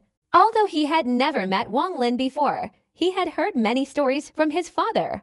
In particular, his father recounted how Wang Lin's father had used sweet words to deceive his grandfather, giving away a large amount of the family's wealth to the enemy, and repeatedly humiliating his father. Fortunately, relatives learned of this and helped his father reclaim the lost assets. Because of this, he always felt that Wang Lin's family was a disgrace to the Wang clan. Although, as he grew older, he felt that things weren't entirely as his father had described. His personality was inherently petty and arrogant. He sometimes didn't even respect his own father, let alone those around him. The woman surnamed Su, standing beside Wang Zhuo, whispered, "Are you two related?" The other two were also surprised. They had only just learned of this today. They never imagined they were related. Seeing Wang Zhuo's face flush, the woman surnamed Su quickly said, "Brother Wang Zhuo, he doesn't understand your good intentions. Don't be angry. You are a good person, smarter than him. He will understand your good intentions later. My family also has relatives like this. I understand you feel regretful that your kindness was misplaced, right?" Wang Juo felt a little embarrassed by the woman surnamed Zhu's words. He glanced at the other person, unsure whether they were being serious or sarcastic. Hearing this, Wang Lin chuckled and said, "Wang Juo, it seems I misunderstood you. All right, I, Wang Lin, will remember your kindness." As he spoke, the door of the alchemy room suddenly creaked open, and a young man in a short robe emerged. He looked healthy, intelligent, and quick-witted. It was Wang Hao. After coming out, he coughed repeatedly, drawing everyone's attention, then smugly said, "Today's elixirs aren't ready yet. Please line up and wait. I'll call you all in when the master finished refining them."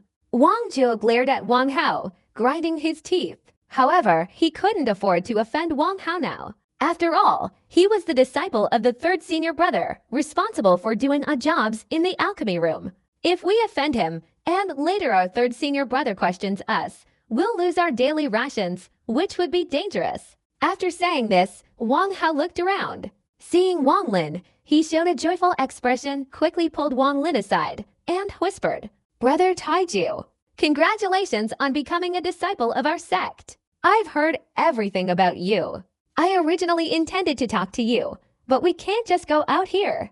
Don't pay attention to what others say. Wait until you've mastered your immortal techniques, then we'll see what they say." Wang Lin felt warmth in his heart and smiled, saying, "Wang Hao, thank you." Wang Hao cleared his throat and continued, "That day, at the Wang family's mansion, I intended to speak up for you. But my father glared at me. He meant he didn't want me involved in that matter. Brother Taiju, don't take it to heart." Wang Lin shook his head and said, "It's all in the past. Why bring it up again? Now, all I can think about is cultivation, quickly reaching the first level of the Cha condensation stage." Wang Hao glanced around, and while no one was paying attention, he took something from his bag and slipped it into Wang Lin's hand, giving him a wink. Suddenly, a cold voice came from the alchemy room. "Medicine boy, where are you?" Wang Hao replied and quickly ran into the alchemy room. Wang Lin clutched the object tightly in his hand. He glanced at it and saw that it was 3 medicinal pills. He silently put it in his pocket and sat down on the ground to wait. The other 4, except for a man around 28 or 29 years old who glanced at Wang Lin, also sat down on the ground. The rest stood to the side. Wang Zhuo, seemingly trying to curry favor, whispered to the woman surnamed Xu, while the woman surnamed Su, appearing angry, only occasionally interjected. Time slowly passed, and darkness gradually fell. As the moon slowly rose higher, the alchemy room door opened, and Wang Hao, looking tired, emerged, carrying a tray in his hands. On the tray were 5 low-grade spirit stones and 5 translucent, sparkling medicinal pills. One by one, they stepped forward to receive their share.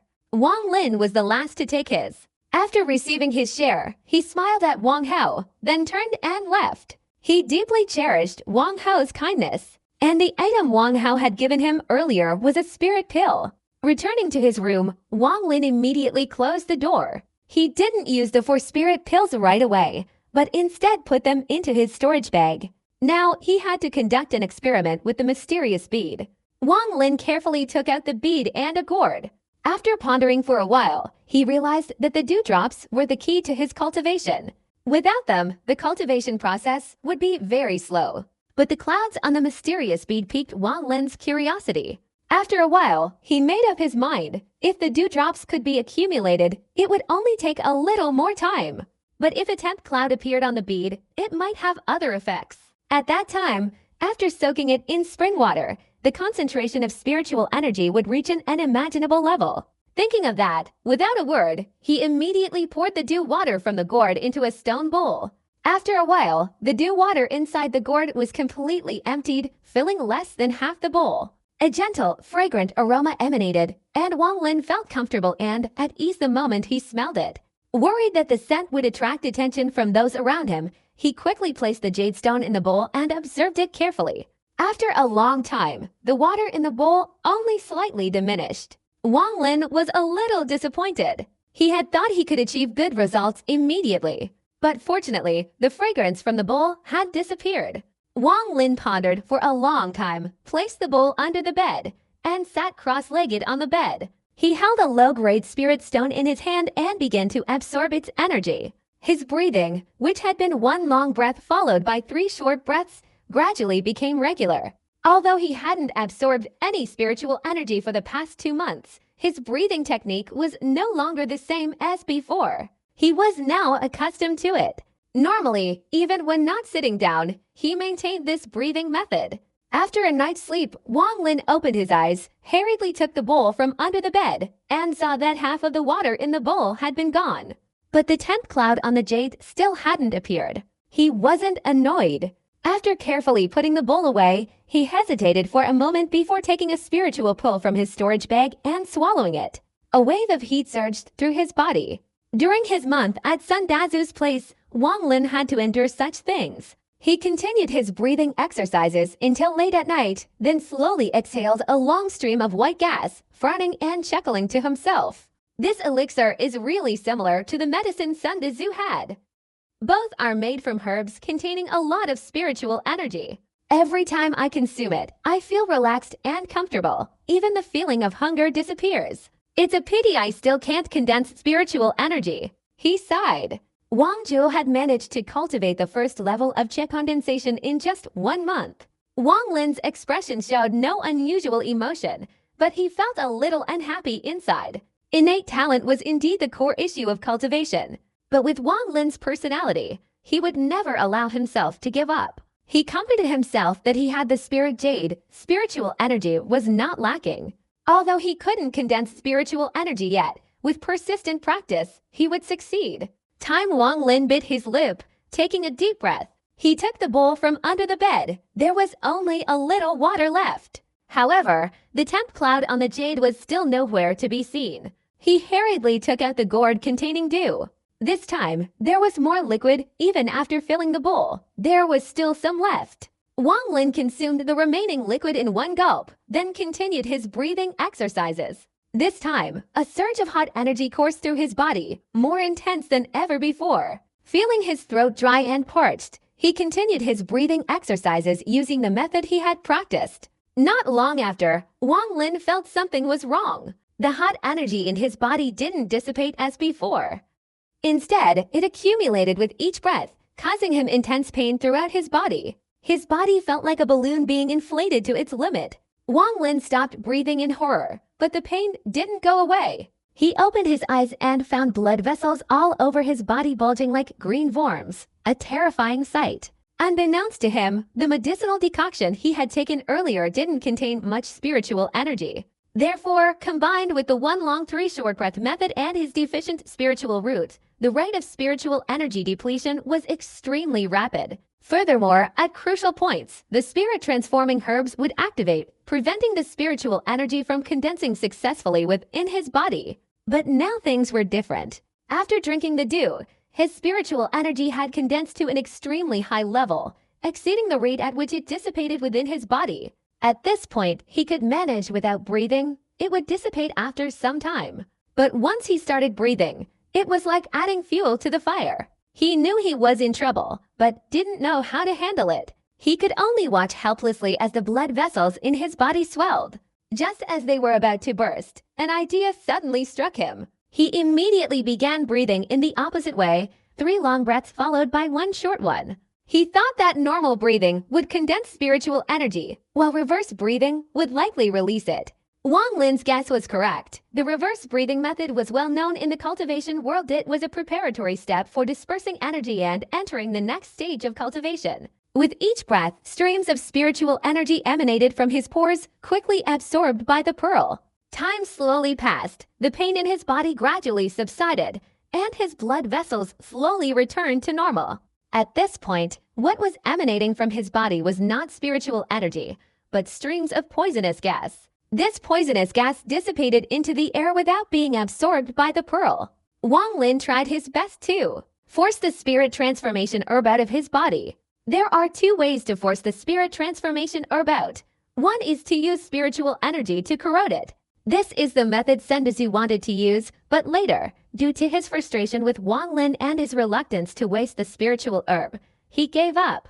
The second method is to disperse his cultivation. dissipating all the spiritual energy in his body and then cultivating again. The reason Sun Tzu didn't use this method was because Wang Lin's spiritual energy was insufficient to meet the requirements of dispersing his cultivation. The attack lasted a day and a night, and Wang Lin, unable to bear it any longer, collapsed onto the bed. He secretly felt fortunate to have survived. He resolved never to drink the dew water indiscriminately again. Feeling disoriented and exhausted, he drifted off to sleep. Unsure of how much time had passed, Wang Lin opened his eyes and looked towards the window. Outside, it was pitch black. He got out of bed, stretched his body a little, and felt nothing unusual. He bent down and picked up the bowl, finding that all the liquid inside was still there. He took out the pearl and carefully examined it for a while. A look of joy appeared on Wang Lin's face. The 10th cloud had appeared in the remaining empty space. Wang Lin felt much more alert. He held the pearl and admired it for a while, then closed the door of his room. After that, he went to the mountain stream, scooped up a bowl full of water, and hurried back to his room to put the pearl in. Having done all that, he took a sip of the spring water.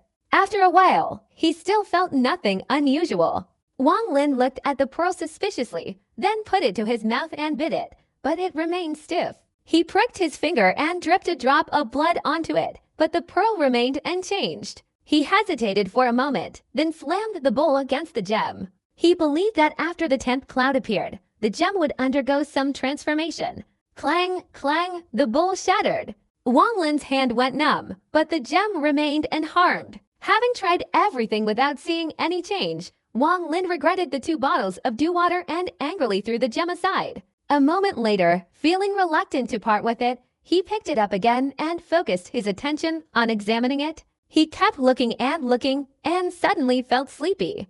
Wang Lin was surprised. He had just woken up, so why was he sleepy? He rubbed his eyes and continued observing. Gradually, sleepiness crept in. Finally, unable to bear it any longer, he rolled onto the ground and fell asleep, his hand still clutching the gem. He had a dream. In his dream, he found himself in a vast, boundless space. There was no distinction between day and night, yet countless luminous objects surrounded him. Even in his dream, his mind was remarkably clear. He even wondered why he was in such a place. He felt incredibly comfortable there. He knew he was dreaming, but didn't know how to wake up. Unable to do anything else, he wandered around for a while. After an unknown amount of time, feeling exhausted, the space around him suddenly vibrated. He felt as if his body was being torn apart, and he jolted awake. He looked around and found himself still in his room. Wang Lin took a deep breath, wiped the sweat from his forehead, and thought to himself, finally awake. Suddenly, his expression became strangely peculiar. He opened his eyes wide and looked at the gem in his hand. All the clouds on the bead had vanished, replaced by small characters. This Wang Lin felt bewildered and quickly picked it up to examine it. Having read many books when he was young, he knew some types of writing. After thinking for a long time, he compared it to the characters he already knew. Finally, he vaguely guessed the meaning of those characters. These characters are completely numbers. They have no practical meaning. Wang Lin clutched the bead tightly, muttering to himself. Suddenly, an idea popped into his head. He thought of the dream he had just had. Could it be related to this bead? Wang Lin pondered for a long time, then immediately lay down on the bed and tried to fall asleep. But his mind was completely blank, and he couldn't sleep. He recalled that before he fell asleep, he had looked at the bead and then naturally drifted off. So he stared at the bead, and sleep came again. Unable to resist, he fell asleep again. The boundless space reappeared, and Wang Lin stood there, his eyes showing a pensive expression.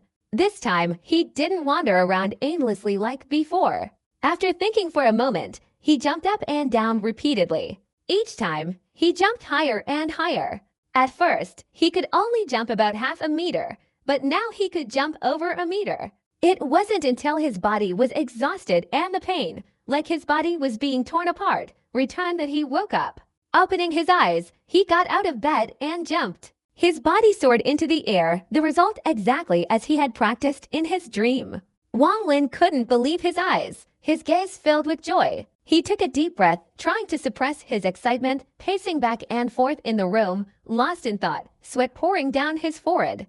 If I can only practice in my dreams, then it's useless. In reality, I can practice. There's no need for this. Wang Lin said to himself. That's not right. This gem has absorbed so much spiritual energy that the 10th cloud has appeared. It certainly can't be meaningless. It must have another function, definitely more. But what exactly is it? Wang Lin's eyes hardened, forgetting everything around him as he focused his thoughts. Could it be he stopped, seemingly having figured something out, and exclaimed in shock, could it be time? Thinking of that, he couldn't control the urge to shout. His fists clenched, his body trembling as he looked at the gem.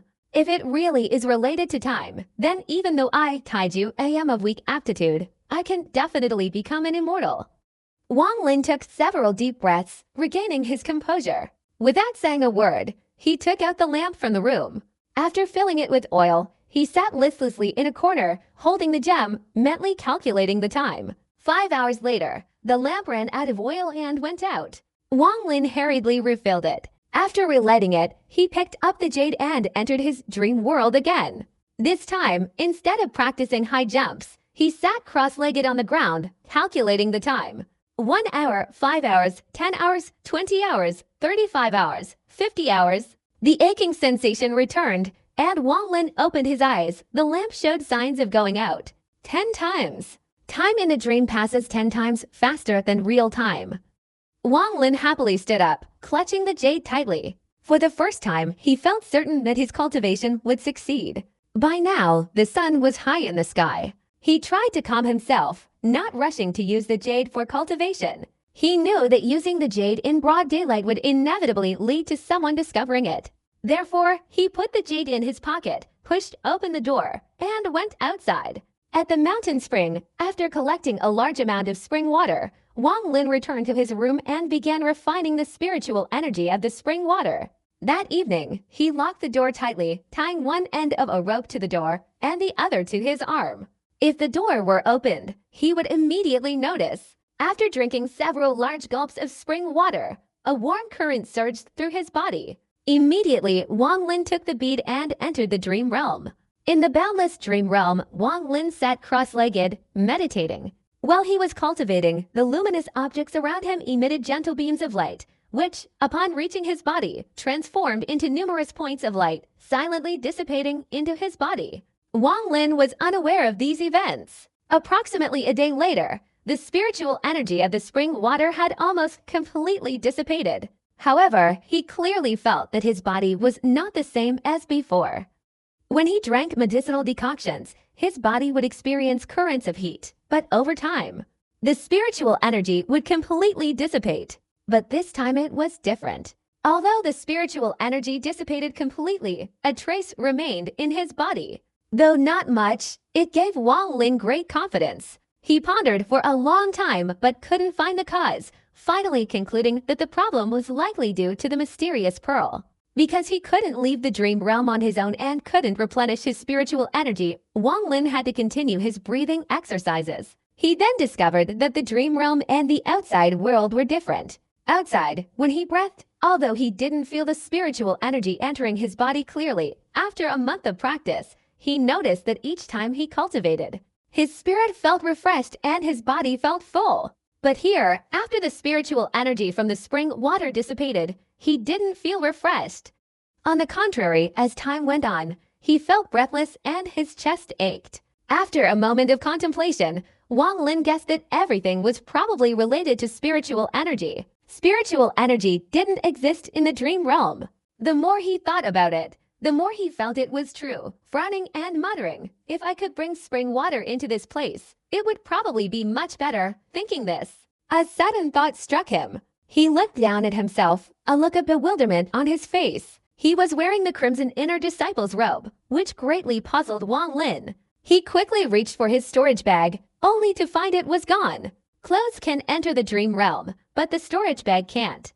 He pondered for a while, then decided that after leaving, he would have to experiment to see which items could enter the dream realm and which couldn't. Time passed quickly. After more than 50 hours, a numb sensation appeared, and Wang Lin regained consciousness. He still wondered why he could only endure for a little over 50 hours each time. With this question in mind, he poured the spring water into the gourd, put it on, and prepared to enter the dream realm. But this time, no matter how intently he stared at the bead, he found nothing. Wang Lin was shocked. After much thought, he suppressed his anxiety and entered meditation again, continuing his cultivation. Gradually, his breathing stabilized, and the spiritual energy of heaven and earth was absorbed into his body, dispelling his fatigue. However, reaching the first stage of Qi condensation still required a considerable amount of time. A day later, he emerged from his breathing state, took the night fragrant spring water, and continuously drank the spiritual energy from it, maintaining a state of abundant spiritual energy in his body. He grasped the stone bead again, attempting to enter the dream realm, but unfortunately, he was still unsuccessful. Another night passed, and when he opened his eyes, he could vaguely sense a slight increase in spiritual energy within his body. Normally, he would be overjoyed, but now his mind was restless. Holding the bead, he stared intently at it, and suddenly a feeling of unease arose, causing Wang Lin's expression to brighten. He quickly averted his gaze, and the unease vanished. He stood up, stroked his chin thoughtfully, and recalled his four previous attempts to enter the dream realm. He finally discovered a problem. The first two attempts were consecutive, the third required observing 5 lamps, and the fourth was a full day's interval. Therefore, it was clear that entering the dream realm had certain limitations. The safest method was to leave at least 5 hours between each attempt to ensure successful entry. After resolving this issue, Wang Lin experimented to see what items he could bring into the dream realm. To test this, he brought many things. First, 3 gourds, one containing the water, one empty, and the other containing spring water. He also tucked the broken stone bowl into his shirt pocket. In addition, he wrapped himself in food and clothes before staring intently at the bead and entering the dream realm. Inside the dream realm, Wang Lin immediately checked his entire body. The food, clothes, and the broken stone bowl were all there. Only the 3 gourds were gone. While pondering this, he suddenly remembered that there was no spiritual energy in the dream realm. The thought immediately crossed his mind that all things that could enter the dream realm were ordinary objects, things without spiritual energy. Since all 3 gourds and the storage bag contained more or less spiritual energy, they couldn't be brought in. Wang Lin sighed sadly. If he couldn't bring the gourd into this place, and could only drink a few sips of spring water each time, it wouldn't be enough for his cultivation.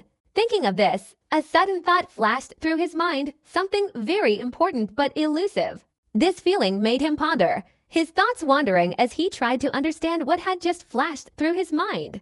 After a long while, his expression brightened. The crucial problem was that he couldn't bring the spring water into this place, but if he drank it, the energy wouldn't disappear. In other words, not everything was absolute. As long as he could find a way, he might be able to bring the spiritual energy of the spring water into the dream realm.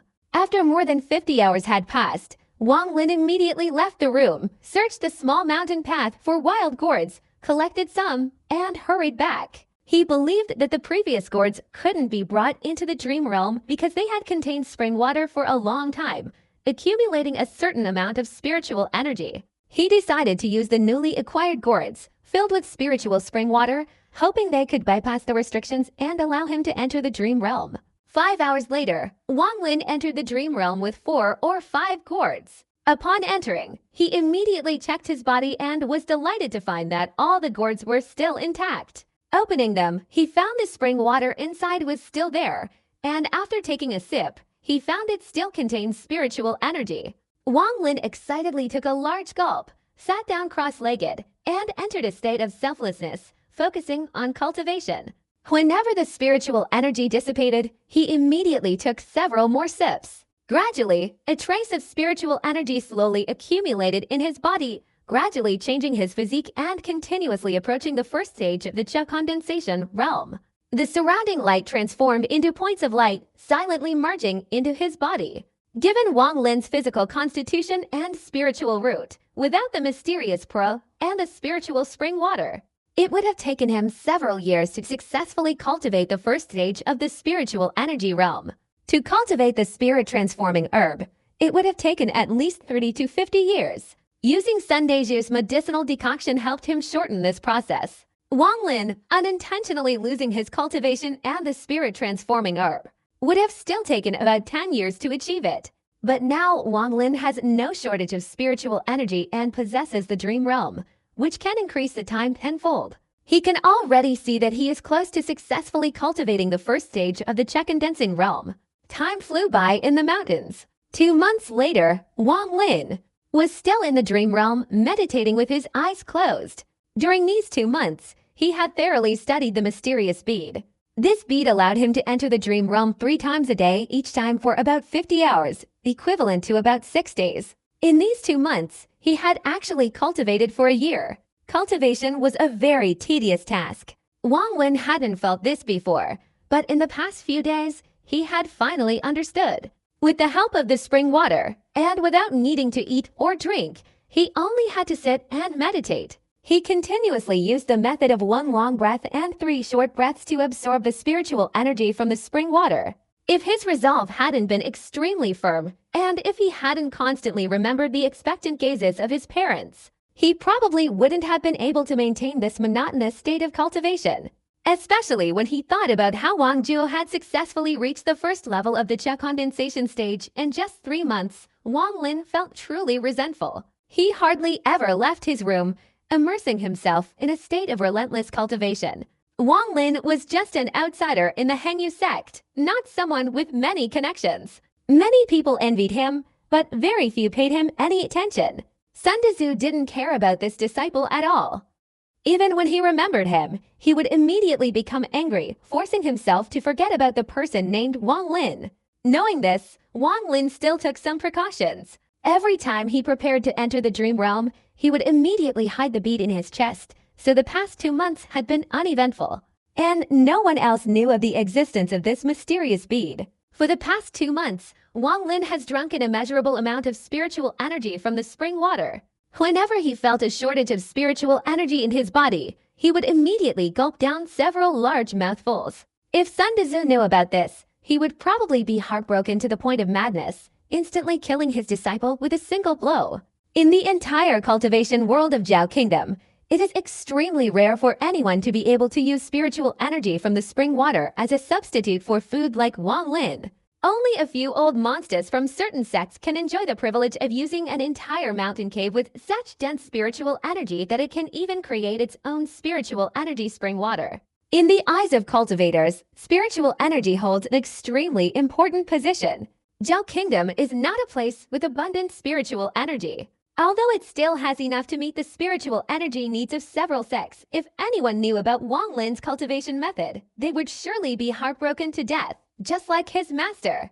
These spring waters, if used for refining elixirs, would undoubtedly increase the success rate of the refining process. Although the refining materials are the most important, the addition of objects rich in spiritual energy can produce miraculous results. With the boundless assistance of the spiritual energy from the spring waters, the spiritual energy in Wang Lin's body also increased steadily. Today, Wang Lin was constantly absorbing and exhaling in his dream realm. He clearly felt the gentle flow of spiritual energy throughout his body.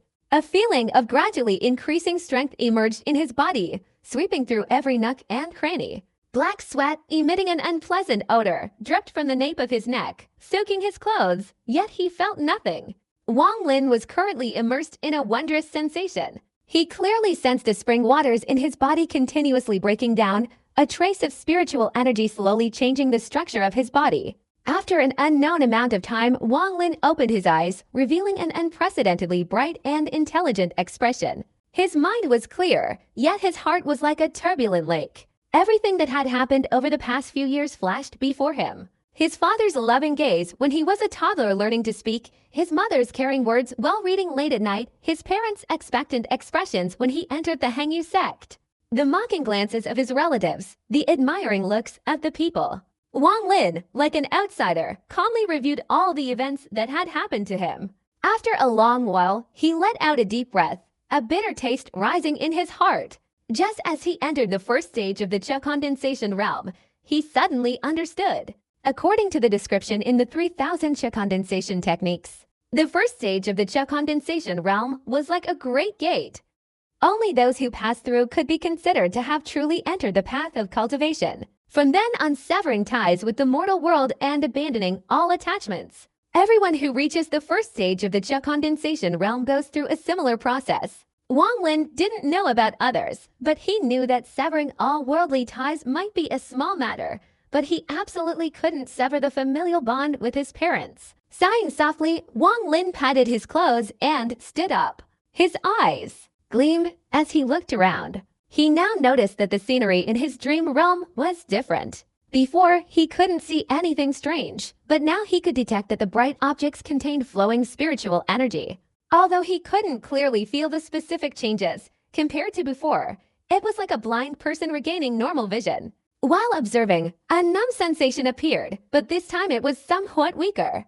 Although there was still pain, it wasn't so bad that he broke out in a cold sweat. In reality, Wang Lin opened his eyes wide, sitting on the bed in deep thought for a moment. He opened a gourd, looked into the spring water inside, and saw a faint wisp of spiritual energy slowly escaping.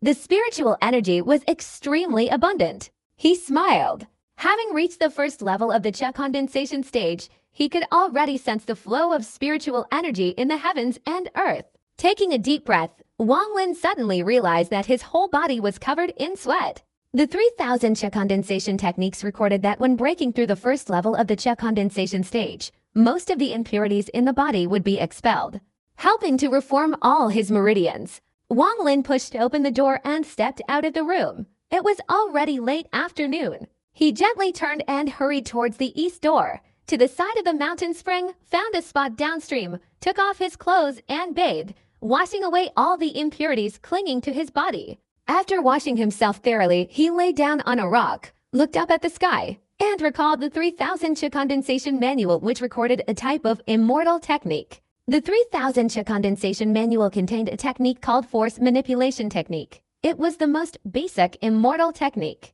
usable only upon reaching the first stage of Cha condensation. After all, the Hengyu sect had unified Zhou Kingdom for 500 years. Although it had declined, many immortal cultivation methods still existed. Basically, inner disciples could freely go to the scripture library to choose cultivation methods, but most were advised by their elders to choose sword cultivation. The entire cultivation of a sword cultivator rested on a flying sword. Although future cultivation would be difficult, its power was immense and it was easy to master. Force manipulation technique was the basic stage of immortal techniques for controlling flying swords. Besides force manipulation technique, the 3000 Cha condensation manual also recorded two other techniques, flame ball and earth splitting technique. Thinking of the three types of magic, Wang Lin's heart pounded. Following the incantation of the flame orb, he raised his right hand to perform the hand seal. Unfortunately, not only did no flame appear, but not even a spark. He frowned, pondered for a moment, and then tried again. Each attempt was a failure. Only once did a spark appear, but it quickly vanished. Talent. Truly talent, Wang Lin said with a wry smile. He turned to the nearby rock and began practicing the earth-splitting technique. Although it was more effective than the flame orb, looking at the cracks in the rock, he couldn't help but sigh. Such magic might be useful for deceiving ordinary people, but it was completely useless in battle. Finally, he turned to practicing the gravity manipulation technique, but the results were still unsatisfactory. However, in terms of success rate, the gravity manipulation technique was the best. Wang Lin said nothing and continued to focus on cultivating the gravity manipulation technique. The gravity manipulation technique is actually a method used to remotely control objects. If he could master it, when his Cha condensation reached the second level, he could cultivate the object manipulation technique. And after reaching the third level of Cha condensation, entering the fourth level would allow him to go to the Sword Spirit Pavilion to choose a flying sword. After practicing for a while, before nightfall, Wang Lin returned. Now, his Cha condensation had only reached the first level. As he passed through the east gate, near the servants' quarters, he heard a familiar voice. Senior Brother Liu. Initially, you assigned me the task of chopping firewood, requiring only 100 pounds to complete. But why have you increased it to 1,000 pounds now? I'm not a newcomer anymore. I've been loyal to you for years, yet you still pressure me. Will you only let me go when I have to leave the mountain? Jong-hoo, don't say I'm making things difficult for you. My life hasn't been peaceful lately either. But damn it, you dared to trick me. You chopped firewood for me to take to the alchemy room and got scolded. Upon inspection, I discovered that a brat like you really has some skill. Out of 100 pounds of firewood, 30 pounds were actually water. That's impossible. Don't slander me. Didn't Zhao Fugui give you a talisman a few days ago, giving you an easy job that I saw? What kind of person are you to have such a thing? Who doesn't know? And if you deliberately force me to leave the Hengyu sect, then even if I die, I will tell the elders. Jong-hoo said angrily, raising his voice. Jong-hoo, it's you who forced me? Blame your bad luck for seeing something you shouldn't have seen. If the elders find out about this, I'll send someone to kill your whole family. A cold voice of the young man surnamed Liu echoed from inside the room. Immediately afterwards, Jong-hoo let out a cry. Hearing this, Wang Lin was startled and quickly rushed into the servants' quarters, kicking open the door. In his eyes, the young man surnamed Liu's face was extremely ferocious, holding a dagger and lunging towards Jong-hoo, who was cowering against the wall in fear. Seeing that he couldn't save Jong-hoo in time, Wang Lin used his gravity technique. Fortunately, this time he succeeded. The gravity technique transformed into an invisible hand, instantly grabbing the opponent. At this moment, the sharp dagger lightly grazed Jong-hoo's chest, blood gushing out and soaking him. The young man surnamed Liu felt panicked. An invisible force pressed down on his entire body, preventing him from thrusting the dagger further. Jong-hoo's face turned pale. Sweat poured down his face as he looked gratefully at Wang Lin, then stepped aside. Seeing this, the young man surnamed Liu was shocked and struggled. Wang Lin was sweating profusely, almost losing control. Using the gravity technique to hold a living person for the first time made Wang Lin feel powerless. Moreover, with the opponent's struggles, his control became increasingly difficult. His body trembled, but seeing that Jong-hoo was not in any danger, he breathed a sigh of relief. The gravity technique momentarily loosened. Seeing that the opponent was about to break free, Jong-hoo's expression turned strange. He looked at Wang Lin, then at senior brother Liu. A cruel glint appeared in his eyes as he quickly picked up the wood-chopping axe and approached senior brother Liu. Senior brother Liu's eyes showed fear, and he struggled even harder. Jong-hoo gritted his teeth and whispered, "A man without ruthlessness is not a true man. Senior brother Liu, this is because you forced me. Damn it. You even want to kill my whole family, don't you? Jong-hoo, what do you want to do?" Wang Lin was shocked. The gravity technique lost its effect. The young man surnamed Liu instantly regained his normal movements. But at that moment, Jong-hoo raised the axe and brought it down. A sharp sound rang out. Senior brother Liu couldn't dodge. His body twitched a few times, then lay motionless. The axe in Jong-hoo's hand fell to the ground, staring blankly at the blood-soaked corpse before him. Wang Lin stood still, stunned. This was the first time he had seen a blood-soaked corpse. After a moment, he managed to speak. "Jong-hoo, you." Jong-hoo raised his head and stared at Wang Lin, his face contorted with rage as he said fiercely, "Wang Lin, you saw that I didn't want to kill him. But today, if it weren't for you, he would have killed me. It's all because he forced me." Wang Lin remained silent. Jong-hoo took a deep breath, his expression resolute. He walked to the corpse and pulled out a bag from senior brother Liu's person. Opening it, he found several hundred immortal talismans for registered disciples. There was also a book. Jong-hoo opened it, glanced at it, and put it away. Then, after searching the room for a while, he found a secret compartment under the bed. Opening it, he found a yellow scroll. After a moment of contemplation, he turned to Wang Lin and said, "Wang Lin, I, Jong-hoo, will remember this favor. I cannot stay at the Hengyu sect any longer. Once they discover this man is dead, they will investigate. At that time, they will surely find me. I'll take these things, but I'll leave this immortal talisman for you. If it weren't for it, this man named you wouldn't have harbored such murderous intentions towards me." After saying this, he handed the golden scroll to Wang Lin. Wang Lin still didn't take it, sighing and giving a bitter smile, saying, "You, why did you have to do this? If you hadn't killed him." Jong-hoo raised his eyebrows and said, "Wang Lin, there's no need to talk about this anymore. I've had enough over the past few years. If you consider me a friend, then take this immortal talisman. Wang Lin silently accepted it. Wang Lin, I'm leaving. This has nothing to do with you. If the sect investigates, they'll only think of me. But by then, I'll have long since left the Hengyu sect. Humph. Zhao Kingdom is so vast. I, Zhang Hu, don't believe I'll remain a mere registered disciple for life. After saying that, Zhang Hu's expression became extremely complicated, and he turned around and left the room. Wang Lin watched Zhang Hu's figure disappear into the distance and sighed. His hand tightened around the golden scroll, a pang of sadness in his heart. Zhang Hu was his first friend at the Hengyu sect, yet he never expected such a thing to happen. This immortal talisman is truly a disaster, Wang Lin thought, his expression changing as he looked at the golden scroll in his hand. He suddenly realized that its appearance was no different from the greedy body immortal talisman. However, it contained a far greater amount of spiritual energy than the greedy body talisman. Besides that, it also exuded a dangerous aura. Wang Lin felt a shock. Although he didn't know what this object was, he could confirm it was a treasure. After a moment of hesitation, Wang Lin put the golden scroll away. Looking at the corpse lying on the ground, he sighed inwardly. If he didn't deal with this corpse, Zhang Hu, with his speed, wouldn't be able to escape the sect's pursuit. Fortunately, the storage bag had enough space for a corpse. After wiping away the blood in the room, Wang Lin quietly went into the mountains. After finding a ravine, he threw the corpse down and returned to his room.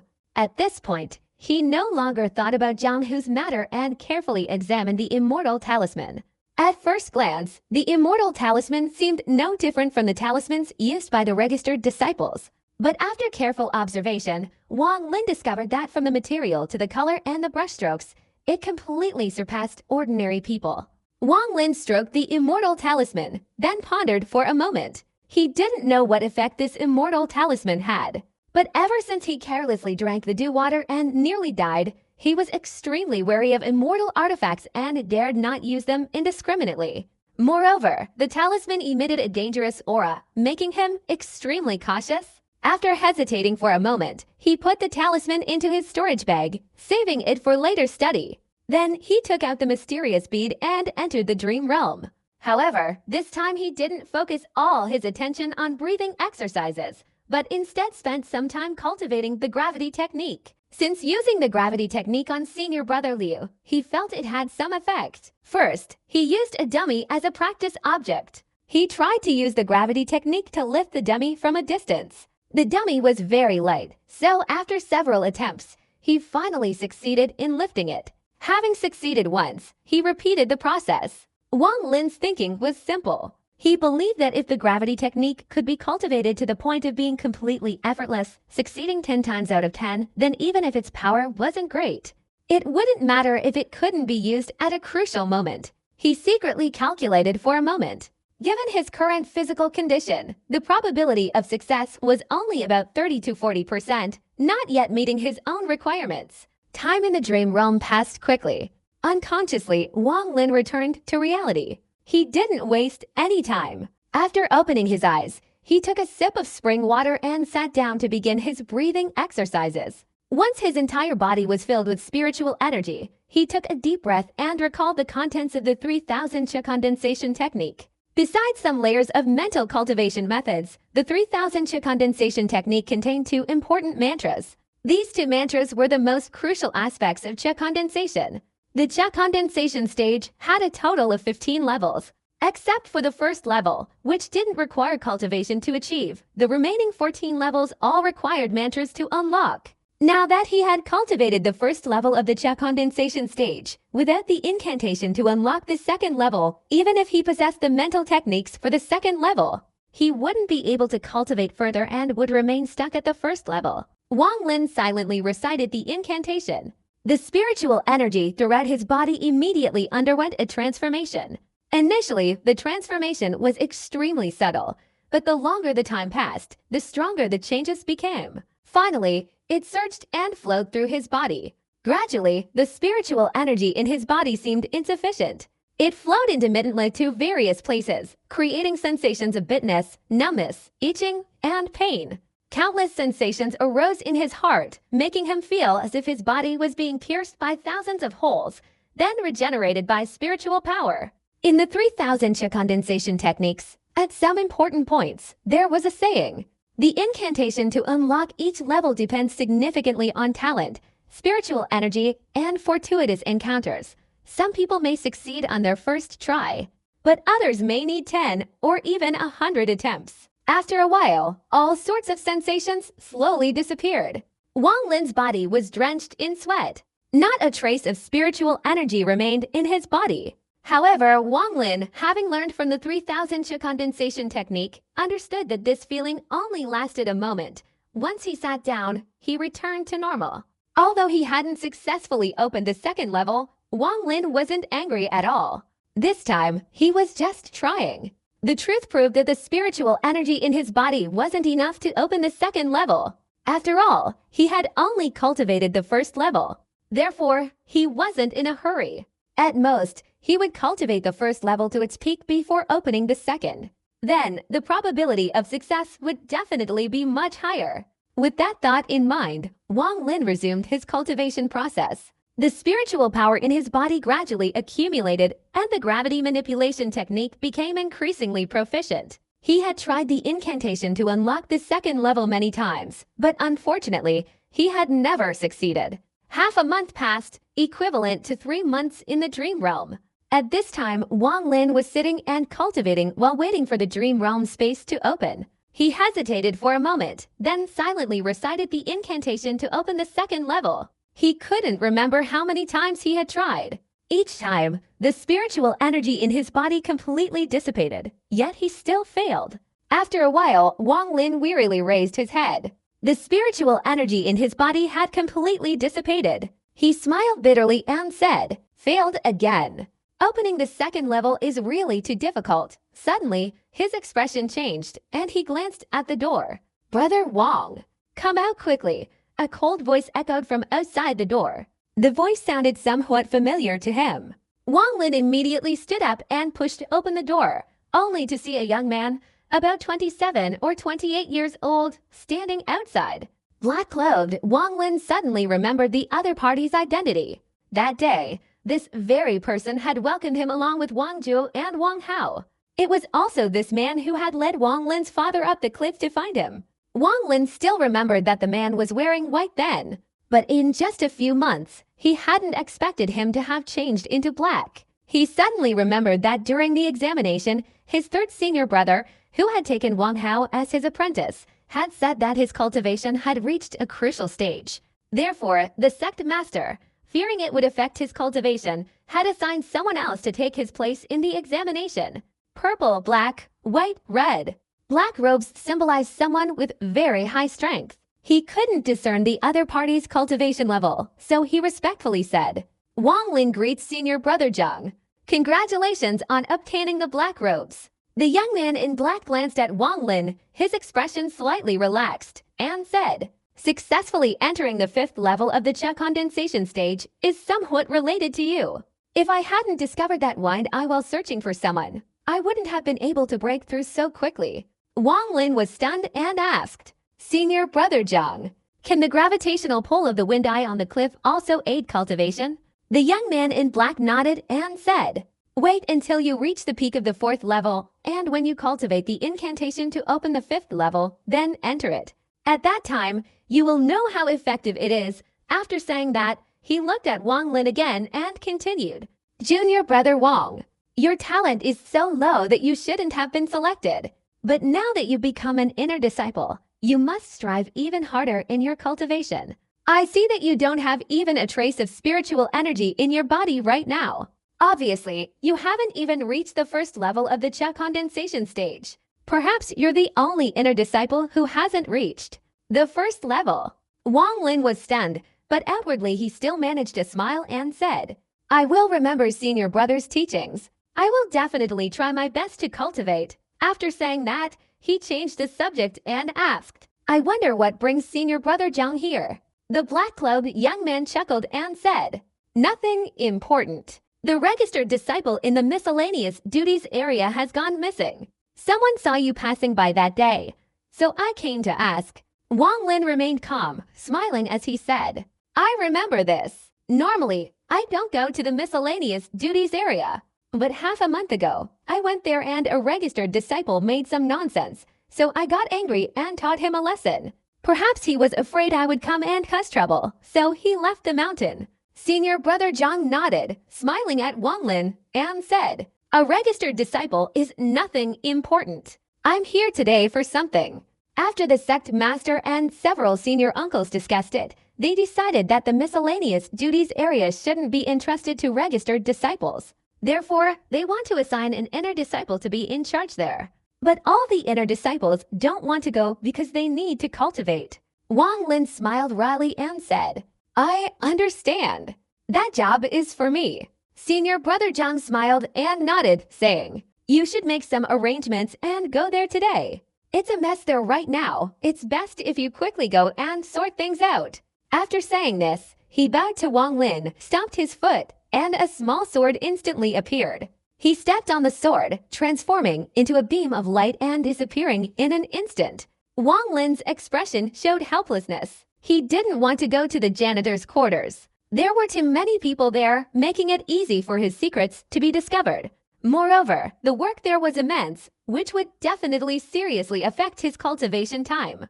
But he had no choice but to go. So he restrained himself, went back to his room to pack his belongings, and then went to the janitor's quarters. After arriving, he secretly decided that he couldn't stay in this janitor's position for too long. For now, the best thing to do was to get all the registered disciples to request a change of staff member from the sect master. After making that decision, Wang Lin began tidying up Liu's room. Finally, except for the bed and furniture, he threw all the useless items out into the courtyard. While he was tidying up, several disciples arrived one after another. They had felt uneasy after hearing that Wang Lin was coming to take over. Those who had initially mocked Wang Lin were especially nervous. They tried to help him tidy up, but after a glare from him, they obediently stood still in the courtyard. After finishing, Wang Lin slowly took out a chair and sat down. His cold gaze swept over the more than 100 registered disciples before him. He knew that the Hengyu sect had a vast number of registered disciples. This was just a small fraction. You! From now on, you will be in charge of chopping firewood. 500 pounds a day, Wang Lin casually pointed to one person. He remembered that person had once mocked him behind his back. The person was stunned, then pleaded. Brother Wang, before, I only stayed in the kitchen, only knowing how to cook meals. How could I possibly chop firewood? Wang Lin glared, snorted, and said, increase the quantity. 1,000 pounds a day. Hearing this, the man immediately knelt on the ground, sobbing. Brother Wang, please have mercy. I know I was wrong. I shouldn't have mocked you in the first place. But you shouldn't use public affairs to take revenge like this. How can I possibly do 1,000 pounds? The others exchanged glances. They knew Wang Lin would make things difficult, but they never imagined he would seek revenge. Some of them, feeling indignant, immediately shouted, don't listen to him. We'll go find the elders and let them judge whether Wang Lin is right or wrong. That's right. Let's go find the elder and ask him to replace this place with another inner disciple. If he refuses, we'll just kneel here and see what happens. Don't be so foolish as to let Wang Lin get away with it. Doesn't he think about how he could have entered the sect if he hadn't committed suicide? The voices grew louder and louder. Finally, 80 or 90 people left together. They headed straight towards the main courtyard. Along the way, they shouted for justice because Wang Lin didn't want to give them a way out. Wang Lin leaned back in his chair, not intending to stop them. He was hoping they would succeed in angering the sect master and get someone else replaced, giving him time to cultivate. The remaining people were also hesitant. Although they wanted to leave, they feared that if they failed and left, they would surely offend Wang Lin. Wang Lin wasn't impatient either, waiting for the outcome from the main courtyard. After a while, the disciples who had signed up bowed their heads and dejectedly left one after another. This time, they were no longer shouting. Their eyes were filled with utter despair, and they remained silent. Wang Lin saw their expressions and knew his intentions had failed, so he felt disappointed. He thought to himself that perhaps he should have been a little harsher. He pouted, glanced at everyone, and said, Initially, you dared to criticize me behind my back, but I overheard it. Today, I truly want revenge. If you have any grievances, you can go find the elders. If anyone can expel me from this menial task, I will be grateful. Brother Wong, please forgive us, one disciple immediately pleaded. That's right, Brother Wong. Initially, we were like blind dogs. Please forgive us, Brother Wong. Initially, they all said you were talking nonsense, but I still believed you. Before he could even open his mouth, someone beside him angrily scolded.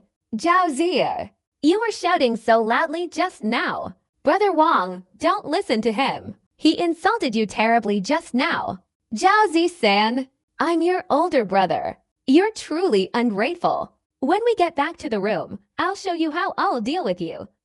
Zhao Ziya's face changed color, and he gasped. This is all about righteousness and not family ties. Brother Wong, please have mercy on me and do me a simple favor. Brother Wong, don't listen to those two brothers. They've always been like that, one singing and the other echoing. Everyone here has said something, more or less. Brother, actually, only I haven't scolded you at all from the beginning. Brother Wong, since childhood, my health hasn't been very good, and I can't do things that require agility. Would it be all right if I could come and massage your back every night? A somewhat attractive female disciple said. Among the registered disciples of Hengyu sect, female disciples weren't numerous, only about 1/10. After all, in the willpower test, men still held the advantage. Because there were few female disciples, they were highly favored. Even those with a little talent could become priority in her disciples. At this moment, the female disciple glanced at Wang Lin and said, Brother, previously, Brother Liu didn't make me do anything at all. Just come here every night to serve you a little. I know how many sisters are among the registered disciples. Would it be all right if I brought them here to meet you tonight? Everyone was vying to speak to Wang Lin, but no one dared to utter a word of disrespect. After listening for a while, Wang Lin couldn't bear it any longer and shouted, Shut up, all of you. What's all this noise? Then, pointing at one person, he said, You, boil 20 vats of water a day. If you don't agree, go find the elder. The man's body trembled slightly, about to speak. But seeing Wang Lin's impatient expression, he smiled and quickly nodded. You wash clothes. You must wash 500 pounds a day.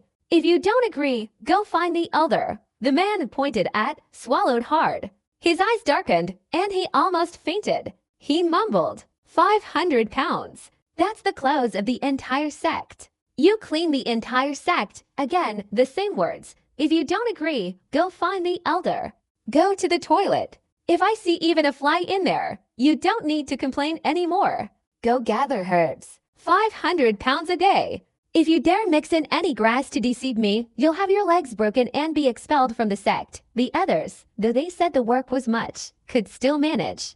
But this one's legs went weak, and he immediately fell to the ground unconscious. All the registered disciples looked at him with pity. 500 pounds of herbs, it's likely there wouldn't be that much in the entire Hengyu sect's mountain forest. Wang Lin continued to point out tasks based on his memory of those who had initially mocked him. He casually assigned the work. After a while, he finally finished. At this point, he secretly thought to himself that all those tasks were definitely impossible to complete. Except for going to find the elders, they had no other option. If those senior disciples still don't say anything, then I'll just stir things up a bit more so everyone knows that keeping me here is a huge mistake. Thinking this, he pointed to a man with a scholarly face and said, You are the luckiest one. Your job is very simple. Make me a list of gifts, and you keep a record of who gave me what each month. Bring it to me once a month. If you show any greed, I will expel you from the sect. The man, overjoyed and terrified, knelt on the ground, bowing his head and assuring them that he would remember correctly. All the registered disciples were wide-eyed and open-mouthed. Previously, the man surnamed Liu had kept this a secret. But now Wang Lin openly stated that he wanted to accept bribes. Immediately, a registered disciple stepped forward, took out a greedy body immortal talisman from his person, and offered it with both hands, saying, Brother Wang, I have a small gift I'd like to give you. Wang Lin nodded, then put the items away, saying, What was the task I assigned you just now? Boil water. 20 large jars a day, the man hastily replied, a hint of nervousness in his eyes. 5 jars a day, Wang Lin said slowly. Hearing this, the man was overjoyed and quickly expressed his gratitude. One person started, and another followed.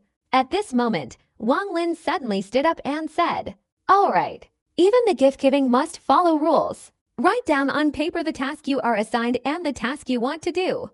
After saying this, he didn't look back and went straight into the room, closing the door. Everyone standing near side, their eyes filled with anger. They all silently cursed Wang Lin in their minds, but no one dared to say it aloud. Then, they all left one after another. After everyone had left, Wang Lin came out of the room and inspected the miscellaneous work area. Finally, he found a room in a secluded spot, filled with miscellaneous items. The room wasn't very large. After considering it for a while, although not entirely satisfied, he decided it would serve as a decent secret hiding place. He cleared an empty space, locked the door, sat down cross-legged, and entered the dream realm. Time flew by.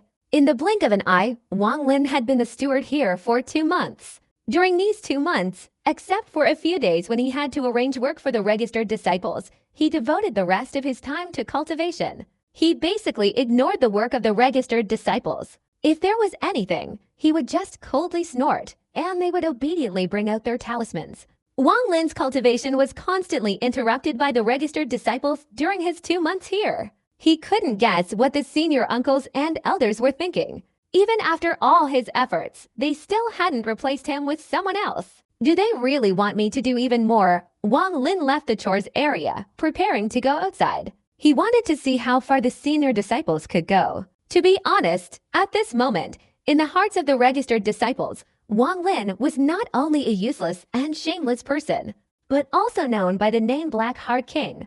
Compared to the title Yellow Rat Wolf of that guy surnamed Liu, this name was even higher. Wang Lin had been cultivating in the dream realm space for about a year. The spiritual energy in his body was now several times greater than before. His first level of the Qi condensation stage had reached its limit.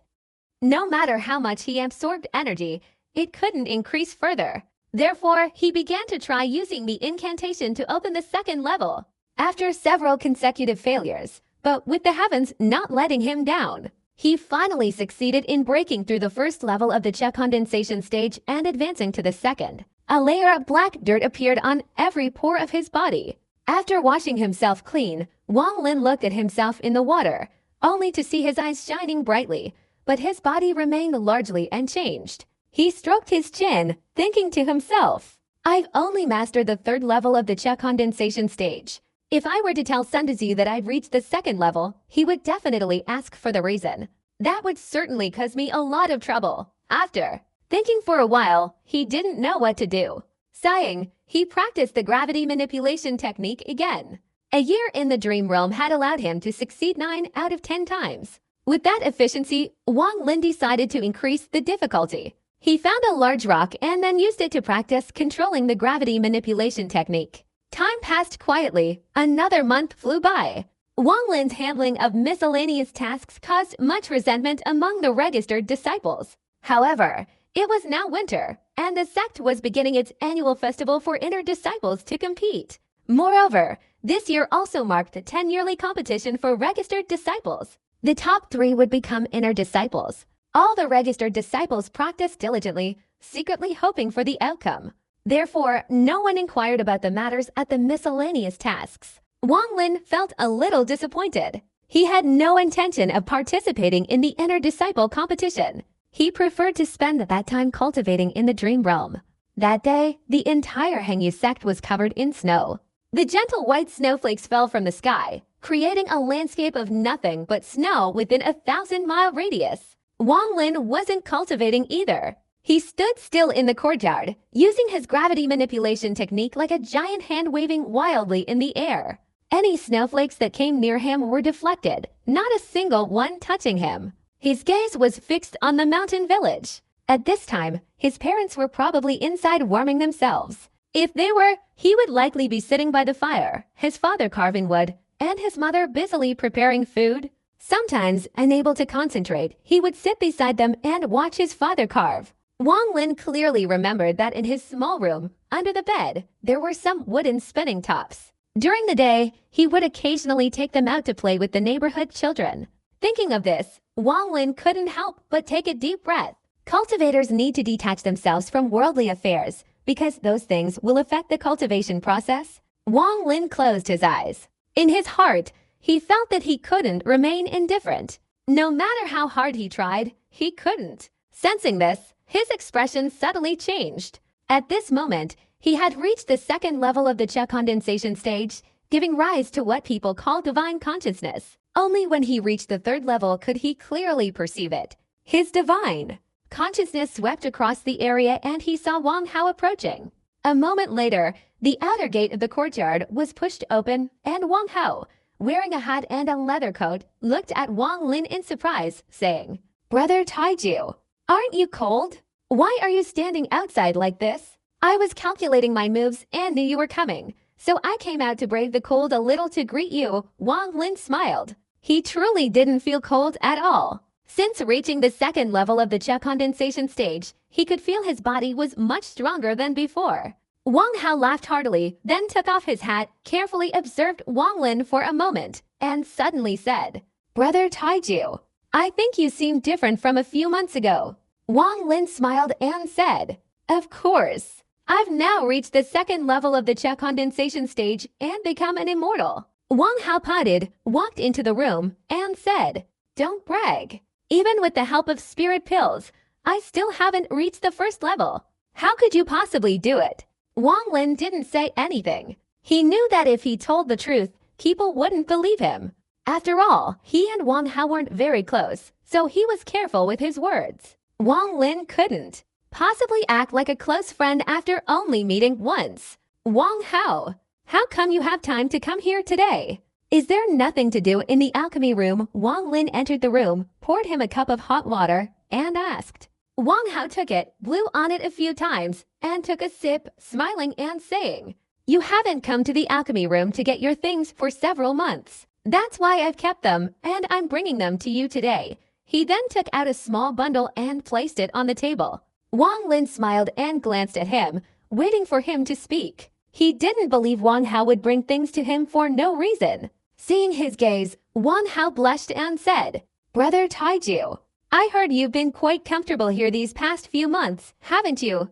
"Wang Hao, just tell me what's on your mind. If I can help, I certainly will." Wang Lin poured himself a cup of water and took a small sip. Wang Hao's face showed a hint of embarrassment. He leaned closer and whispered, "Brother Taiju, I knew you were intelligent, so I'll be honest. I know you've received many than immortal talismans from the registered disciples here. Could you lend me some?" Wang Lin's expression remained unchanged as he asked, "How many do you need?" Wang Hao hesitated for a moment before saying, "At least 200. "Why so many? What do you want them for?" Wang Lin was taken aback. He could actually produce 200. In the past few months, he had received nearly 500 bribes. Wang Hao sighed, giving a wry smile. "Brother Taiju, there are only 2 months left until the year-end inner disciple competition. Although I'm qualified to participate, I don't have a chance of winning anything. It's just that I'm unwilling to give up. That guy Wang Juo has already cultivated to the peak of the Cha condensation stage. Moreover, I heard that he recently even reached the second level. How can he cultivate so quickly?" Wang Lin looked at Wang Juo for a long time before thinking in surprise. Talent is indeed important. Wang Hao said angrily, "Isn't it because he has a good master? His master spared no expense, asking our master for a batch of creation pills. These are extremely precious medicinal herbs within the sect. Of course, his cultivation speed is faster if he consumes them." Wang Lin nodded and asked doubtfully, "What does this have to do with you borrowing the immortal talisman?" "Of course, it's related. You don't interact with the outside world much, so you wouldn't know. Every year, before the year-end competition of the inner disciples, they secretly hold a small trading fair. At that time, everyone brings out their treasures and exchanges them with each other, preparing for the competition. I heard from an old man who participated in the trading fair a few times that everything is available there: flying swords, magic treasures, elixirs, etc." Wang Hao said in a low voice. But his eyes lit up. Wang Lin was deeply shaken upon hearing this. He didn't dare dream of flying swords or magical artifacts, but he desperately needed the Qi condensation incantation. He pondered for a moment before saying, with so many disciples in the sect, how can we be sure they're genuinely interested in the transaction? Wang Hao chuckled, saying, Brother Taiju, you've asked a crucial question. That's why the trading fair has a rule, or to put it bluntly, a qualification to participate. To participate, you must possess a transformation pill. And after consuming this pill, unless you've reached the foundation establishment stage, you won't be able to discern anything. Wang Lin's eyes flashed with a glint of light. So you borrowed the immortal talisman for that pill? Wang Hao was stunned, then nodded and said, Brother Taiju is truly intelligent. That's exactly right. This elixir is controlled by my master. He secretly sells them every year. The price is 200 immortal talismans per pill. Wang Lin pondered for a moment, then smiled and said, This trading fair seems interesting. I'd like to go take a look too. Wang Hao quickly said, Okay. As long as I have the elixir, I can participate. I also heard that a disciple from the sect is selling creation elixirs this time, so I want to get one. Wang Lin flipped his right hand, and 400 immortal talismans appeared in his palm. He grouped all the talismans together, dividing them into portions of 100. Wang Hao's eyes lit up. He took the talismans, put them in his storage bag, and excitedly said, Brother Taiju, I'll come find you in about half a month, and we'll go together. Wang Lin nodded and talked with him for a while longer. Then Wang Hao stood up and bid farewell. After the other party left, Wang Lin pondered for a moment. He highly valued this trading fair. If the secret technique for condensing Qi was truly there, he would definitely seize it. But now he had nothing of value on him. All his immortal talismans had been used to buy elixirs. After thinking for a while, he decided to take out some spiritual chest spring water. This would surely be extremely attractive to people. After all, with the help of elixirs, he wouldn't have to worry about people seeing his true identity. Having made up his mind, Wang Lin stopped thinking about this matter. Since he couldn't enter the dream realm yet, Wang Lin dealt with a few minor matters and began practicing the gravity technique with the stone. He had practiced this gravity technique no less than 10,000 times in the dream realm over the past few days. His proficiency was steadily increasing. If he were controlling a gourd, he succeeded 10 out of 10 times. In his daily life, he could simply raise his hand and grab small objects from a distance. However, if the object was too large, the success rate would decrease. But along with the growth of spiritual power in his body, especially when he entered the second level of the Qi condensation stage, the power of the gravity manipulation technique began to manifest. After practicing with the rock for several hours, the sky outside had darkened, and the snow continued to fall heavily. Wang Lin did not immediately enter the dream space, but stood at the door, watching the snow fall and thinking. A month ago, when cultivating the second level, Wang Lin discovered a problem.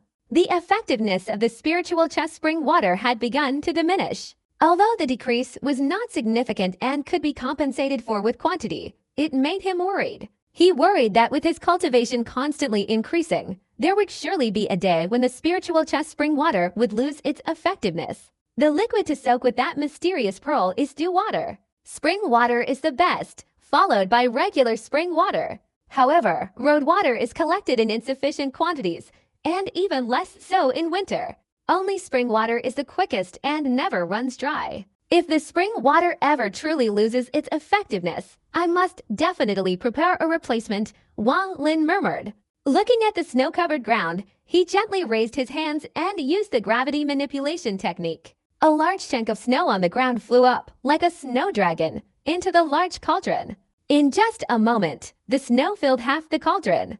Wang Lin withdrew the gravity manipulation technique. Then he went to the side of the cauldron, formed a hand seal, and after more than 10 attempts, finally conjured a fireball the size of a child's fist. The fireball emitted an incredibly intense heat, causing the snow and ice to melt rapidly. After melting all the snow and ice, he wiped the sweat from his forehead. Using 2 types of magic continuously was quite strenuous for him. He had now almost completely mastered this mysterious pearl. For example, when soaking it in spring water, 10 minutes was the limit. He had also tried soaking it for a little longer, but found that no matter how long he soaked it, the effect diminished. The fruit was still the same. He scooped out a little with a ladle and took a sip. His eyes were half closed as he carefully observed the concentration of spiritual energy in his body. Not long after, he opened his eyes and muttered, "It's much more effective than spring water, but still less effective than dew water.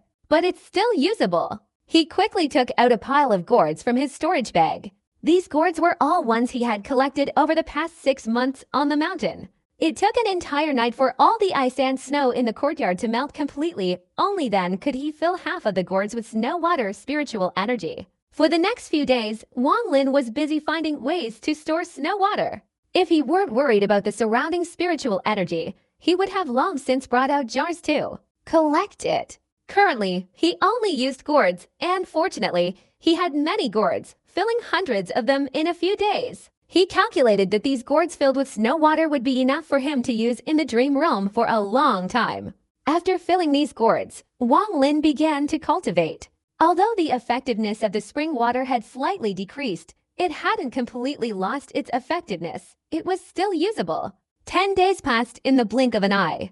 During these 10 days, Wang Lin had consumed all the spring water. Fortunately, this spring water immediately decomposed into spiritual energy upon entering his body. Otherwise, his stomach wouldn't have been able to hold so much liquid.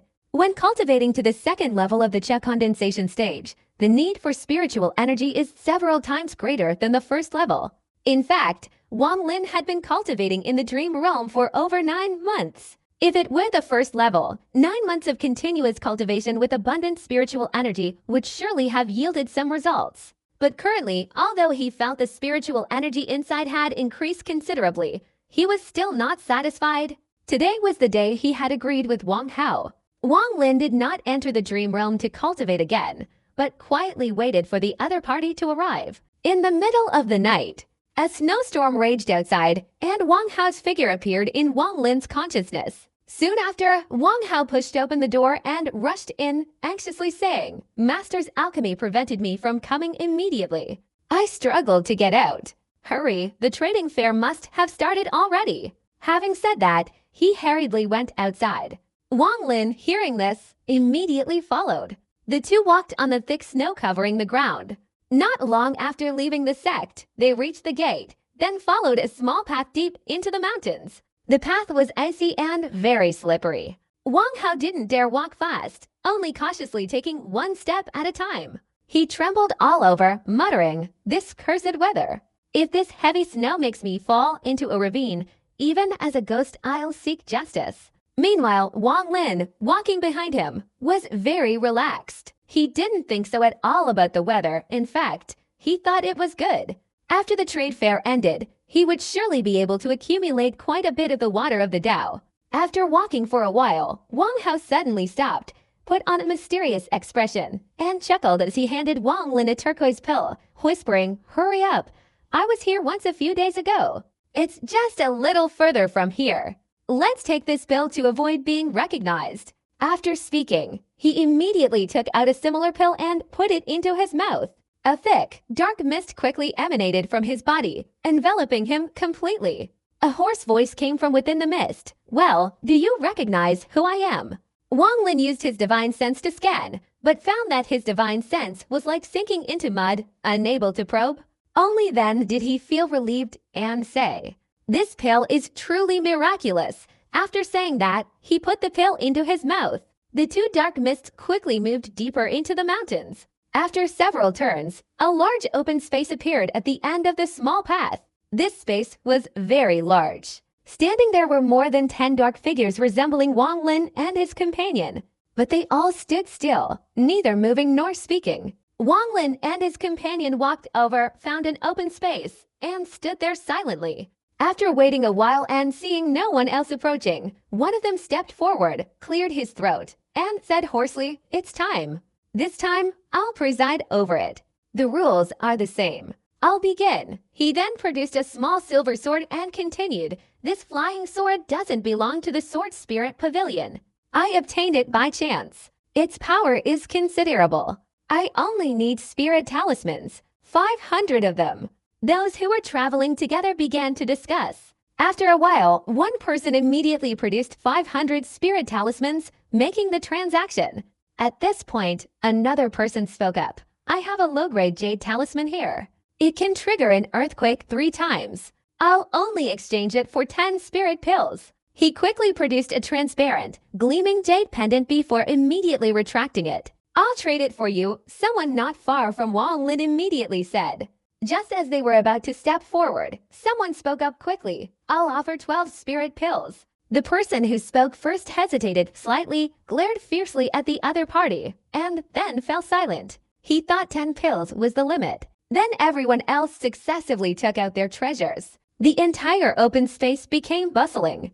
Every now and then, several people would compete for an item, and in the end, whoever offered the highest price got it. I have a technique here that can be cultivated by anyone at the second level of the Cha condensation stage. It can help the cultivator conceal their cultivation level for a short time. Unless it's the foundation establishment stage, it can't be detected. I know this isn't very useful, so I'll only exchange it for 10 pills. 5 pills will do, the person spoke hesitantly, without any firm resolve. Everyone burst into laughter. This kind of magic was basically useless. The inner disciples all relied on their cultivation level to speak. The higher the cultivation, the better the treatment they received. Who would bother trying to hide their cultivation level? If this technique could conceal cultivation for a long time, it would be one thing, but it could only conceal it for a short time, especially at such an expensive price. 5 spirit pills. Seeing that no one spoke up, the seller sighed and was about to retreat when Wang Lin suddenly stepped forward and said in a low voice, 5 spirit pills. I'll trade. The other party was stunned but immediately showed a look of joy and quickly completed the transaction. Holding the jade slip recording the technique, Wang Lin felt a sense of excitement. He had never seen anything like it before. As soon as his divine consciousness swept over the jade slip, the incantations of the technique immediately appeared in his mind. This thing, while useless to others, was of great use to him. Although it could only conceal one's cultivation level for a short time and wasn't perfect, another person stepped forward, his voice slightly hoarse but quite arrogant, saying, 1 creation pill. Name your price. Wang Hao excitedly said quickly, spirit snatching pill, 20 pills. Immortal talismans, 1,000 talismans and a flying sword. Immortal talismans, 2,000 talismans. 30 spirit snatching pills plus 500 immortal talismans. 1 low-grade jade talisman, 1 flying sword, 10 spirit snatching pills, 500 immortal talismans. Everyone bid loudly, clearly valuing the creation pill highly. Wang Lin learned from Wang Hao that the creation pill was an extremely precious medicine. When consumed, its medicinal power would remain in the body for 2 months. During these 2 months, the user's rate of absorbing spiritual energy would increase several times. It was truly something that the inner disciples could only dream of possessing. This item is extremely precious within the sect. Each disciple only has 2 opportunities to obtain it, one upon advancing to the black robe rank and 2 upon advancing to the purple robe rank. Wang Lin had no interest in the creation pill. Seeing the price had been driven up extremely high, he couldn't help but feel sorry for Wang Hao. It seemed Wang Hao wouldn't be able to get this creation pill. While he was thinking, Wang Hao, standing beside him, shouted, spirit snatching pills, 230. This is my limit. If it's more, I'll give up. The entire assembly immediately fell silent. 230 spirit snatching pills was already an exorbitant price, rarely surpassed. But creation pills were indeed too few, leaving many feeling somewhat unwilling to give up. At this moment, the seller of the creation pills suddenly chuckled, saying arrogantly, 230 pills to exchange for my creation pills. Dream on! At least 2,000 spirit-snatching pills. Otherwise, I won't trade. Wang Lin found the other party's tone very familiar. After thinking for a while, he thought to himself that this person was most likely Wang Zhu. However, he didn't dare to confirm it, as both his appearance and voice were hidden in that thick fog. Wang Hao was stunned for a long time, unable to utter a word. The entire trading hall was bewildered by the other party's arrogant words. The host quickly cleared his throat and said, all right. If no one wants to exchange for the creation pill, let's skip it. We'll continue with the trading. Immediately, someone else stepped forward, presented an item, and bid. Soon it was Wang Lin's turn. He stepped forward, took out a bottle of moderate size, and said, "This mysterious liquid, 1 drop is equivalent to a spirit, spirit, spirit. There are 100 drops in here. I'll only exchange it for the condensation incantation at the 3rd level of the Cha condensation stage or higher." After saying this, he opened the bottle, and a gentle stream of spiritual energy immediately drifted out. Many people were slightly tempted. The spirit was, after all, a finished medicinal pill. Although it contained spiritual energy, it could only be used by swallowing it. This liquid, however, was different. It had many uses. For example, using it to refine medicinal pills would definitely have miraculous effects. Even when refining magical artifacts or flying swords, it could increase their spiritual power. As soon as he finished speaking, someone shouted, "I'll exchange the Cha condensation stage 4th level incantation." Wang Lin frowned slightly and said, "Only the 4th level? I'll exchange the incantation for the 4th, 5th, and 6th levels of your mysterious liquid." "How about that?" someone else shouted. Wang Lin pondered for a moment, then shook his head again. "I want all the incantations from the 3rd to the 15th level." "Junior brother, isn't this making things difficult for us? Even the disciples in our sect, including our 2nd senior brother, who was the most ferocious in last year's competition, have only reached the 6th level of the Cha condensation stage and possess the cultivation techniques for levels 7, 8, and 9.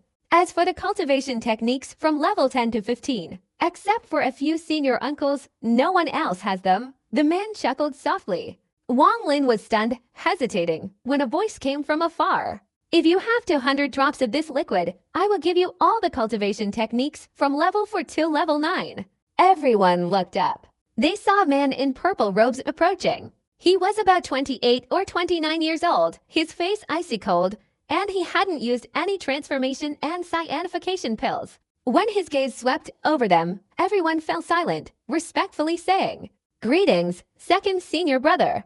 The man in purple robes ignored them and stared intently at Wang Lin, saying, "Do you have 200 drops?" Wang Lin's heart trembled, his pupils contracting rapidly.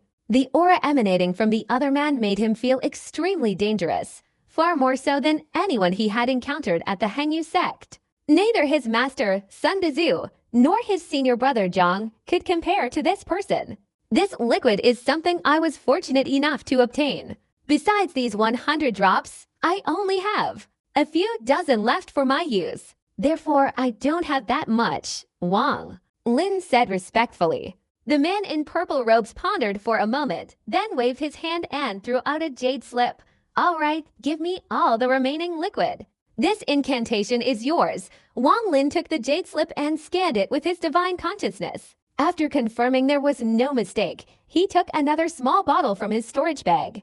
Adding it to the previous bottle, he gently placed them on the ground without approaching the other party. The man in purple robes glanced at Wang Lin, said nothing, then reached out and, without touching the bottle, subtly scanned it with his divine consciousness, nodded, and said, "If you find more of this liquid, come to the back mountain to find me. Whether it's the creation pill, the flying sword, the jade talisman, or even the cultivation technique of the 10th level or higher of the Cha condensation stage, I have a way to give it to you." After saying this, he waved his hand and turned to leave. Wang Lin narrowed his eyes, a cold glint flashing in them. The other party's words were incredibly insidious. Others wouldn't have been able to detect anything in such a short time.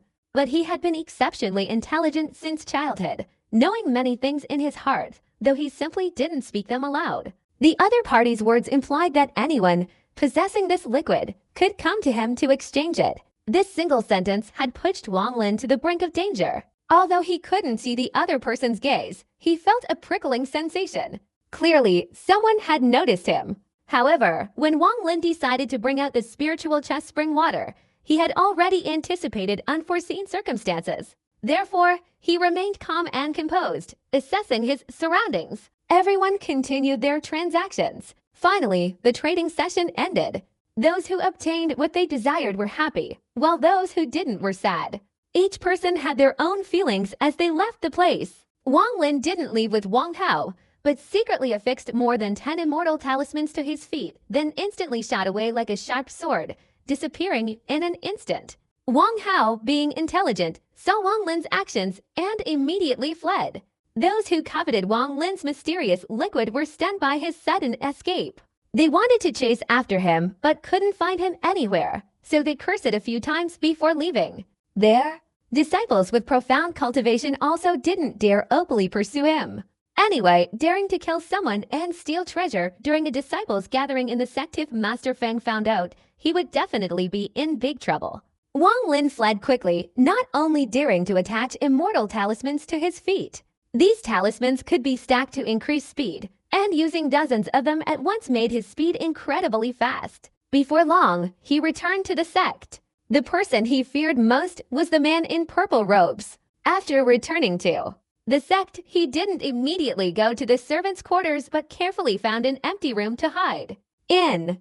Waiting until dusk, when the transformation and rejuvenation pill's effects wore off, he cautiously came out. Fortunately, he didn't discover anything unusual along the way. After returning to the servants' quarters, he immediately went into seclusion to cultivate, ignoring everything else. Having obtained the cultivation technique to the 9th level of the Cha condensation stage, Wang Lin began to feel at ease, spending his days secluded at home. As time passed, the entire Hengyu sect began to fill with a tense atmosphere.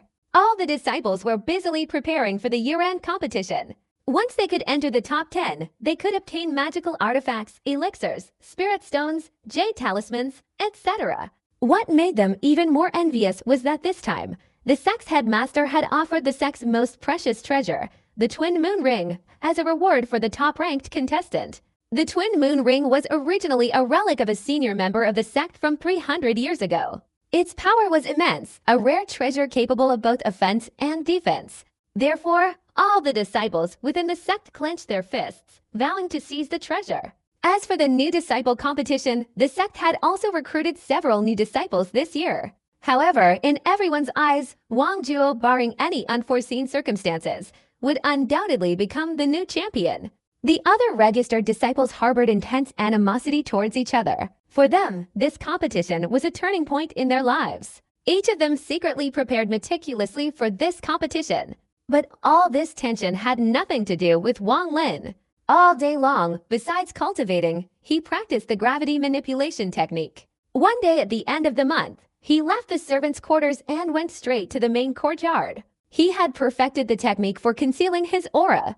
With a thought, the spiritual energy in his body was instantly hidden, only outwardly revealing that his cultivation had not yet reached the 1st level of the Cha condensation stage. He also knew that the servants' quarters were full of shady characters and unsuitable for cultivation, so he wanted to find an excuse to go down the mountain to find a peaceful place to cultivate. After entering the main courtyard, he walked for a while until he reached Sun Dazu's medicinal garden. He respectfully said in a loud voice, "Disciple Wang Lin requests an audience with Master." "What are you doing here?" The main gate of the medicinal garden hadn't opened yet, but Sun Dazu's impatient voice echoed from inside.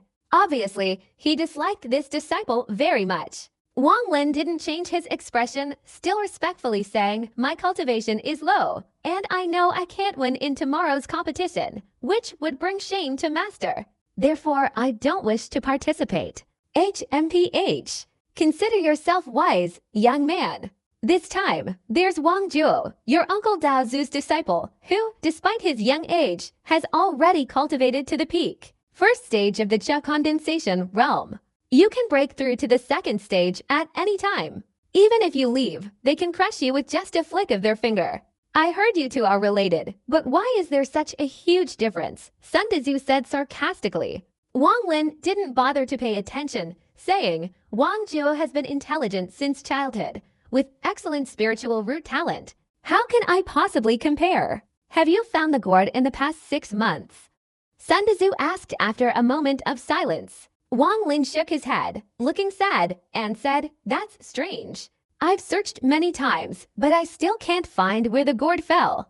Anything else? If not, then get lost. Seeing you makes me angry again," Sun Dazu said coldly. The moment he saw this disciple, he couldn't control his temper. He wished he could beat him to death to avoid being ridiculed by his fellow disciples. "Master, I'm very bored on the mountain and want to go down for a trip. I'll return in a few years. Is that all right?" Wang Lin said respectfully, bowing his head. Go down the mountain. No, I almost forgot. The exchange conference with the Xuandao sect is in 4 years. This time, your sect master has ordered that most of the disciples within the sect undergo 4 years of training. You should participate too. Otherwise, in 4 years, you'll lose at the conference and embarrass me. Sun Dezu immediately refused. Training? Wang Lin was stunned. Every 20 years, there's an exchange, a rule that's been in place for hundreds of years. Our Xuandao sect and Hengyu sect appear friendly on the surface, but we secretly compete with each other. In the past 100 years, we've lost every time we've debated. This is truly humiliating, which is why we have this training. Listen carefully. If after this training you don't make any progress and bring shame to me at the Grand Assembly 4 years from now, I will expel you from Hengyu sect. Sun Dezu didn't bother to explain further. Wang Lin sighed inwardly. Going outside to cultivate was clearly out of the question. Seeing Sun Dezu's anger, he nodded in agreement and left.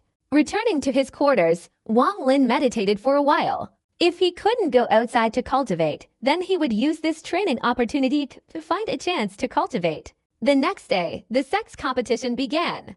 The entire sect became incredibly lively. Wang Lin hesitated for a moment, but finally decided not to go and watch, instead focusing on consolidating his second level of the Cha condensation stage. A few days later, from a registered disciple, Wang Lin learned that senior brother Zhang had won first place among the disciples. However, he heard that this was because the man in purple robes who had participated earlier was absent. As for Wang Zhuo, as expected, he had become the new king.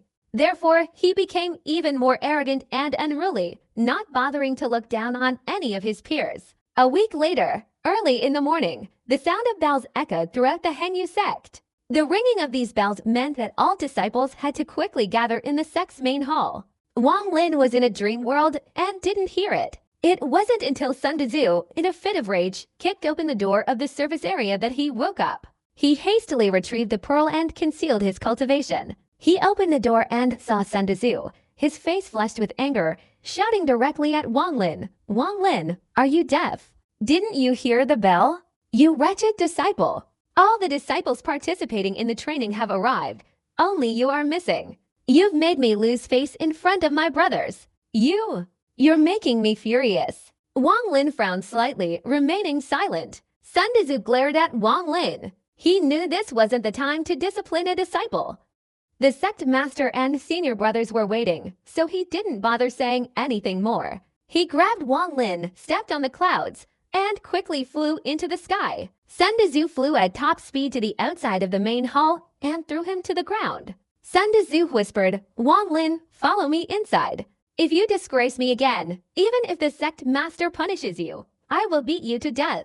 As he spoke the last sentence, a murderous glint appeared in Sun Dezu's eyes. He was utterly disgusted with this disciple and determined to find an opportunity to expel him from the sect. Wang Lin rubbed his arm and brushed the dust off his clothes. If he hadn't already reached the second level of the condensation chest stage, his body would have been much stronger, and he would have broken his arm. He bowed his head and softly replied, The disciple obeys. Sun Dezu snorted, adjusted his clothes, and entered the main hall. Wang Lin took a deep breath, suppressing his anger, and composed himself before following them inside. The Hengyu sect's main hall was the most important place in the sect. The space inside was vast. More than 10 colossal statues of the sect's immortal masters stood on either side, exuding a solemn atmosphere throughout the hall. Wang Lin followed Sun Dezu in.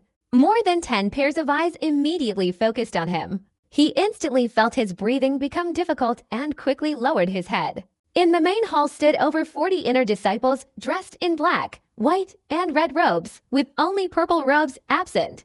These disciples wore serious expressions. Wang Lin recognized quite a few of them: Wang Zhuo, the girl surnamed Su, the girl surnamed Chu, and senior brother Zhang. In front of them sat a dozen or so elderly men, their faces expressionless. In the center sat a man around 40 years old, wearing a dark blue robe with an air of refined elegance and eyes like lightning. He coldly said, Junior brother Sun, is this your disciple? Sun Dezu's face quickly broke into a smile as he replied, Senior brother sect master, this young man is my disciple Wang Lin. He joined late and doesn't understand the meaning of ringing the bell 5 times. As expected, the master is just like the disciple. Junior brother's son, this foolish disciple is exactly like you were back then. A red-faced old man sitting to the right mocked. Senior brother, that's not right. Junior brother's son was quite talented back then, far better than this disciple. Another old man chuckled.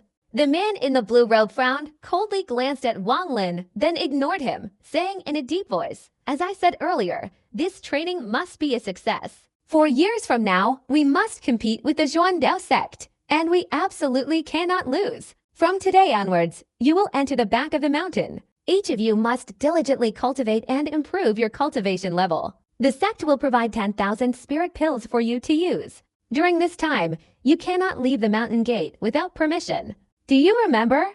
All the inner disciples shouted in unison, "Remember." The man in the blue robe glanced over and nodded, continuing, "I hope that in 4 years, among you will be someone wearing purple robes, representing the core disciples of the Hengyu sect, far surpassing the inner disciples. How far surpassing them is for you to figure out yourselves. Now I will take you to the back of the mountain, where someone will arrange training places for you." After saying this, the man in the blue robe waved his sleeve, and a beam of white light shot out. After circling the hall, the man softly shouted, "Open." The white light instantly spread throughout the room, transforming into a halo that enveloped all the inner disciples. "Go," the man in the blue robe softly shouted, and the halo flashed with 3 bursts of light before disappearing into the hall. Wang Lin felt a warm sensation in his body, his vision blurred, and he was astonished to find himself standing in a valley. The spiritual energy here was much denser than outside, and the sound of flowing water could be heard in the distance. His gaze swept around, and he noticed that all the inner disciples also wore surprised expressions, constantly looking around and assessing the surroundings. There were no plants in the valley, only a massive, bare cliff. Countless cave entrances crisscrossed the sheer cliff face like a beehive, some of them sealed shut by large rocks. Suddenly, Wang Lin noticed someone watching him. Turning his head, he saw Wang Zhuo sneering at him, his eyes filled with contempt. At this moment, a young man in purple robes flew out from a cave on the cliff, coldly sweeping his gaze over everyone, and said in a deep voice, "Junior brothers, this place is behind our Hengyu sect's mountain. It's said to be behind the mountain, but it's not actually behind Hengyu Mountain. In fact, thousands of years ago, our founding ancestors gathered all the nascent soul stage seniors to open this place for inner disciples to cultivate. The spiritual energy here far surpasses that outside.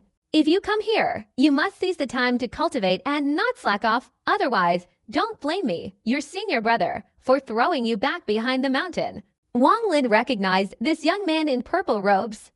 It was indeed the person who had exchanged the spiritual energy spring water with him, his senior brother Zhang Kuang, who was said to have cultivated to the 6th level of the Qi condensation stage. In short, his cultivation was unfathomable. Wang Lin slightly bowed his head. He knew Zhang Kuang's cunning very well. Because of his lie that day, he was now in a very dangerous situation. "I have the cultivation techniques for the Qi condensation stage below the 7th level here. Once you reach certain levels, you can come to me to get them. For now, after I examine you, I will decide what to give you. As for your cultivation places, you can choose any of these unsealed caves you like. And here are the spirit snatching pills, 100 pills per bottle, distributed once a year." After saying this, Zhang Kuang waved his right hand, and -1 small bottles appeared on the ground. At this moment, the inner disciples came out one after another, silently taking a small bottle and searching for a cultivation place to enter. Wang Lin sighed, thinking to himself that since he had used the transformation elixir that day, the other party wouldn't be able to recognize him, so he went out and took a bottle. Zhang Kuang stood to the side, watching a group of inner disciples pass by. When he saw Wang Lin, his expression suddenly turned strange, and he said, "What is your name? How come you haven't even reached the 1st level of the Qi condensation stage? Who is your master?" Wang Lin stopped in his tracks, turned around, and respectfully said, "Senior brother, I am Wang Lin. My master is Sun Dezu. Due to insufficient talent, I haven't reached the 1st level yet." Zhang Kuang was taken aback, then smiled and said, "You are Wang Lin? I've heard of you. While talent is important, willpower is also crucial for cultivation. If your talent is insufficient, you must work even harder. Wang Lin nodded hastily. Well, this cliff is very high. You haven't even reached the first level, so you can't possibly go any further.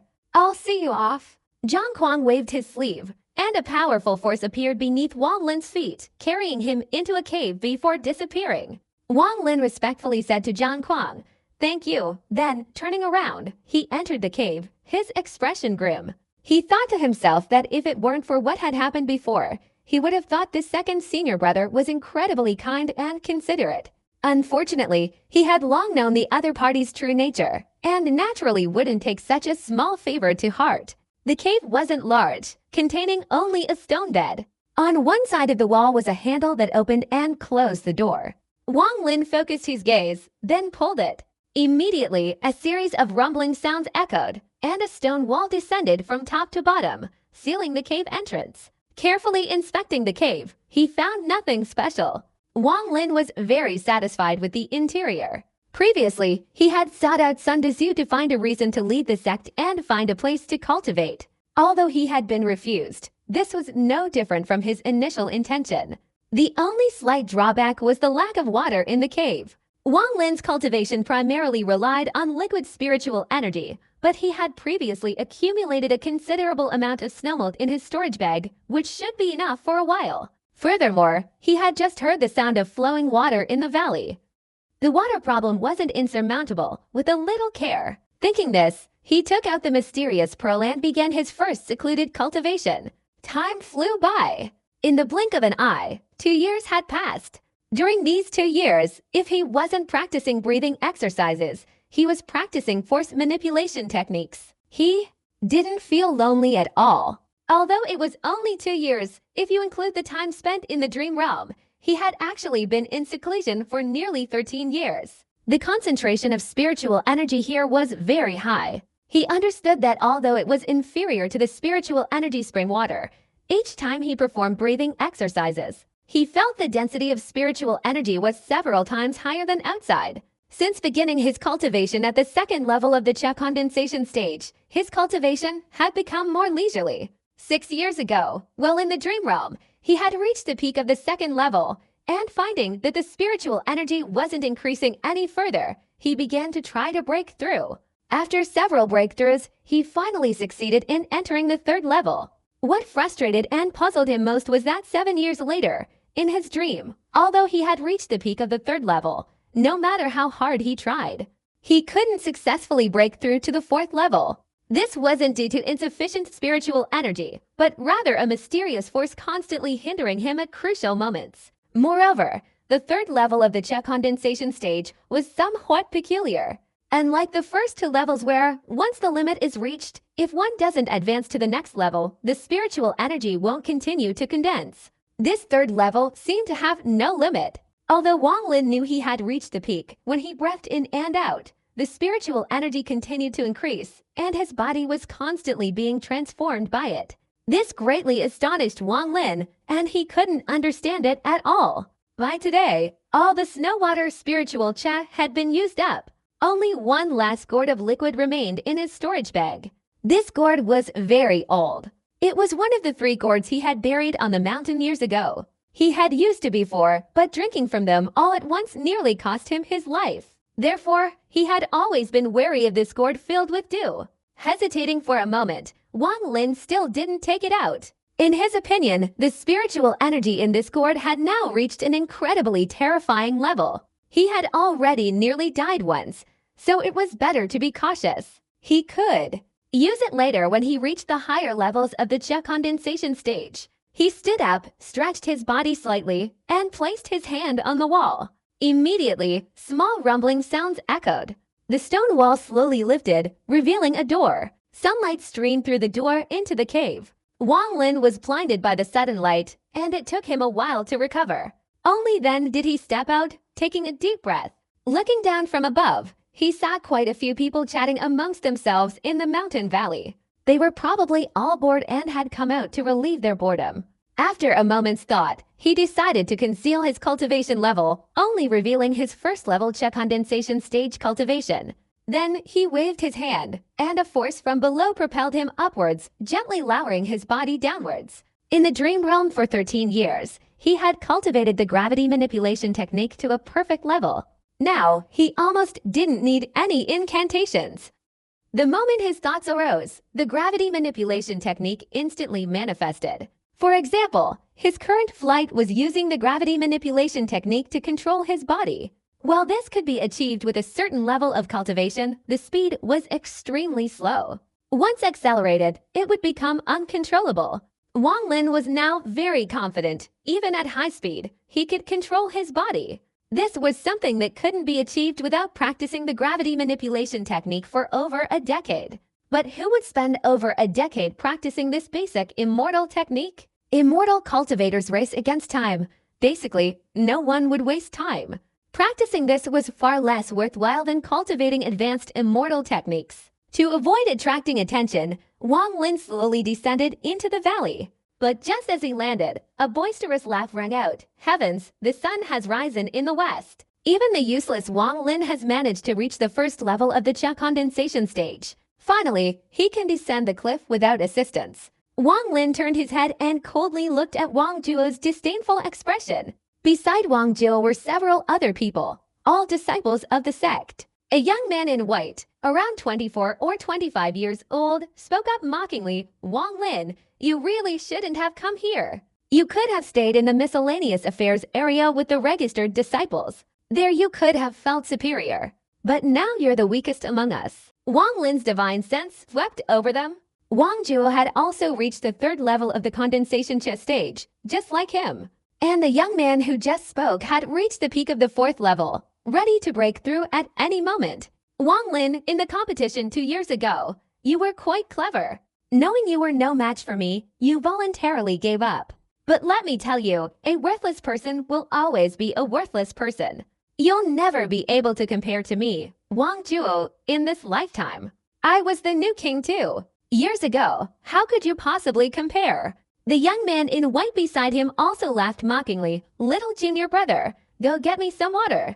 Your senior brother is in a very good mood. Who knows, they might even give you some pointers. After saying that, he threw a bottle at Wang Lin's feet. Wang Lin remained silent, staring at the other party. What do you mean? Want to fight? Let me tell you, second senior brother said that disciples in the back mountain can fight. If you don't know your place, don't blame me for disciplining you. The young man in white showed a disdainful expression.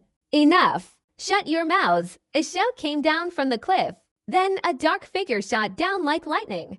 After it landed, senior brother Zhang's figure was revealed. He frowned, swept his eyes over everyone, and shouted, Wang Zhuo, somehow, instead of cultivating, you two are bullying a junior brother who has just reached the first level of the condensation chess stage. The two men's expressions changed slightly. They glared fiercely at Wang Lin, snorted softly, and dared not say anything more. Obviously, they were somewhat afraid of senior brother Zhang. Senior brother Zhang turned to look at Wang Lin and said sternly, Wang Lin, you really shouldn't have come here. But since you're here, focus on cultivating well. In the cultivation world, strength is what determines everything. Wang Lin nodded in agreement, hesitated for a moment, and then asked senior brother Zhang, I have a question.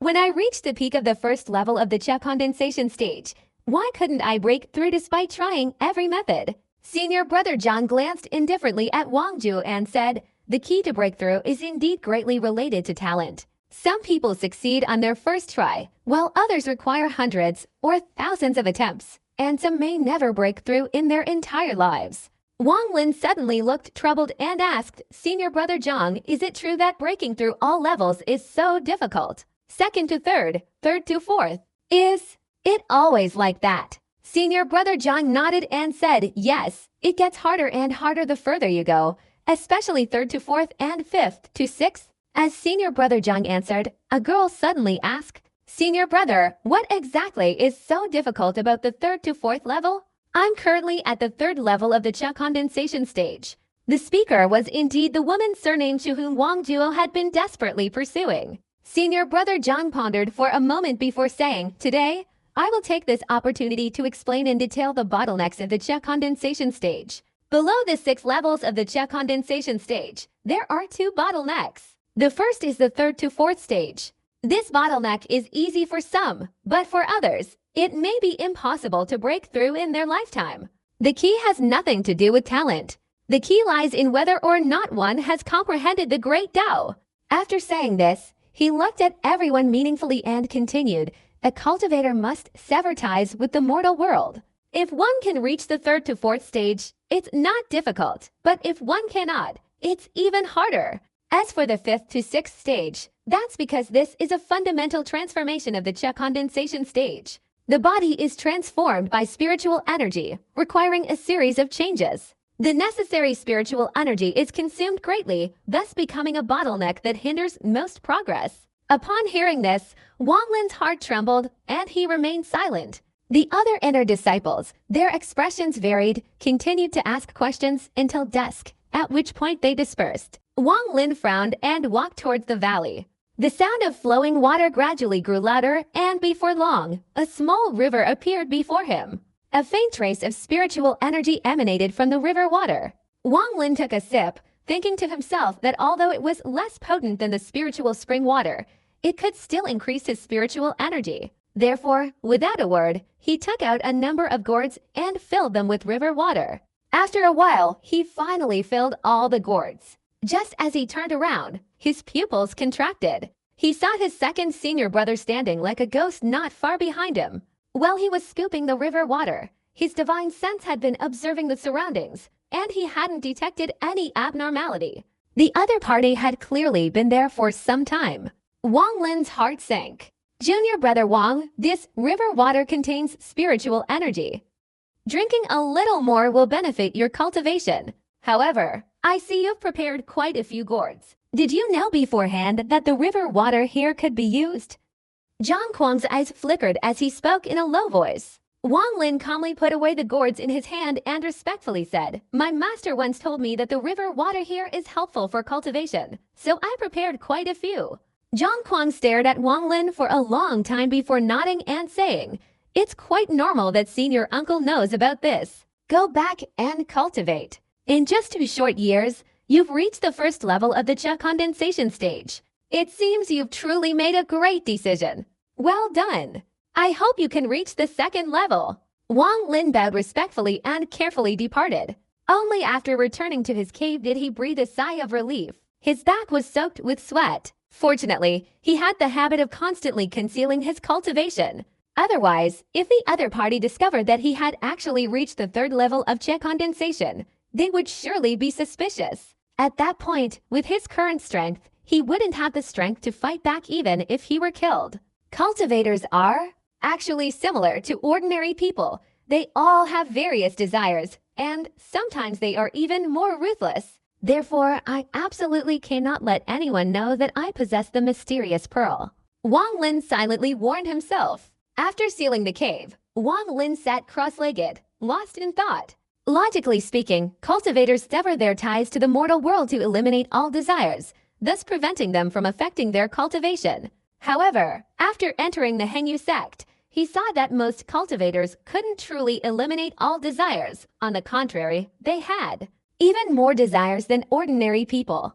Therefore, the so-called severing ties to the mortal world was merely a vague concept. But the 3rd stage, progressing to the 4th, according to senior brother Zhang, required severing ties to the mortal world, which seemed somewhat contradictory. After much deliberation, he still couldn't understand.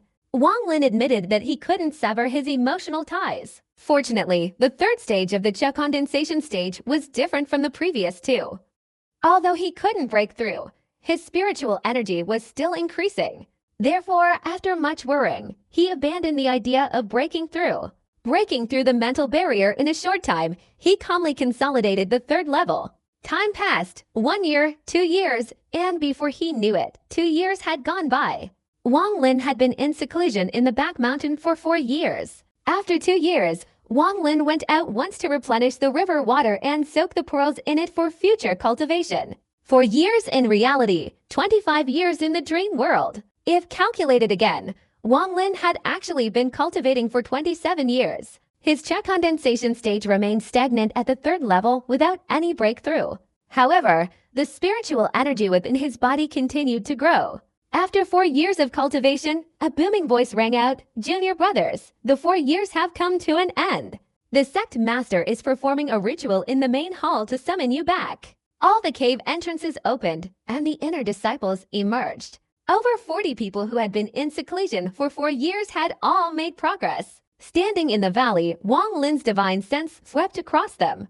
Wang Zhuo had reached the peak of the 5th level of the Qi condensation stage and was on the verge of entering the 6th level. Several others had similar cultivation levels. In 4 years, everyone had made progress. The woman surnamed Su had also reached the 3rd level of the Qi condensation stage. And as for senior brother Zhang, Wang Lin's divine sense detected him at the 6th level. He vaguely sensed that his cultivation was different from others. First, his spiritual sense, he had observed others just now, and it seemed no one had detected him. Furthermore, the woman surnamed Xu had claimed 2 years ago to have reached the 3rd level of the Qi condensation stage, but Wang Lin had just discovered that she was still at the 3rd level, with no increase in the amount of spiritual energy in her body. Wang Lin suspected that others were different from him, as if the 3rd level had no limit. Analyzing the cause, Wang Lin felt it might be related to the cultivation seen in his dream. He had been trying to understand the mysterious and miraculous pearl for many years. Especially in each dream, he could feel a strange light emanating from the surrounding objects, penetrating his body. Wang Lin had studied this light for a long time, but he didn't know its specific function. He no longer used the cultivation concealment technique. He mocked himself, saying that it took him 4 years to reach the 3rd level of Qi condensation, and that he cultivated in the spiritually rich back mountain. No one knew that he had reached the 3rd level 20 years ago in the dream. Furthermore, he had been diligently practicing the gravity manipulation technique for over 20 years, and unknowingly, it had reached a terrifying level. Scanning the entire cultivation world of Zhao Kingdom, no one could match him in terms of the 20 years of practice he had put into this gravitational force technique. At this moment, a halo of light silently appeared from above, enveloping everyone. The warm feeling returned, but this time, Wang Lin noticed something different. The halo subtly revealed a cluster of strange talismans, which, together with the talisman ancestor, formed a constantly rotating vortex, pulling them quickly into it, causing everyone to disappear into the valley. They reappeared in the main hall of the Hengyu sect, with the sect master, a blue-robed senior uncle, seated upright at the top, flanked by several elderly men. In an instant, several enormous divine senses swept over them. The sect master smiled, nodded, and said, "4 years have passed in the blink of an eye. I am truly delighted that you have all made such leaps in progress. Well done. Now disciples who have cultivated to the 5th level should stay. The rest are dismissed. Return and report your achievements over the past 4 years to your master. 3 days from now, the Xuandao sect will visit. This time, the Hengyu sect will surely win. As for those whose cultivation has reached a certain level, after the exchange with the Xuandao sect is complete, we will collectively update our ranks." Everyone shouted in agreement, and the cultivators below the 5th floor all left the main hall. Wang Lin looked around but didn't find Sun Dazu. After leaving the main hall, Wang Lin entered Sun Dazu's medicinal garden. His divine sense swept through, and the garden's restrictions caught his eye, but these restrictions offered no resistance. Wang Lin's divine sense immediately detected Sun Dazu sitting cross-legged in meditation inside, but it didn't detect anything from his own divine sense. This restriction had previously terrified him, but now, seeing so many flaws, Wang Lin vaguely felt that it shouldn't be difficult for him to break it. Disciple Wang Lin greets master. Wang Lin withdrew his divine sense and said from outside the door. Sun Dazu heard this, was stunned for a moment, and after thinking for a while, remembered that 4 years ago he had taken in a disciple named Wang Lin, who later went to participate in training. Today was the day they would come out of seclusion, and he wondered if this useless person had made any progress. Curious, he opened the gate of the medicinal garden and arrogantly said, "Come in." Wang Lin entered. Sun Dazu carefully assessed Wang Lin and said in surprise, "You've already reached the 3rd level of Qi condensation." Wang Lin nodded respectfully and said, "The disciple has been diligently cultivating in the mountain valley for 4 years, and fortunately has entered the 3rd level." Sun Dazu's eyes flashed. He gradually remembered why he had taken the other party as a disciple before. He remembered that he had decided to use soul-searching techniques on the other party when he reached the first level of Qi condensation. Now, he hesitated slightly, abandoning the idea of soul-searching. After all, many years had passed, and risking his cultivation would cause it to decline. He now felt it was not worth it. Well, now that you've reached the third stage of Qi condensation, you'll be my true disciple. I've only ever accepted one disciple in my life, and that's you. From today onwards, you'll stay here with me. In a few days, I'll discuss important matters with the inner disciples of the Zhuangdao sect. At that time, you can accompany me to gain some knowledge and broaden your horizons. By the way, since you've reached the third stage of Qi condensation, are you still practicing the gravity manipulation technique? Sun Tzu glanced at Wang Lin and said. Wang Lin's expression remained unchanged as he replied, I've practiced the gravity manipulation technique, but it feels a bit clumsy. Sun Tzu nodded and said, that's natural.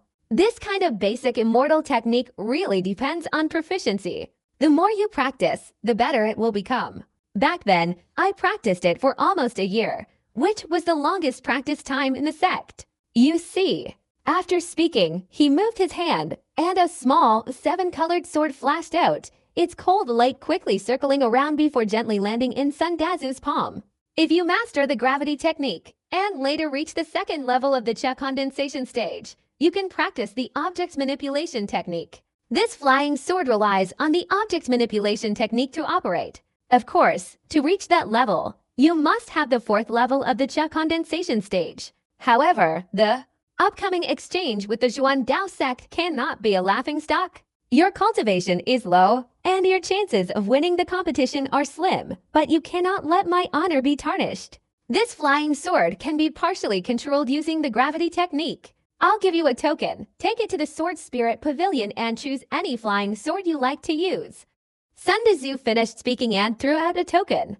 Wang Lin's expression turned strange. He opened his mouth for a long time, not knowing what to say. Seeing Wang Lin's strange expression, Sun Tzu snorted and said, Don't think this is a small matter. You must do it well, otherwise you'll bring shame and disgrace to your master.